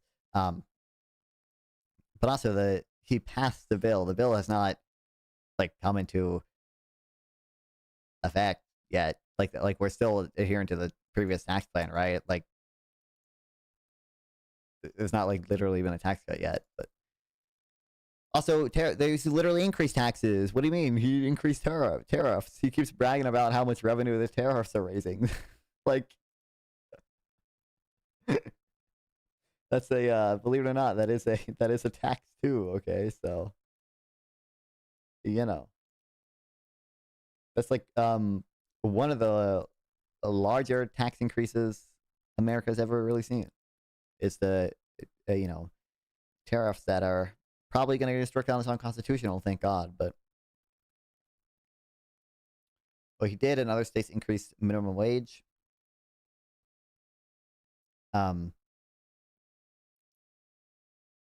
Okay, I don't really see. Maybe I'm missing something. I don't know. I don't know why we're talking about state minimum wages right now, but all right.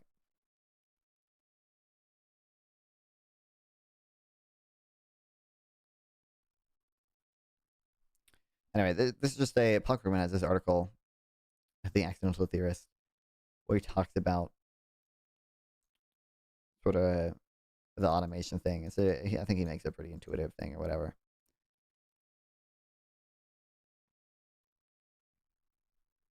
Sorry, correlation, not causation. What's up, North? It's yeah, obviously. Imagine an economy that produces only two things, hot dogs and buns. Consumers in this economy insist that every hot dog comes from a bun and vice versa, and labor is the only input to production. And then he just goes over, yeah, we can do actually, this is okay way to do economic thinking, is these basic examples. Suppose an improved technology allows a worker to produce a hot dog. How was the debate? It was pretty good. It was very, I mean, like most of the discussions have Jubilee, feel very much of a, discussion, not a particularly heated debate or anything. But yeah, I had fun. I enjoyed it. Very cool, good faith conversation. Yeah. Allows a worker to produce a hot dog in one day rather than two, and suppose that an economy makes use of this increased productivity to increase consumption to 40 million hot dogs with buns a day. This requires some reallocation of labor, with only 40 million workers now producing hot dogs and 80 million producing buns. Then a famous journalist arrives at the scenes. He takes a look at the recent history and declares something terrible has happened. 20 million hot dog jobs have been destroyed. When he looks deeper into the matter, he discovers that the output of hot dogs has actually risen 33%. Yet employment has declined 33%. He begins a 2-year research project, touring the globe as he talks to executives, government officials, and labor leaders. The picture becomes increasingly clear to him. Supply is growing at breakneck pace, and there just isn't enough consumer demand to go around. True, jobs are still being created in the bun sector, but soon enough, the technological revolution will destroy these jobs too. Global capitalism, in short, is hurtling towards crisis. He writes up his alarming conclusions in a 473-page book full of startling facts about the changes underway in technology in the global market, loaded with phrases in Japanese, German, Chinese, and even Malay, and punctuated with occasional barbed remarks about the blinkered vision of conventional economists.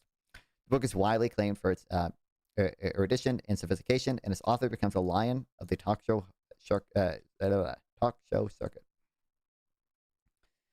So I work in the food industry. There's a hot dog season. Indeed. Meanwhile, economists are a bit bemused because they can't quite understand this point. yes, technological change has led to a shift in the industrial structure of employment, but there has been no net job loss, and there is no reason to expect such a loss in the future. After all, suppose that productivity were to double in buns as well as hot dogs. Why couldn't the economy simply take advantage of that high productivity to raise consumption to 60 million hot dogs with buns employing 60 million workers in each sector? Or, to put it a different way, productivity growth in one sector can very easily reduce employment in that sector. But suppose that productivity growth reduces employment in the economy as a whole, is a very different matter. In our hypothetical economy, it is or should be obvious that reducing the number of workers it takes to make a hot dog reduces the number of jobs in the hot dog sector, but creates an equal number in the bun sector and vice versa. Of course, you would never learn that from talking to hot dog producers. No matter how many countries you visit, you might not even learn it from talking to bun manufacturers. It is an insight you get only by playing with hypothetical economies, by engaging in thought experiments. At this point, I imagine the reader has 3 objections. First, is my thought experiment too simple to tell us about the real world? Yeah, blah, blah, blah, blah.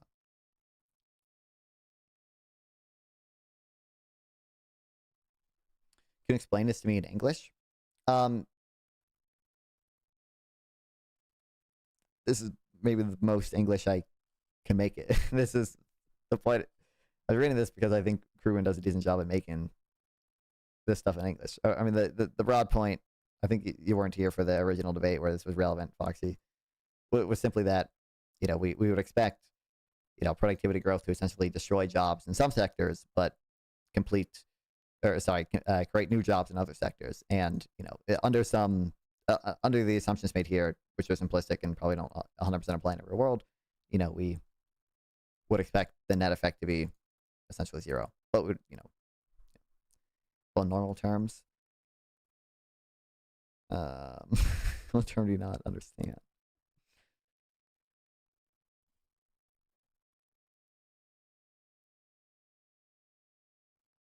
So net zero? Yeah, the net effect would be zero. In an ideal world that Krugman is describing, but no.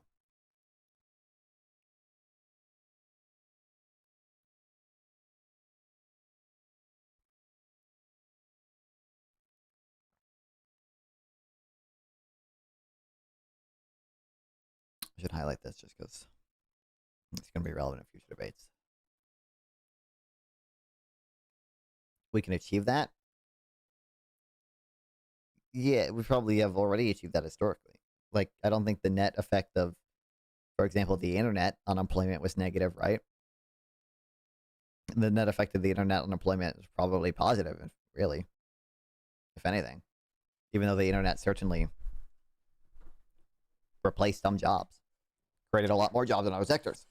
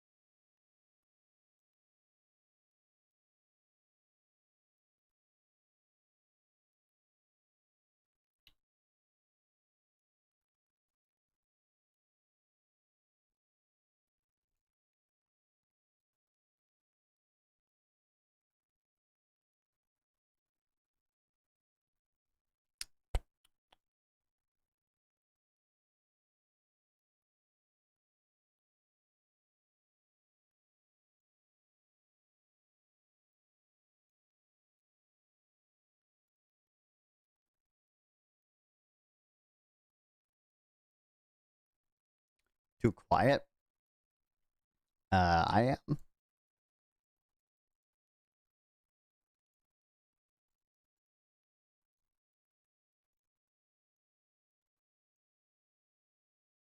No talking? Oh, well, yeah, I was not speaking. I was in my own world. Okay, I was reading. I was locked in.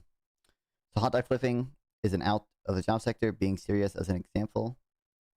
Well, I mean, obviously,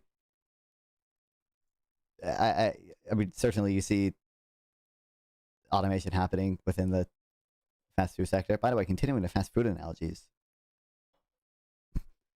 This was the thing about gig work. This is a pretty good example. Tyler Cohen Gibbs. Some restaurants offer, or analogy Gibbs. offer burgers without fries and a drink. These restaurants cater to low-income people who enjoy fries and drinks but can't always afford them. To rectify this sad situation, a presidential candidate proposes the Happy Meal Act. Under the act, burgers must be sold with fries and drinks. Burgers by themselves are not a nutritious meal, the politician argues, concluding with uplifting campaign slogan, "Everyone deserves a Happy Meal." But will the Happy Meal Act make people happy? If burgers must come with fries and a drink, the restaurant will increase the price of a burger. Even though everyone likes fries and a drink, they may not like the added benefits as much as the increase in the price of the meal. Indeed, this must be the case since consumers could have bought the meal before the act but chose not to. Requiring firms to sell benefits that customers value less than their cost makes both firms and customers worse off.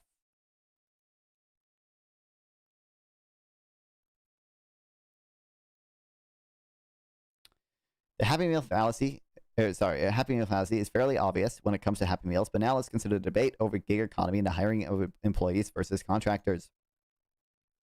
Thanks, Obamacare, real. I'm good, glad we get people on healthy meals. I love healthy meals. Employees are entitled to benefits that contractors are not. Thus, the standard conclusion is that classifying workers as contractors is great for employers, but potentially terrible for workers. Wrong. Employees get their wages and wages for fries and a drink, while contractors get wages only. With a law requiring firms to provide all workers with fries and a drink help workers. If firms are required to provide benefits to contractors, they will lower the contractor wage. But how do we know that extra benefits aren't worth the reduction in wages? If the extra benefits were worth more to workers than they cost firms, firms would have eagerly provided these benefits as a way of increasing profits. Firms can profit whenever buyers are willing to pay more for a product than its cost. Benefits are a product that workers buy from firms. Workers buy benefits from firms by offering to work at a lower wage. Firms are happy to sell benefits when workers accept a wage reduction that covers the cost of the benefits.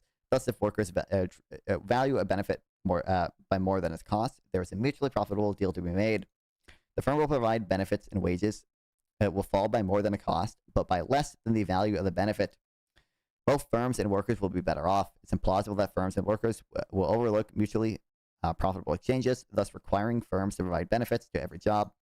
Means requiring firms to sell benefits that workers value less than their cost, and that make both firms and workers worse off, just like requiring restaurants to sell burgers and fries makes,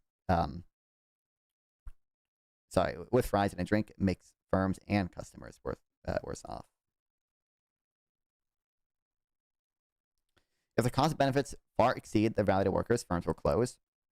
But even if the firm doesn't close, firms and workers will both be worse off. The exact division of the burden will vary depending on the particulars, but the workers who value the wages the highest and benefits the least will be the most burdened. Often, these will be the lowest income workers. Happy Meal fallacy can lead to very unhappy firms and workers.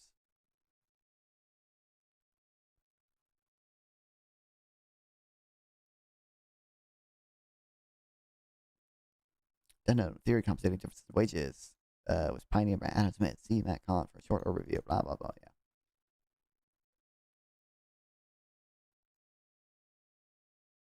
This is a good video. I think I've, I think we even played this video in the just click class I had. Oh, loud.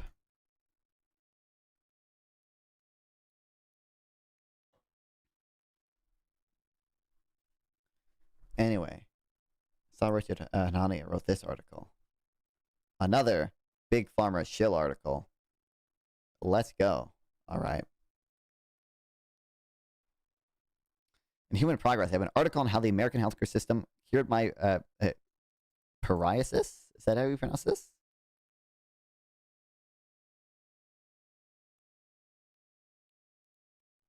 I don't know if it's going to matter, but...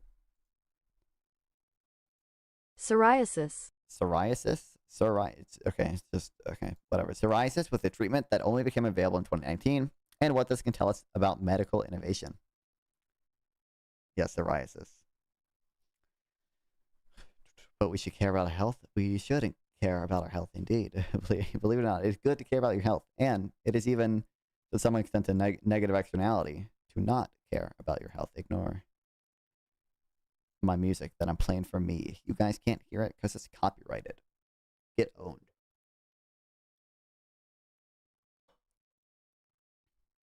Michael M. is Angel. Indeed. On my first trip to the office, the doctor informed me that in the current year, psoriasis isn't a problem anymore. He would simply administer a shot and it would go away. Shocked, I asked why all the other doctors had kept this secret from me. He laughed and said he couldn't say it. The medicine was called Skyrizi. He would give me one shot in the stomach, another in 4 weeks, and then I would only need a shot every 12 weeks as a maintenance dose. No side effects, problem solved. I'm obtuse. Oh, he's an A. Oh, sorry. Wait, I read it as Angel. I'm kind of assuming that's what Fox meant, but he did say Angle. I went home, did some research, and discovered that this was real. So I came back and received the first shot. Initially, the doctor said that since my case of psoriasis was mild, he would give me a daily pill. I replied that part of the appeal of the shot over to ointments was that I was busy with a successful career and 3 small children, and I didn't want to waste time with an additional responsibility as part of my daily routine. The doctor said this was fine, even though he often recommended pills if possible because people are afraid of needles. I assured him this would not be an issue. He pulled out a specially designed single-use pen and gave me an injection. I was told this was a sample and that I only need to go through my insurance to get pre-approval for future doses. I didn't feel anything with the first shot and went home after getting it. I was worried my insurance provider might not want to pay for this treatment. It seemed new and expensive. Soon after the first appointment, I received a call from a Skyrizi representative. Let's call her Emily. She was reaching out to tell me about the medication, answer my questions I might have had, and, if need be, go to war with the insurance company on my behalf to get it. She'd even come to my house and show me how to inject the medication myself the first time I received it. All this was free of charge, which seemed quite strange. A person with anti-market biases might have been turned off by this practice, but I was open to the idea that our interests were aligned. Last I was on a plane, they wouldn't quit banging on the door. Ice cream type hot news. Oh, incredible. As I was worried that I might run into insurance difficulties, we had a conversation that went along the following lines. Me, and how much would a medicine cost? The insurance company didn't pay for it. Emily, around $20,000 per dose. Me, what? Emily, oh, don't worry about it. We're going to get this taken care of for you.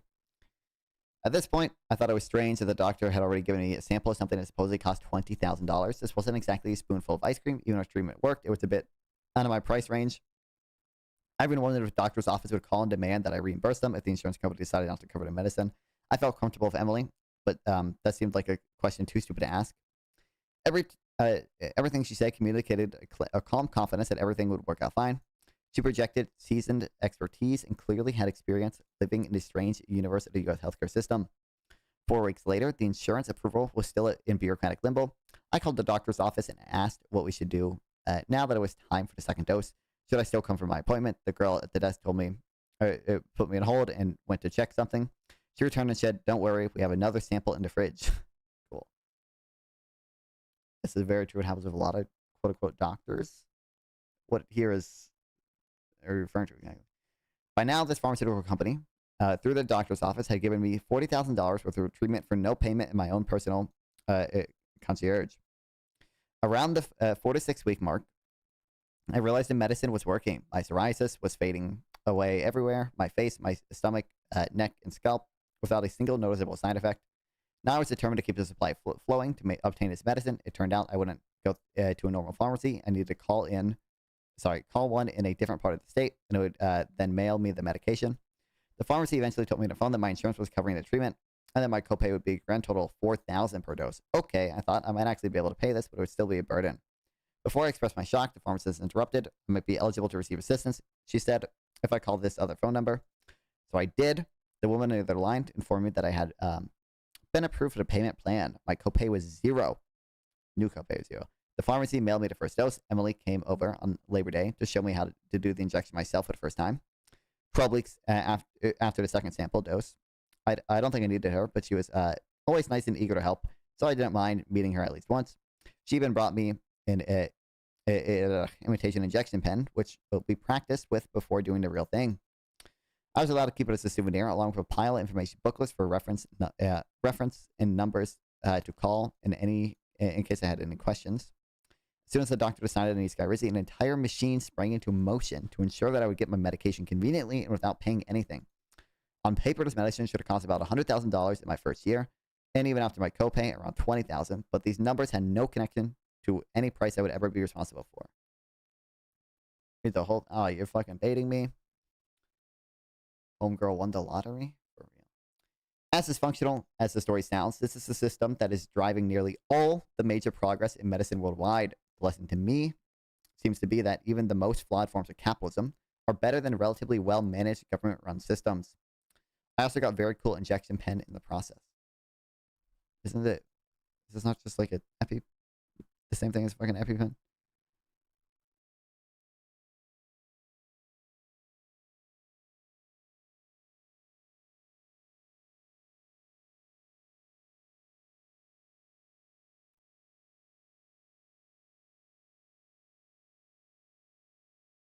Is this paid? It's not. Let's go. Wait, didn't she get approved? First of all, I mean, it is he, but you know, he said he did. So he said his insurance company approved it, but he still had a copay $4,000, and then there was he qualified for assistance. They didn't say from who, but I'm assuming the insurance company.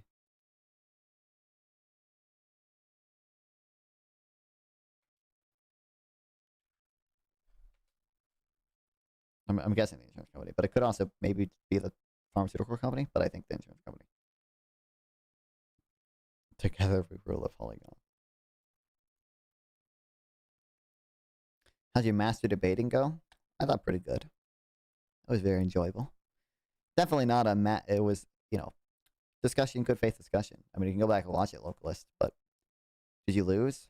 I mean, I don't think there was any winner or loser. I mean, I think you know, I'm always going to think this because my beliefs are my own, but you know, I think I had the better points. I think I had the more substantiated opinions and everything. And it was like an honestly good faith discussion. Like you can go back and watch it, but no fun, L.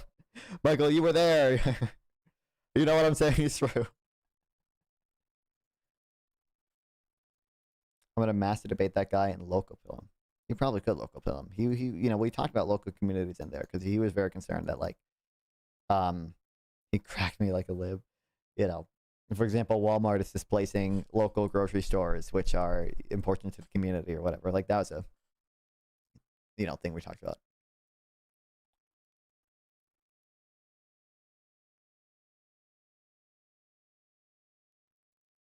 Okay, this is where we left off. South Park, take notes for real.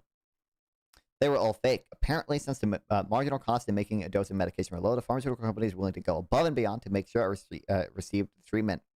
For reasons I don't understand, it had to be done in a strange, roundabout way. Hopefully, a healthcare expert can one day explain it to me.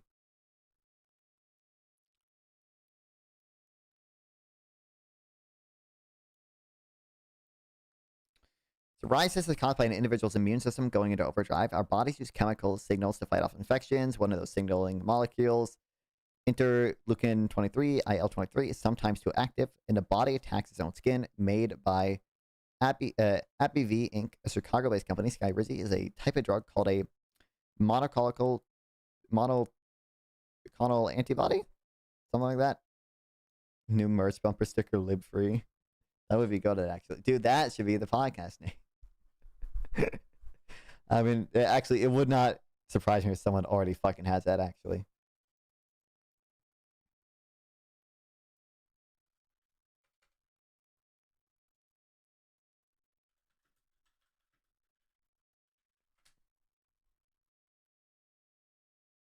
Maybe not.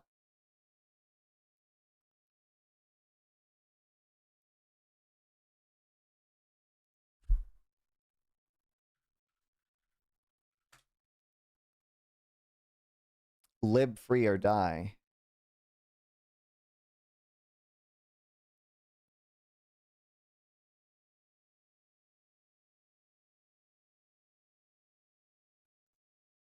It's taken. Okay. You just hear curiosity? What? Okay, antibody, blah, blah, blah, which is lab-made protein designed to stick to IL-23 and block it from sending those harmful signals. every show starts with exchange of what's good, my Libba. Dude, I don't know how many times I can say Libba like this before Twitch starts getting upset. We living it up over here. See, I can say that.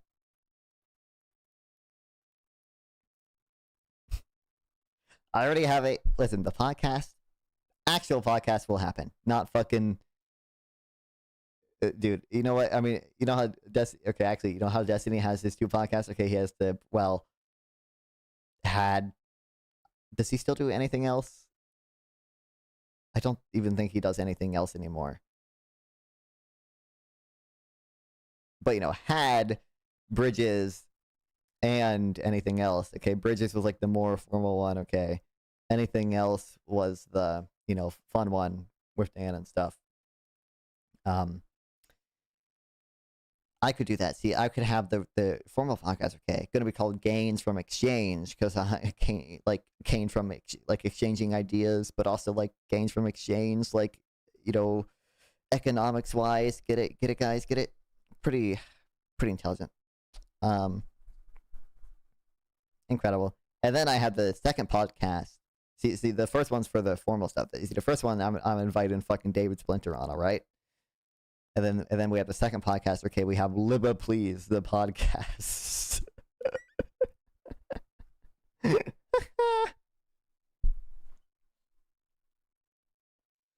Oh no, it'd be so over, man. There's no shot that would fly. So I'm an independent, but I really liked your points. Well, I appreciate it, Lena Fox. Certainly I consider myself a Democrat by any reasonable metric. I think I'm a Democrat, but I don't think I'm that ideologically or not that partisan driven necessarily. I care about the issues important to me, and where I land on them tends to bring me closer to the Democratic Party. So the liberal exchange pod, real. That could be, yeah.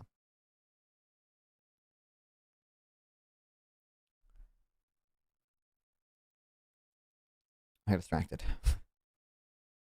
Okay, if I can block the L shit from sending the attack me signal. By targeting solely this one pathway, Skyrizi reduces redness, scaling, and inflammation seen in psoriasis while lowering the risk of broader side effects that come with older medicines that suppress the entire immune system.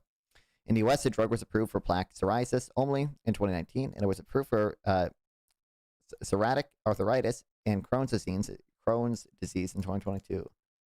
Uh-oh. Oh, okay. I think we're good. I was worried the stream crashed for a second because my browser shit out for some reason. Again, maybe 1-2. But do you think the assassination was okay? I personally found it very sad. Absolutely, I don't think it was okay. I wish Donald Trump would take any meaningful step to change his rhetoric or change the rhetoric on the right. But yeah, absolutely, the assassination is not anywhere close to okay. Nor do I think, certainly no elected Democrat thinks so, or has said as much. Some leftists on Blue Sky have, but certainly I don't think you see as strongly condemnatory rhetoric from the right-wing even politicians when their side is political violence. Like the J6ers got pardons, right? And obviously kind of a different type of political violence, but regardless, that was political violence done essentially directly on the behalf of Trump. Whether Trump incited it or not, you can totally believe he didn't incite it, but that was done by people believing Trump's lies about the 2020 election in furtherance of the goal to delay the certification to vote, and they were pardoned by Trump. All of them, even the ones that actually legitimately beat cops. We are the baddies for real. Oh yeah, Blue Sky, the home of hope and love. Horrible. Exclamation point Blue Sky in the chat. Follow me and actually, I don't think you can. I don't think I have a command for that. But if you do exclamation point web in the chat, You can go to nonfun.gg and follow me on Blue Sky from that, which I think is linked here. Indeed. Don't use Blue Sky very often.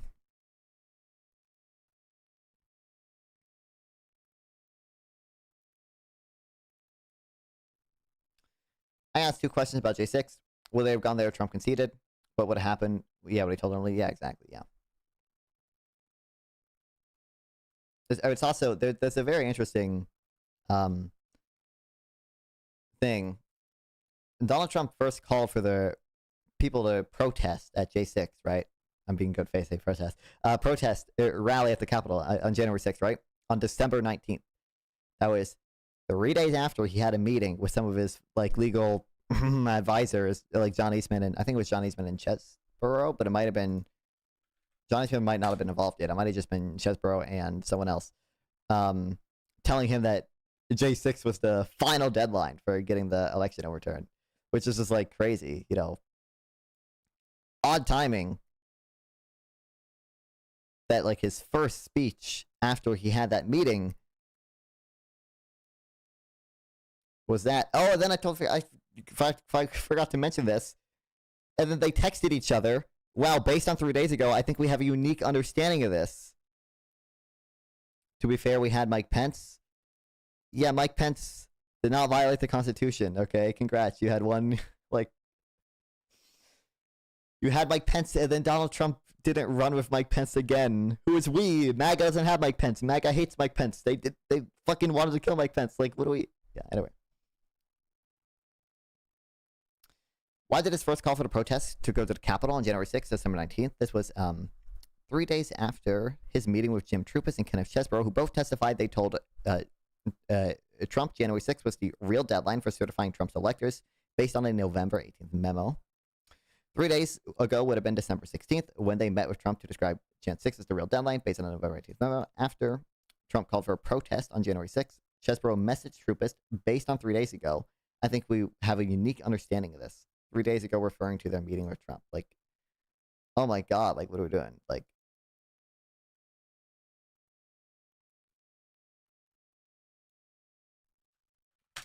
he links the article.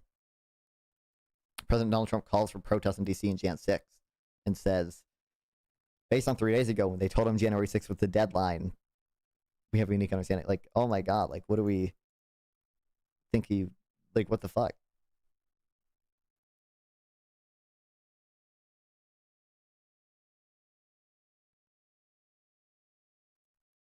He ran a fan who said he would have gone with along with it. Yeah, exactly. The guitar. Yeah, like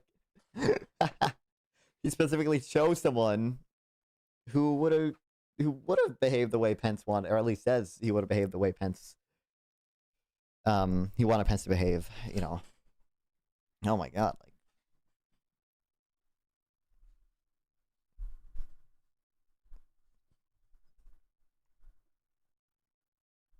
Okay. Figure below shows the percentage of people living in, reaching a PASI, psoriasis area and severity index, 90 level, which means 90% clearance of psoriasis symptoms after taking risankizumab.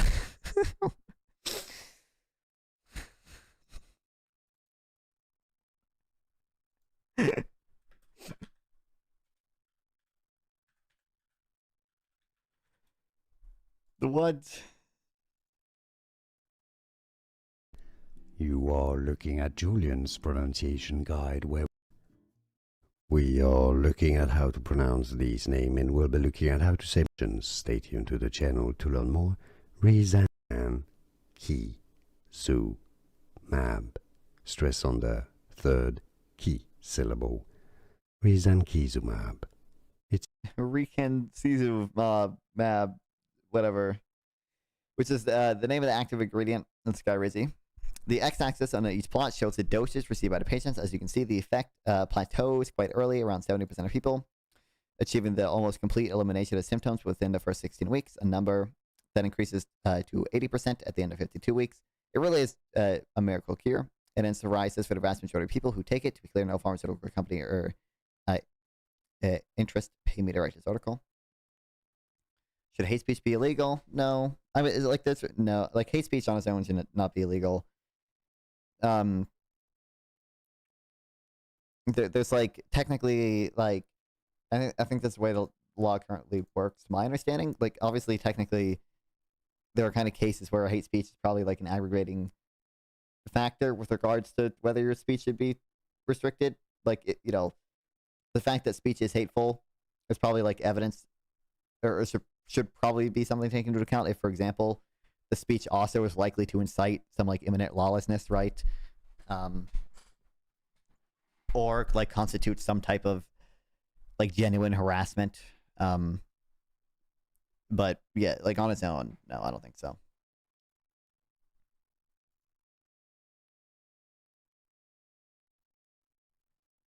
And our Attorney General seems to not understand that. Dude, my goat. Quick thought. Defense. I just learned that there are 55 million.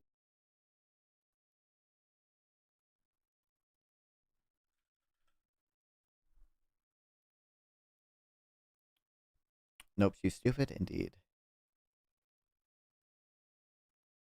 I think it's this. Yeah. What the fuck? Wait, hold on. This is, I don't know if you guys know this. This looks AI generated, man.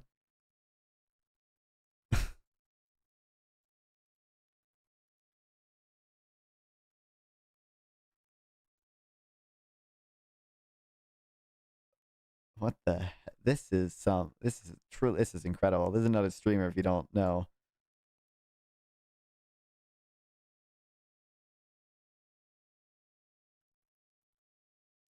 Thanks for the good chat. I'm out. Well, I appreciate you stopping by, Lena Box. Make sure, if you haven't already, drop a follow. Okay. Subscribe to the YouTube channel too. Expensive point. Well, thanks for following. Hell yeah, I appreciate it. Is Adele doing IRL rage bait now? Indeed. Apparently. One question: what size is your ball in diameter? Well, I mean, I have more than one ball, so let's just start out. Let's just start out with that. It is ball, it's plural. So technically, I don't know. There probably is a difference between them, right?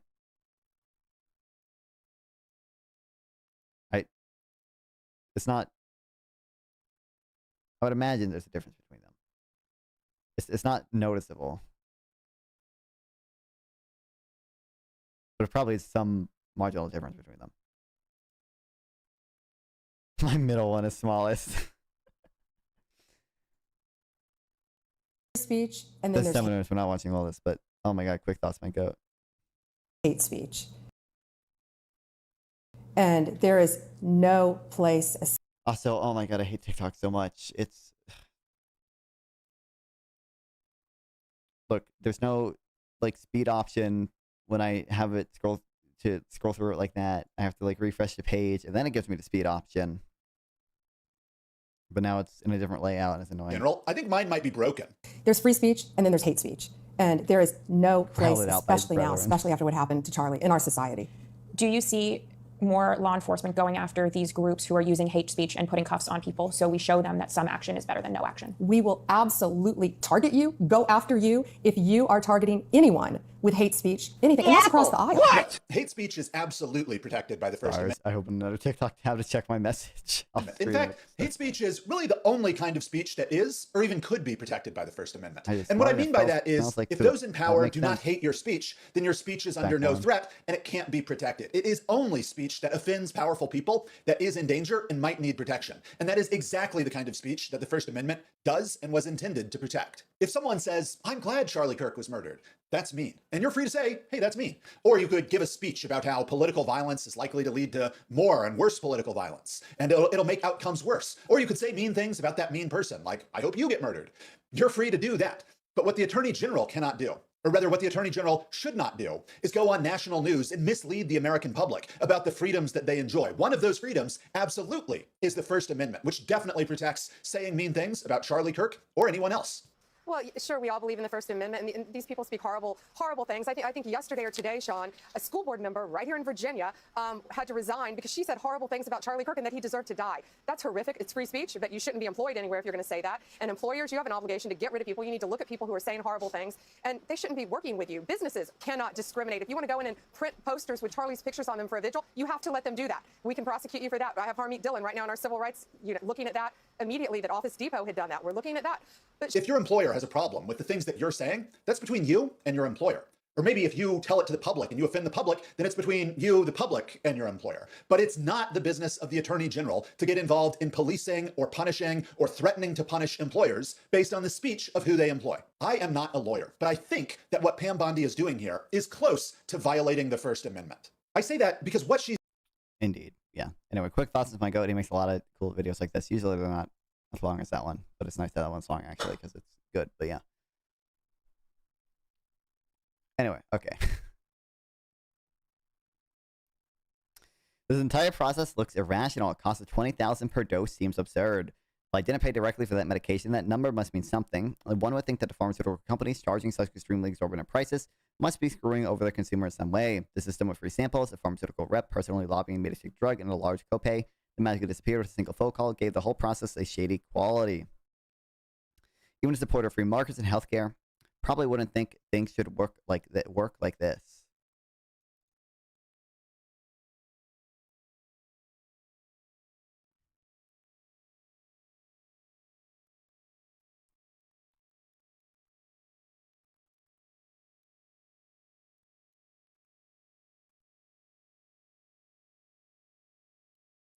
In other developed countries, price controls are much stricter and central planning is more direct rather than relying on a patchwork of imaginary prices. Sometimes these prices may be completely covered by insurance, and other times they are either unaffordable or offset by seemingly arbitrary discounts. Bondi's beehole, incredible. Yet, as silly and haphazard as this system looks, it is the innovative engine of the world. The United States carries out the largest share of global research and development in the life sciences. The U.S. research is estimated to generate around 80% of the most important breakthroughs in medical, biochemical, and biological fields. I was talking to Hunter about this stuff.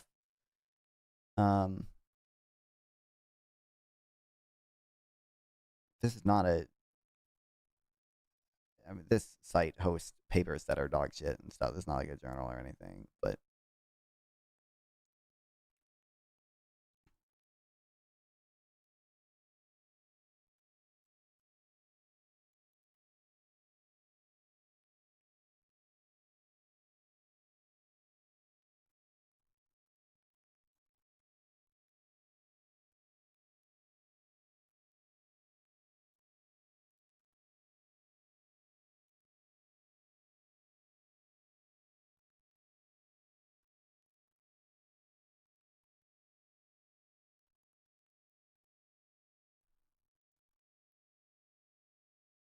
Is this guy at all a...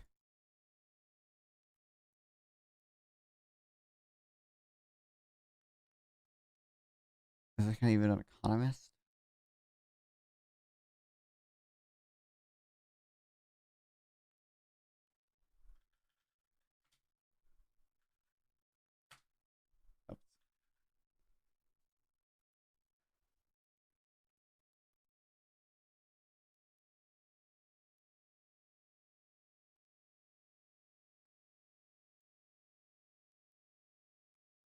Yeah, this is him.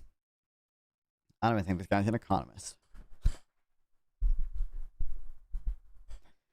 I mean, is why partially why we need to go on the econometrics arc, okay? But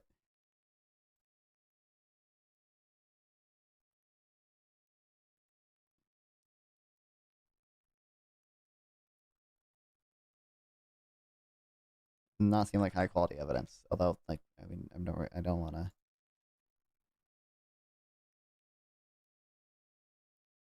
Oh, maybe it's just because it's like, do you have a shrimp pic in your Tendy profile? Do you mean Tinder, like dating stuff? I do. I think on Hinge, I do actually have a thing of the shrimp costume in my profile.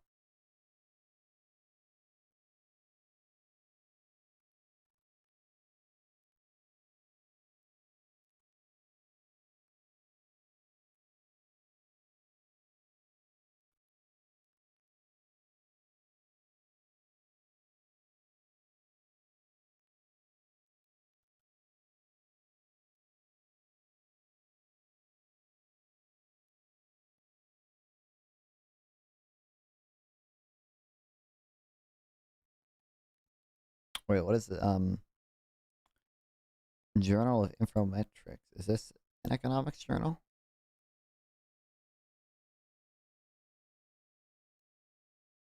I mean, it's at least a peer-reviewed journal at the very least, so.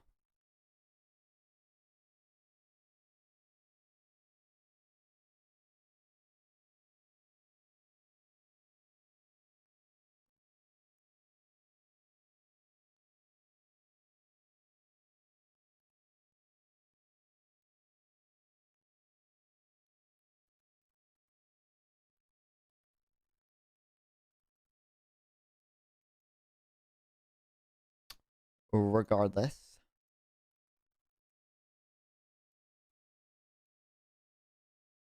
Even when companies make breakthroughs that are not in the U.S., they motivate to invest in innovation because they think they can make more money here than anywhere else. Truth, nuke. 2018 analysis found that U.S. consumers account for 64 to 78% of global pharmaceutical profits, illustrating how U.S. spending and pricing structures subsidize innovation that benefits patients globally. Collectively, these figures underscore the centrality of the United States in shaping medical advancements through both high-volume research activity and breakthrough discoveries. Freedom to advertise new drugs and treatments is another part of the U.S. healthcare system that is extremely rare. Without the clinic's slick advertising and the Skybridge brand ambassador holding my hand through the entire complicated process, I may never have gotten the medicine.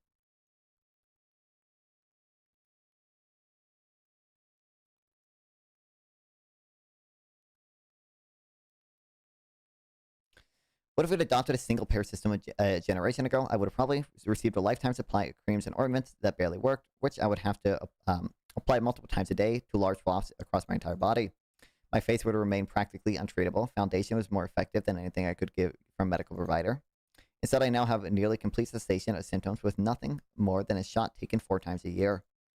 Those inherent that the most seemingly dysfunctional profit-based system is usually better than the highest quality forms of central planning. As long as there is some way to turn ideas and innovation into products and services that people want, no matter how many barriers the government puts up in its way, science will move forward. It may go faster or slower depending on the policy choices we make, but it will continue. One advanced economy allows windfall profits in the pharmaceutical space. It's not a coincidence that ours is one responsible for the vast majority of important medical breakthroughs. Be honest, socialized medicine is a marshmallow test. About what? It can provide advantages in the short run, yet it ensures there will be fewer innovations in generations. Even as supposed benefits are usually exaggerated and often have drawbacks such as wait time to specialists and lower rates of cancer survival. Seen stuff like this before. If you don't answer, that means yes. Does it?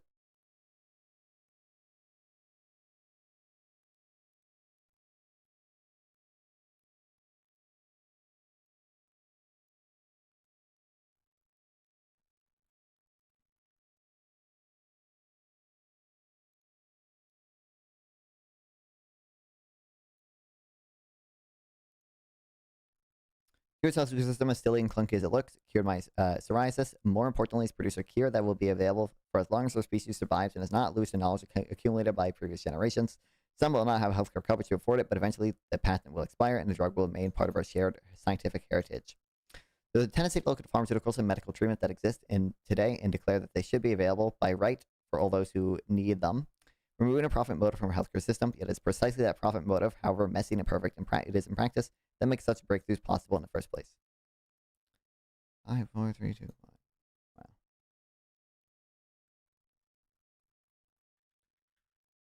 Consensual, of course.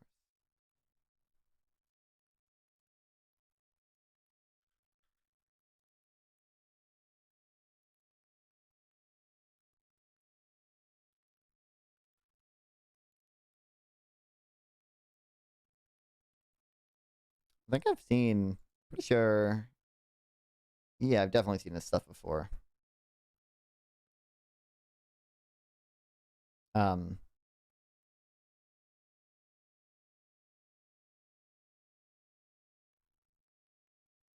Because this is, I'm pretty sure they work with Cato.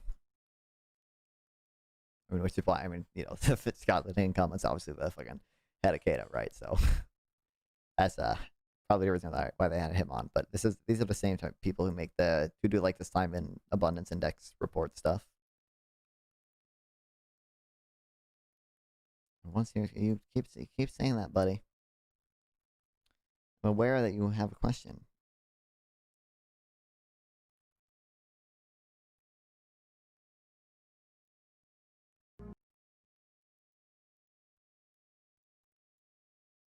And then a lot of what the imperial emerge, like Elon Musk say. Right. So I would say that it's exaggerated to say that the innovation's only coming from a few people, because that's really focusing on the biggest changes. But once you appreciate the role of innovation,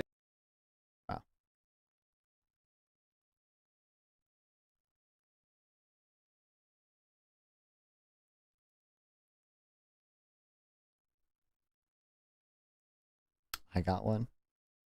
Anyway, this is the drama I care about, okay? Live and learn. Nice one, Michael. Yeah, I know. You know, by the way, you know, I was like one of the last things that Conway talked about on Live and Learn, okay? As he was doing his like final sign off, he was like, you know, oh, I had so many people reach out to me and say, you know, they were the reason they got his did an economics degree or whatever, you know, non-fun, said that like, oh, him and his like friends in high school were like watching a Conway videos or whatever, and I felt immense joy in that moment. I was like, hell yeah, okay. One of the final sentences uttered by Reveal Your Pecker, real. Conway on Live and Learn was about me. And this is meaningful because I'm egotistical. Anyway, this is the drama I care about, okay? About between Oliver Blanchard, this dude who I have seen not that much stuff from, but I feel like I've seen some of his stuff before. Talking about wealth taxes in France.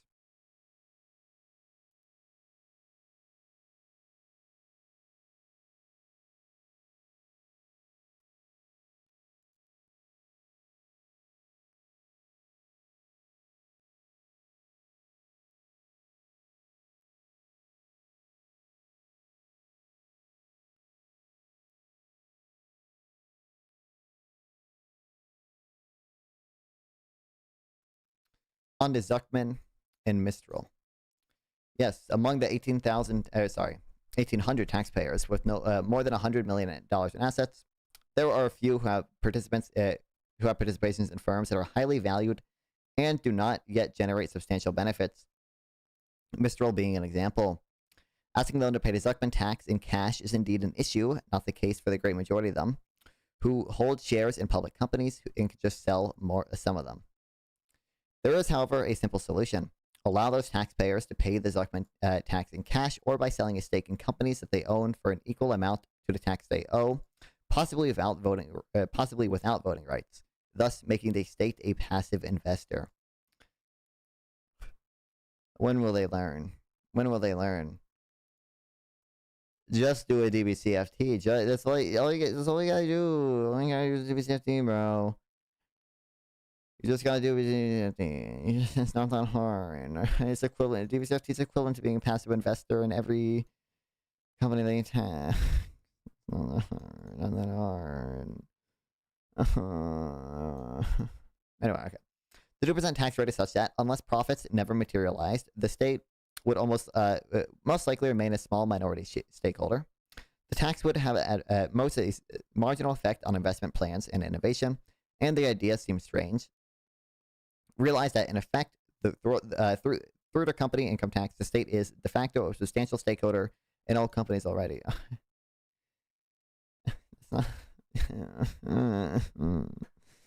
If you want this, then do it. Then do it. Then actually have a tax that doesn't change incentives, just like, you know, how actual ownership doesn't change incentives.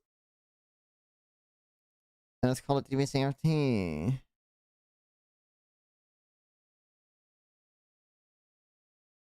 It does well when they do well, badly when they do badly. Anyway,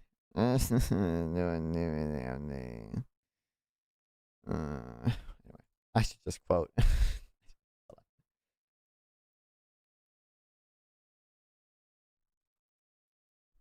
What's a funny reaction? I can just do like the Mario sad.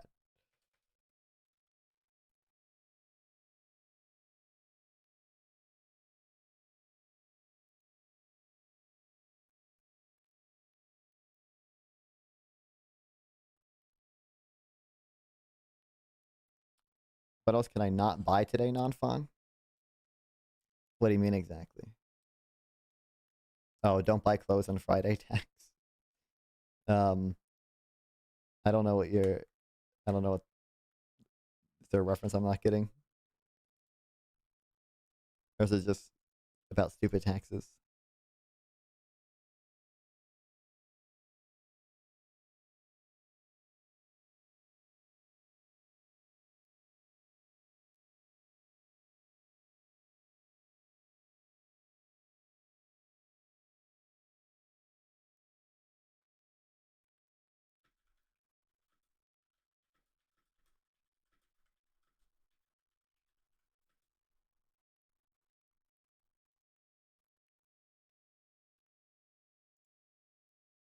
Don't buy clothes.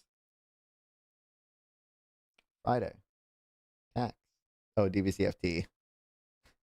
Oh, do you not know what it stands for? I feel like I'm talking about DVCFT enough. You should know what it stands for by now. It's destination-based cash flow tax.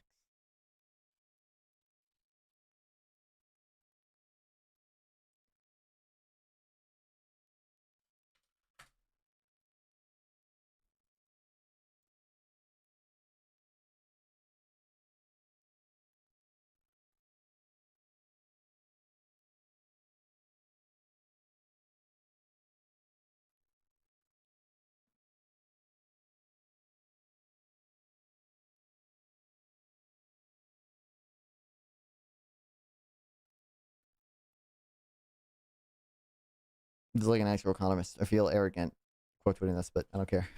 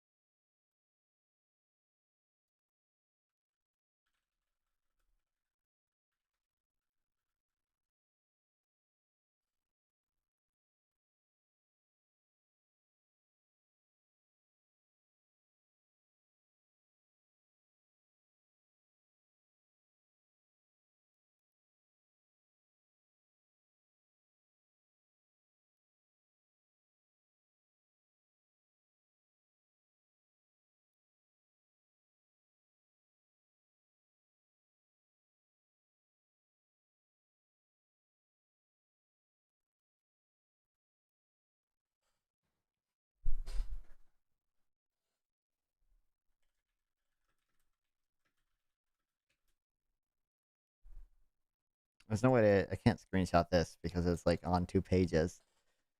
Rip.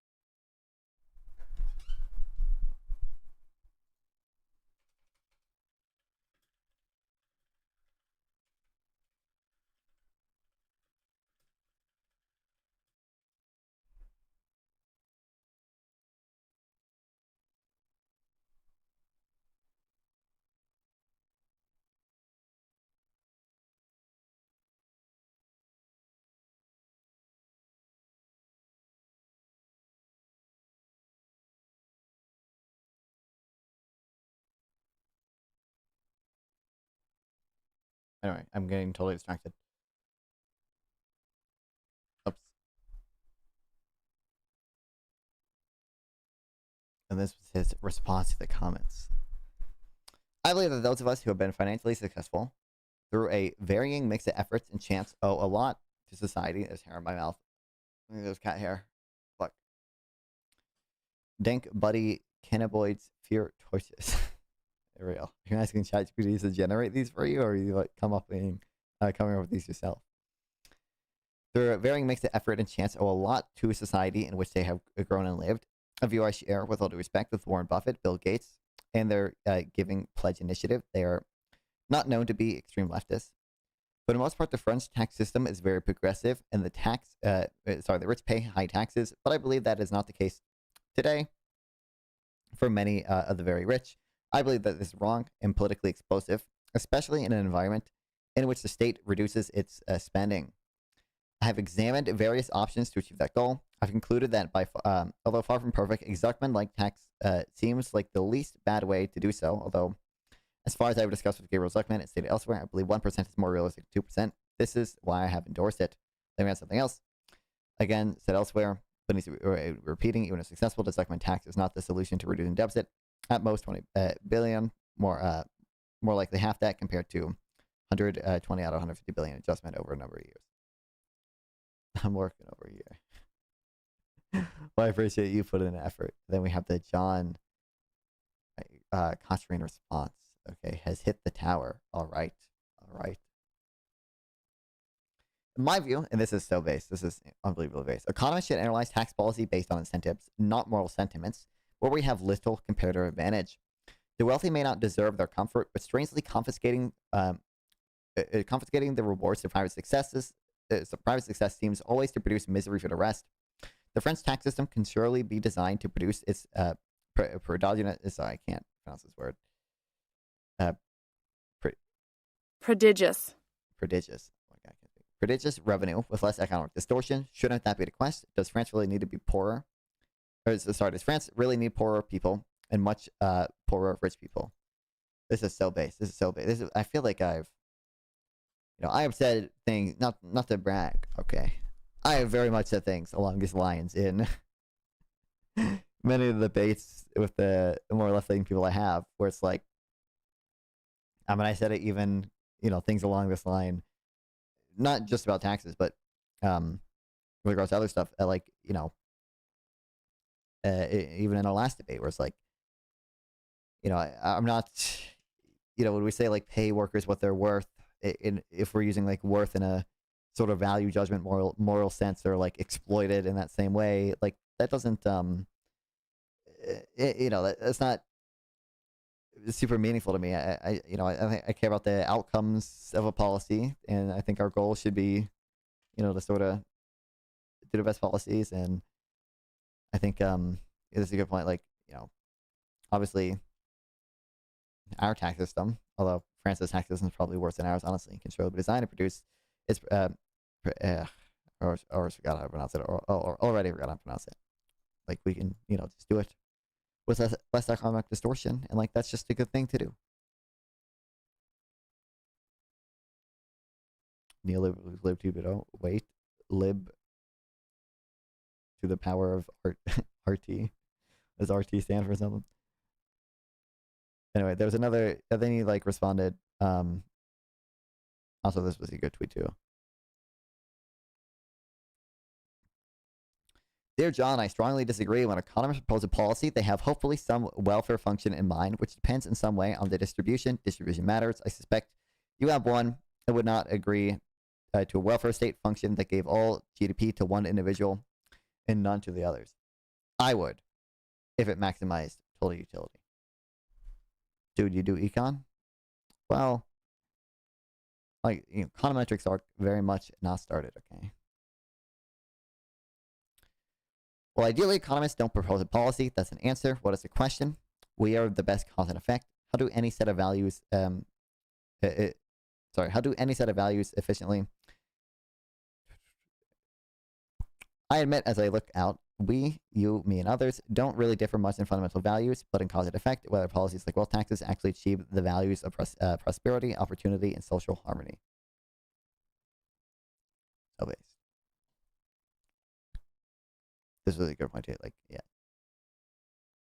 In 2010, I asked a famous labor economist whether the CEO of Facebook would work fewer hours if he faced a 75% marginal tax rate. He replied that I was focused on the wrong margin. At age 20, if Zuck expected the 75% tax, he wouldn't have invested the hours to become Zuck. Truth note. Something cord. Oh, No, I recognize this. Not even just from economics, just from math. The number of compounding periods in each year increase without limit. Continuous compounding. Yeah, it's just compound. Yeah, okay, yeah.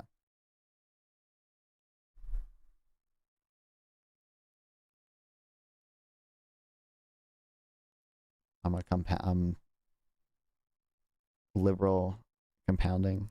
I have compounding interest on my libness.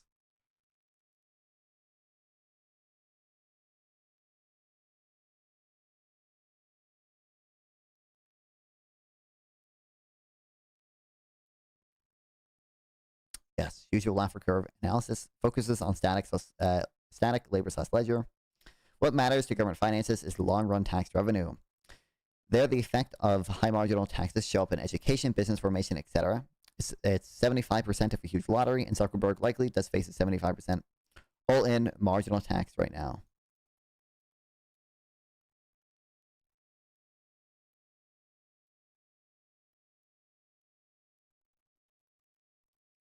He's still based. Although I haven't read this one yet. What's the? As we all know, 20-year-olds looking for fame and fortune make their labor decisions based on the existence of a 2% wealth tax. 2% per year adds up, and they do make their human capital investments and career choices based on the examples, what they see around them, or their absence, for real.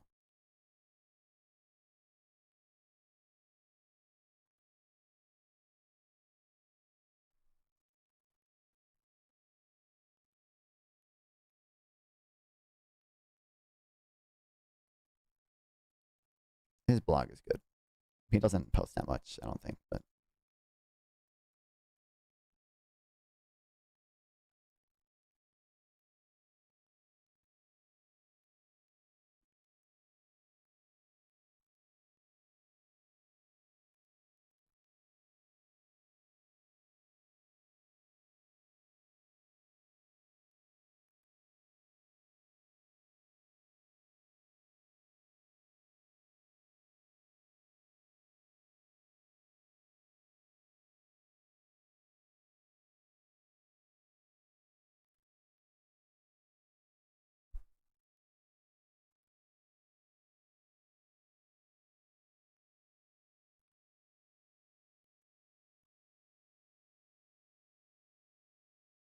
I favor zero inflation and price level target like on Greenspan. I think the Fed should get there slowly, opportunistically, rather than all at once, because I distrust my own understanding and dynamic adjustments to a new regime.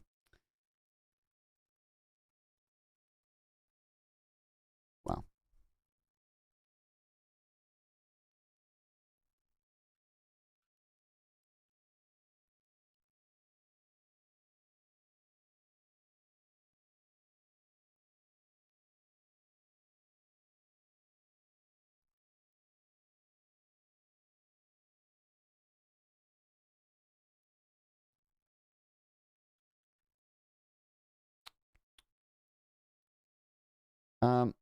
Did I say I was going to react to stuff today? Get fucked. You fell for it. Fell for it again award. Get trolled. Get destroyed. Get owned. Yeah, I think I'm gonna maybe add a stuff and go to bed.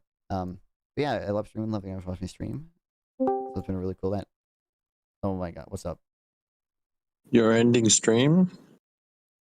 Yeah.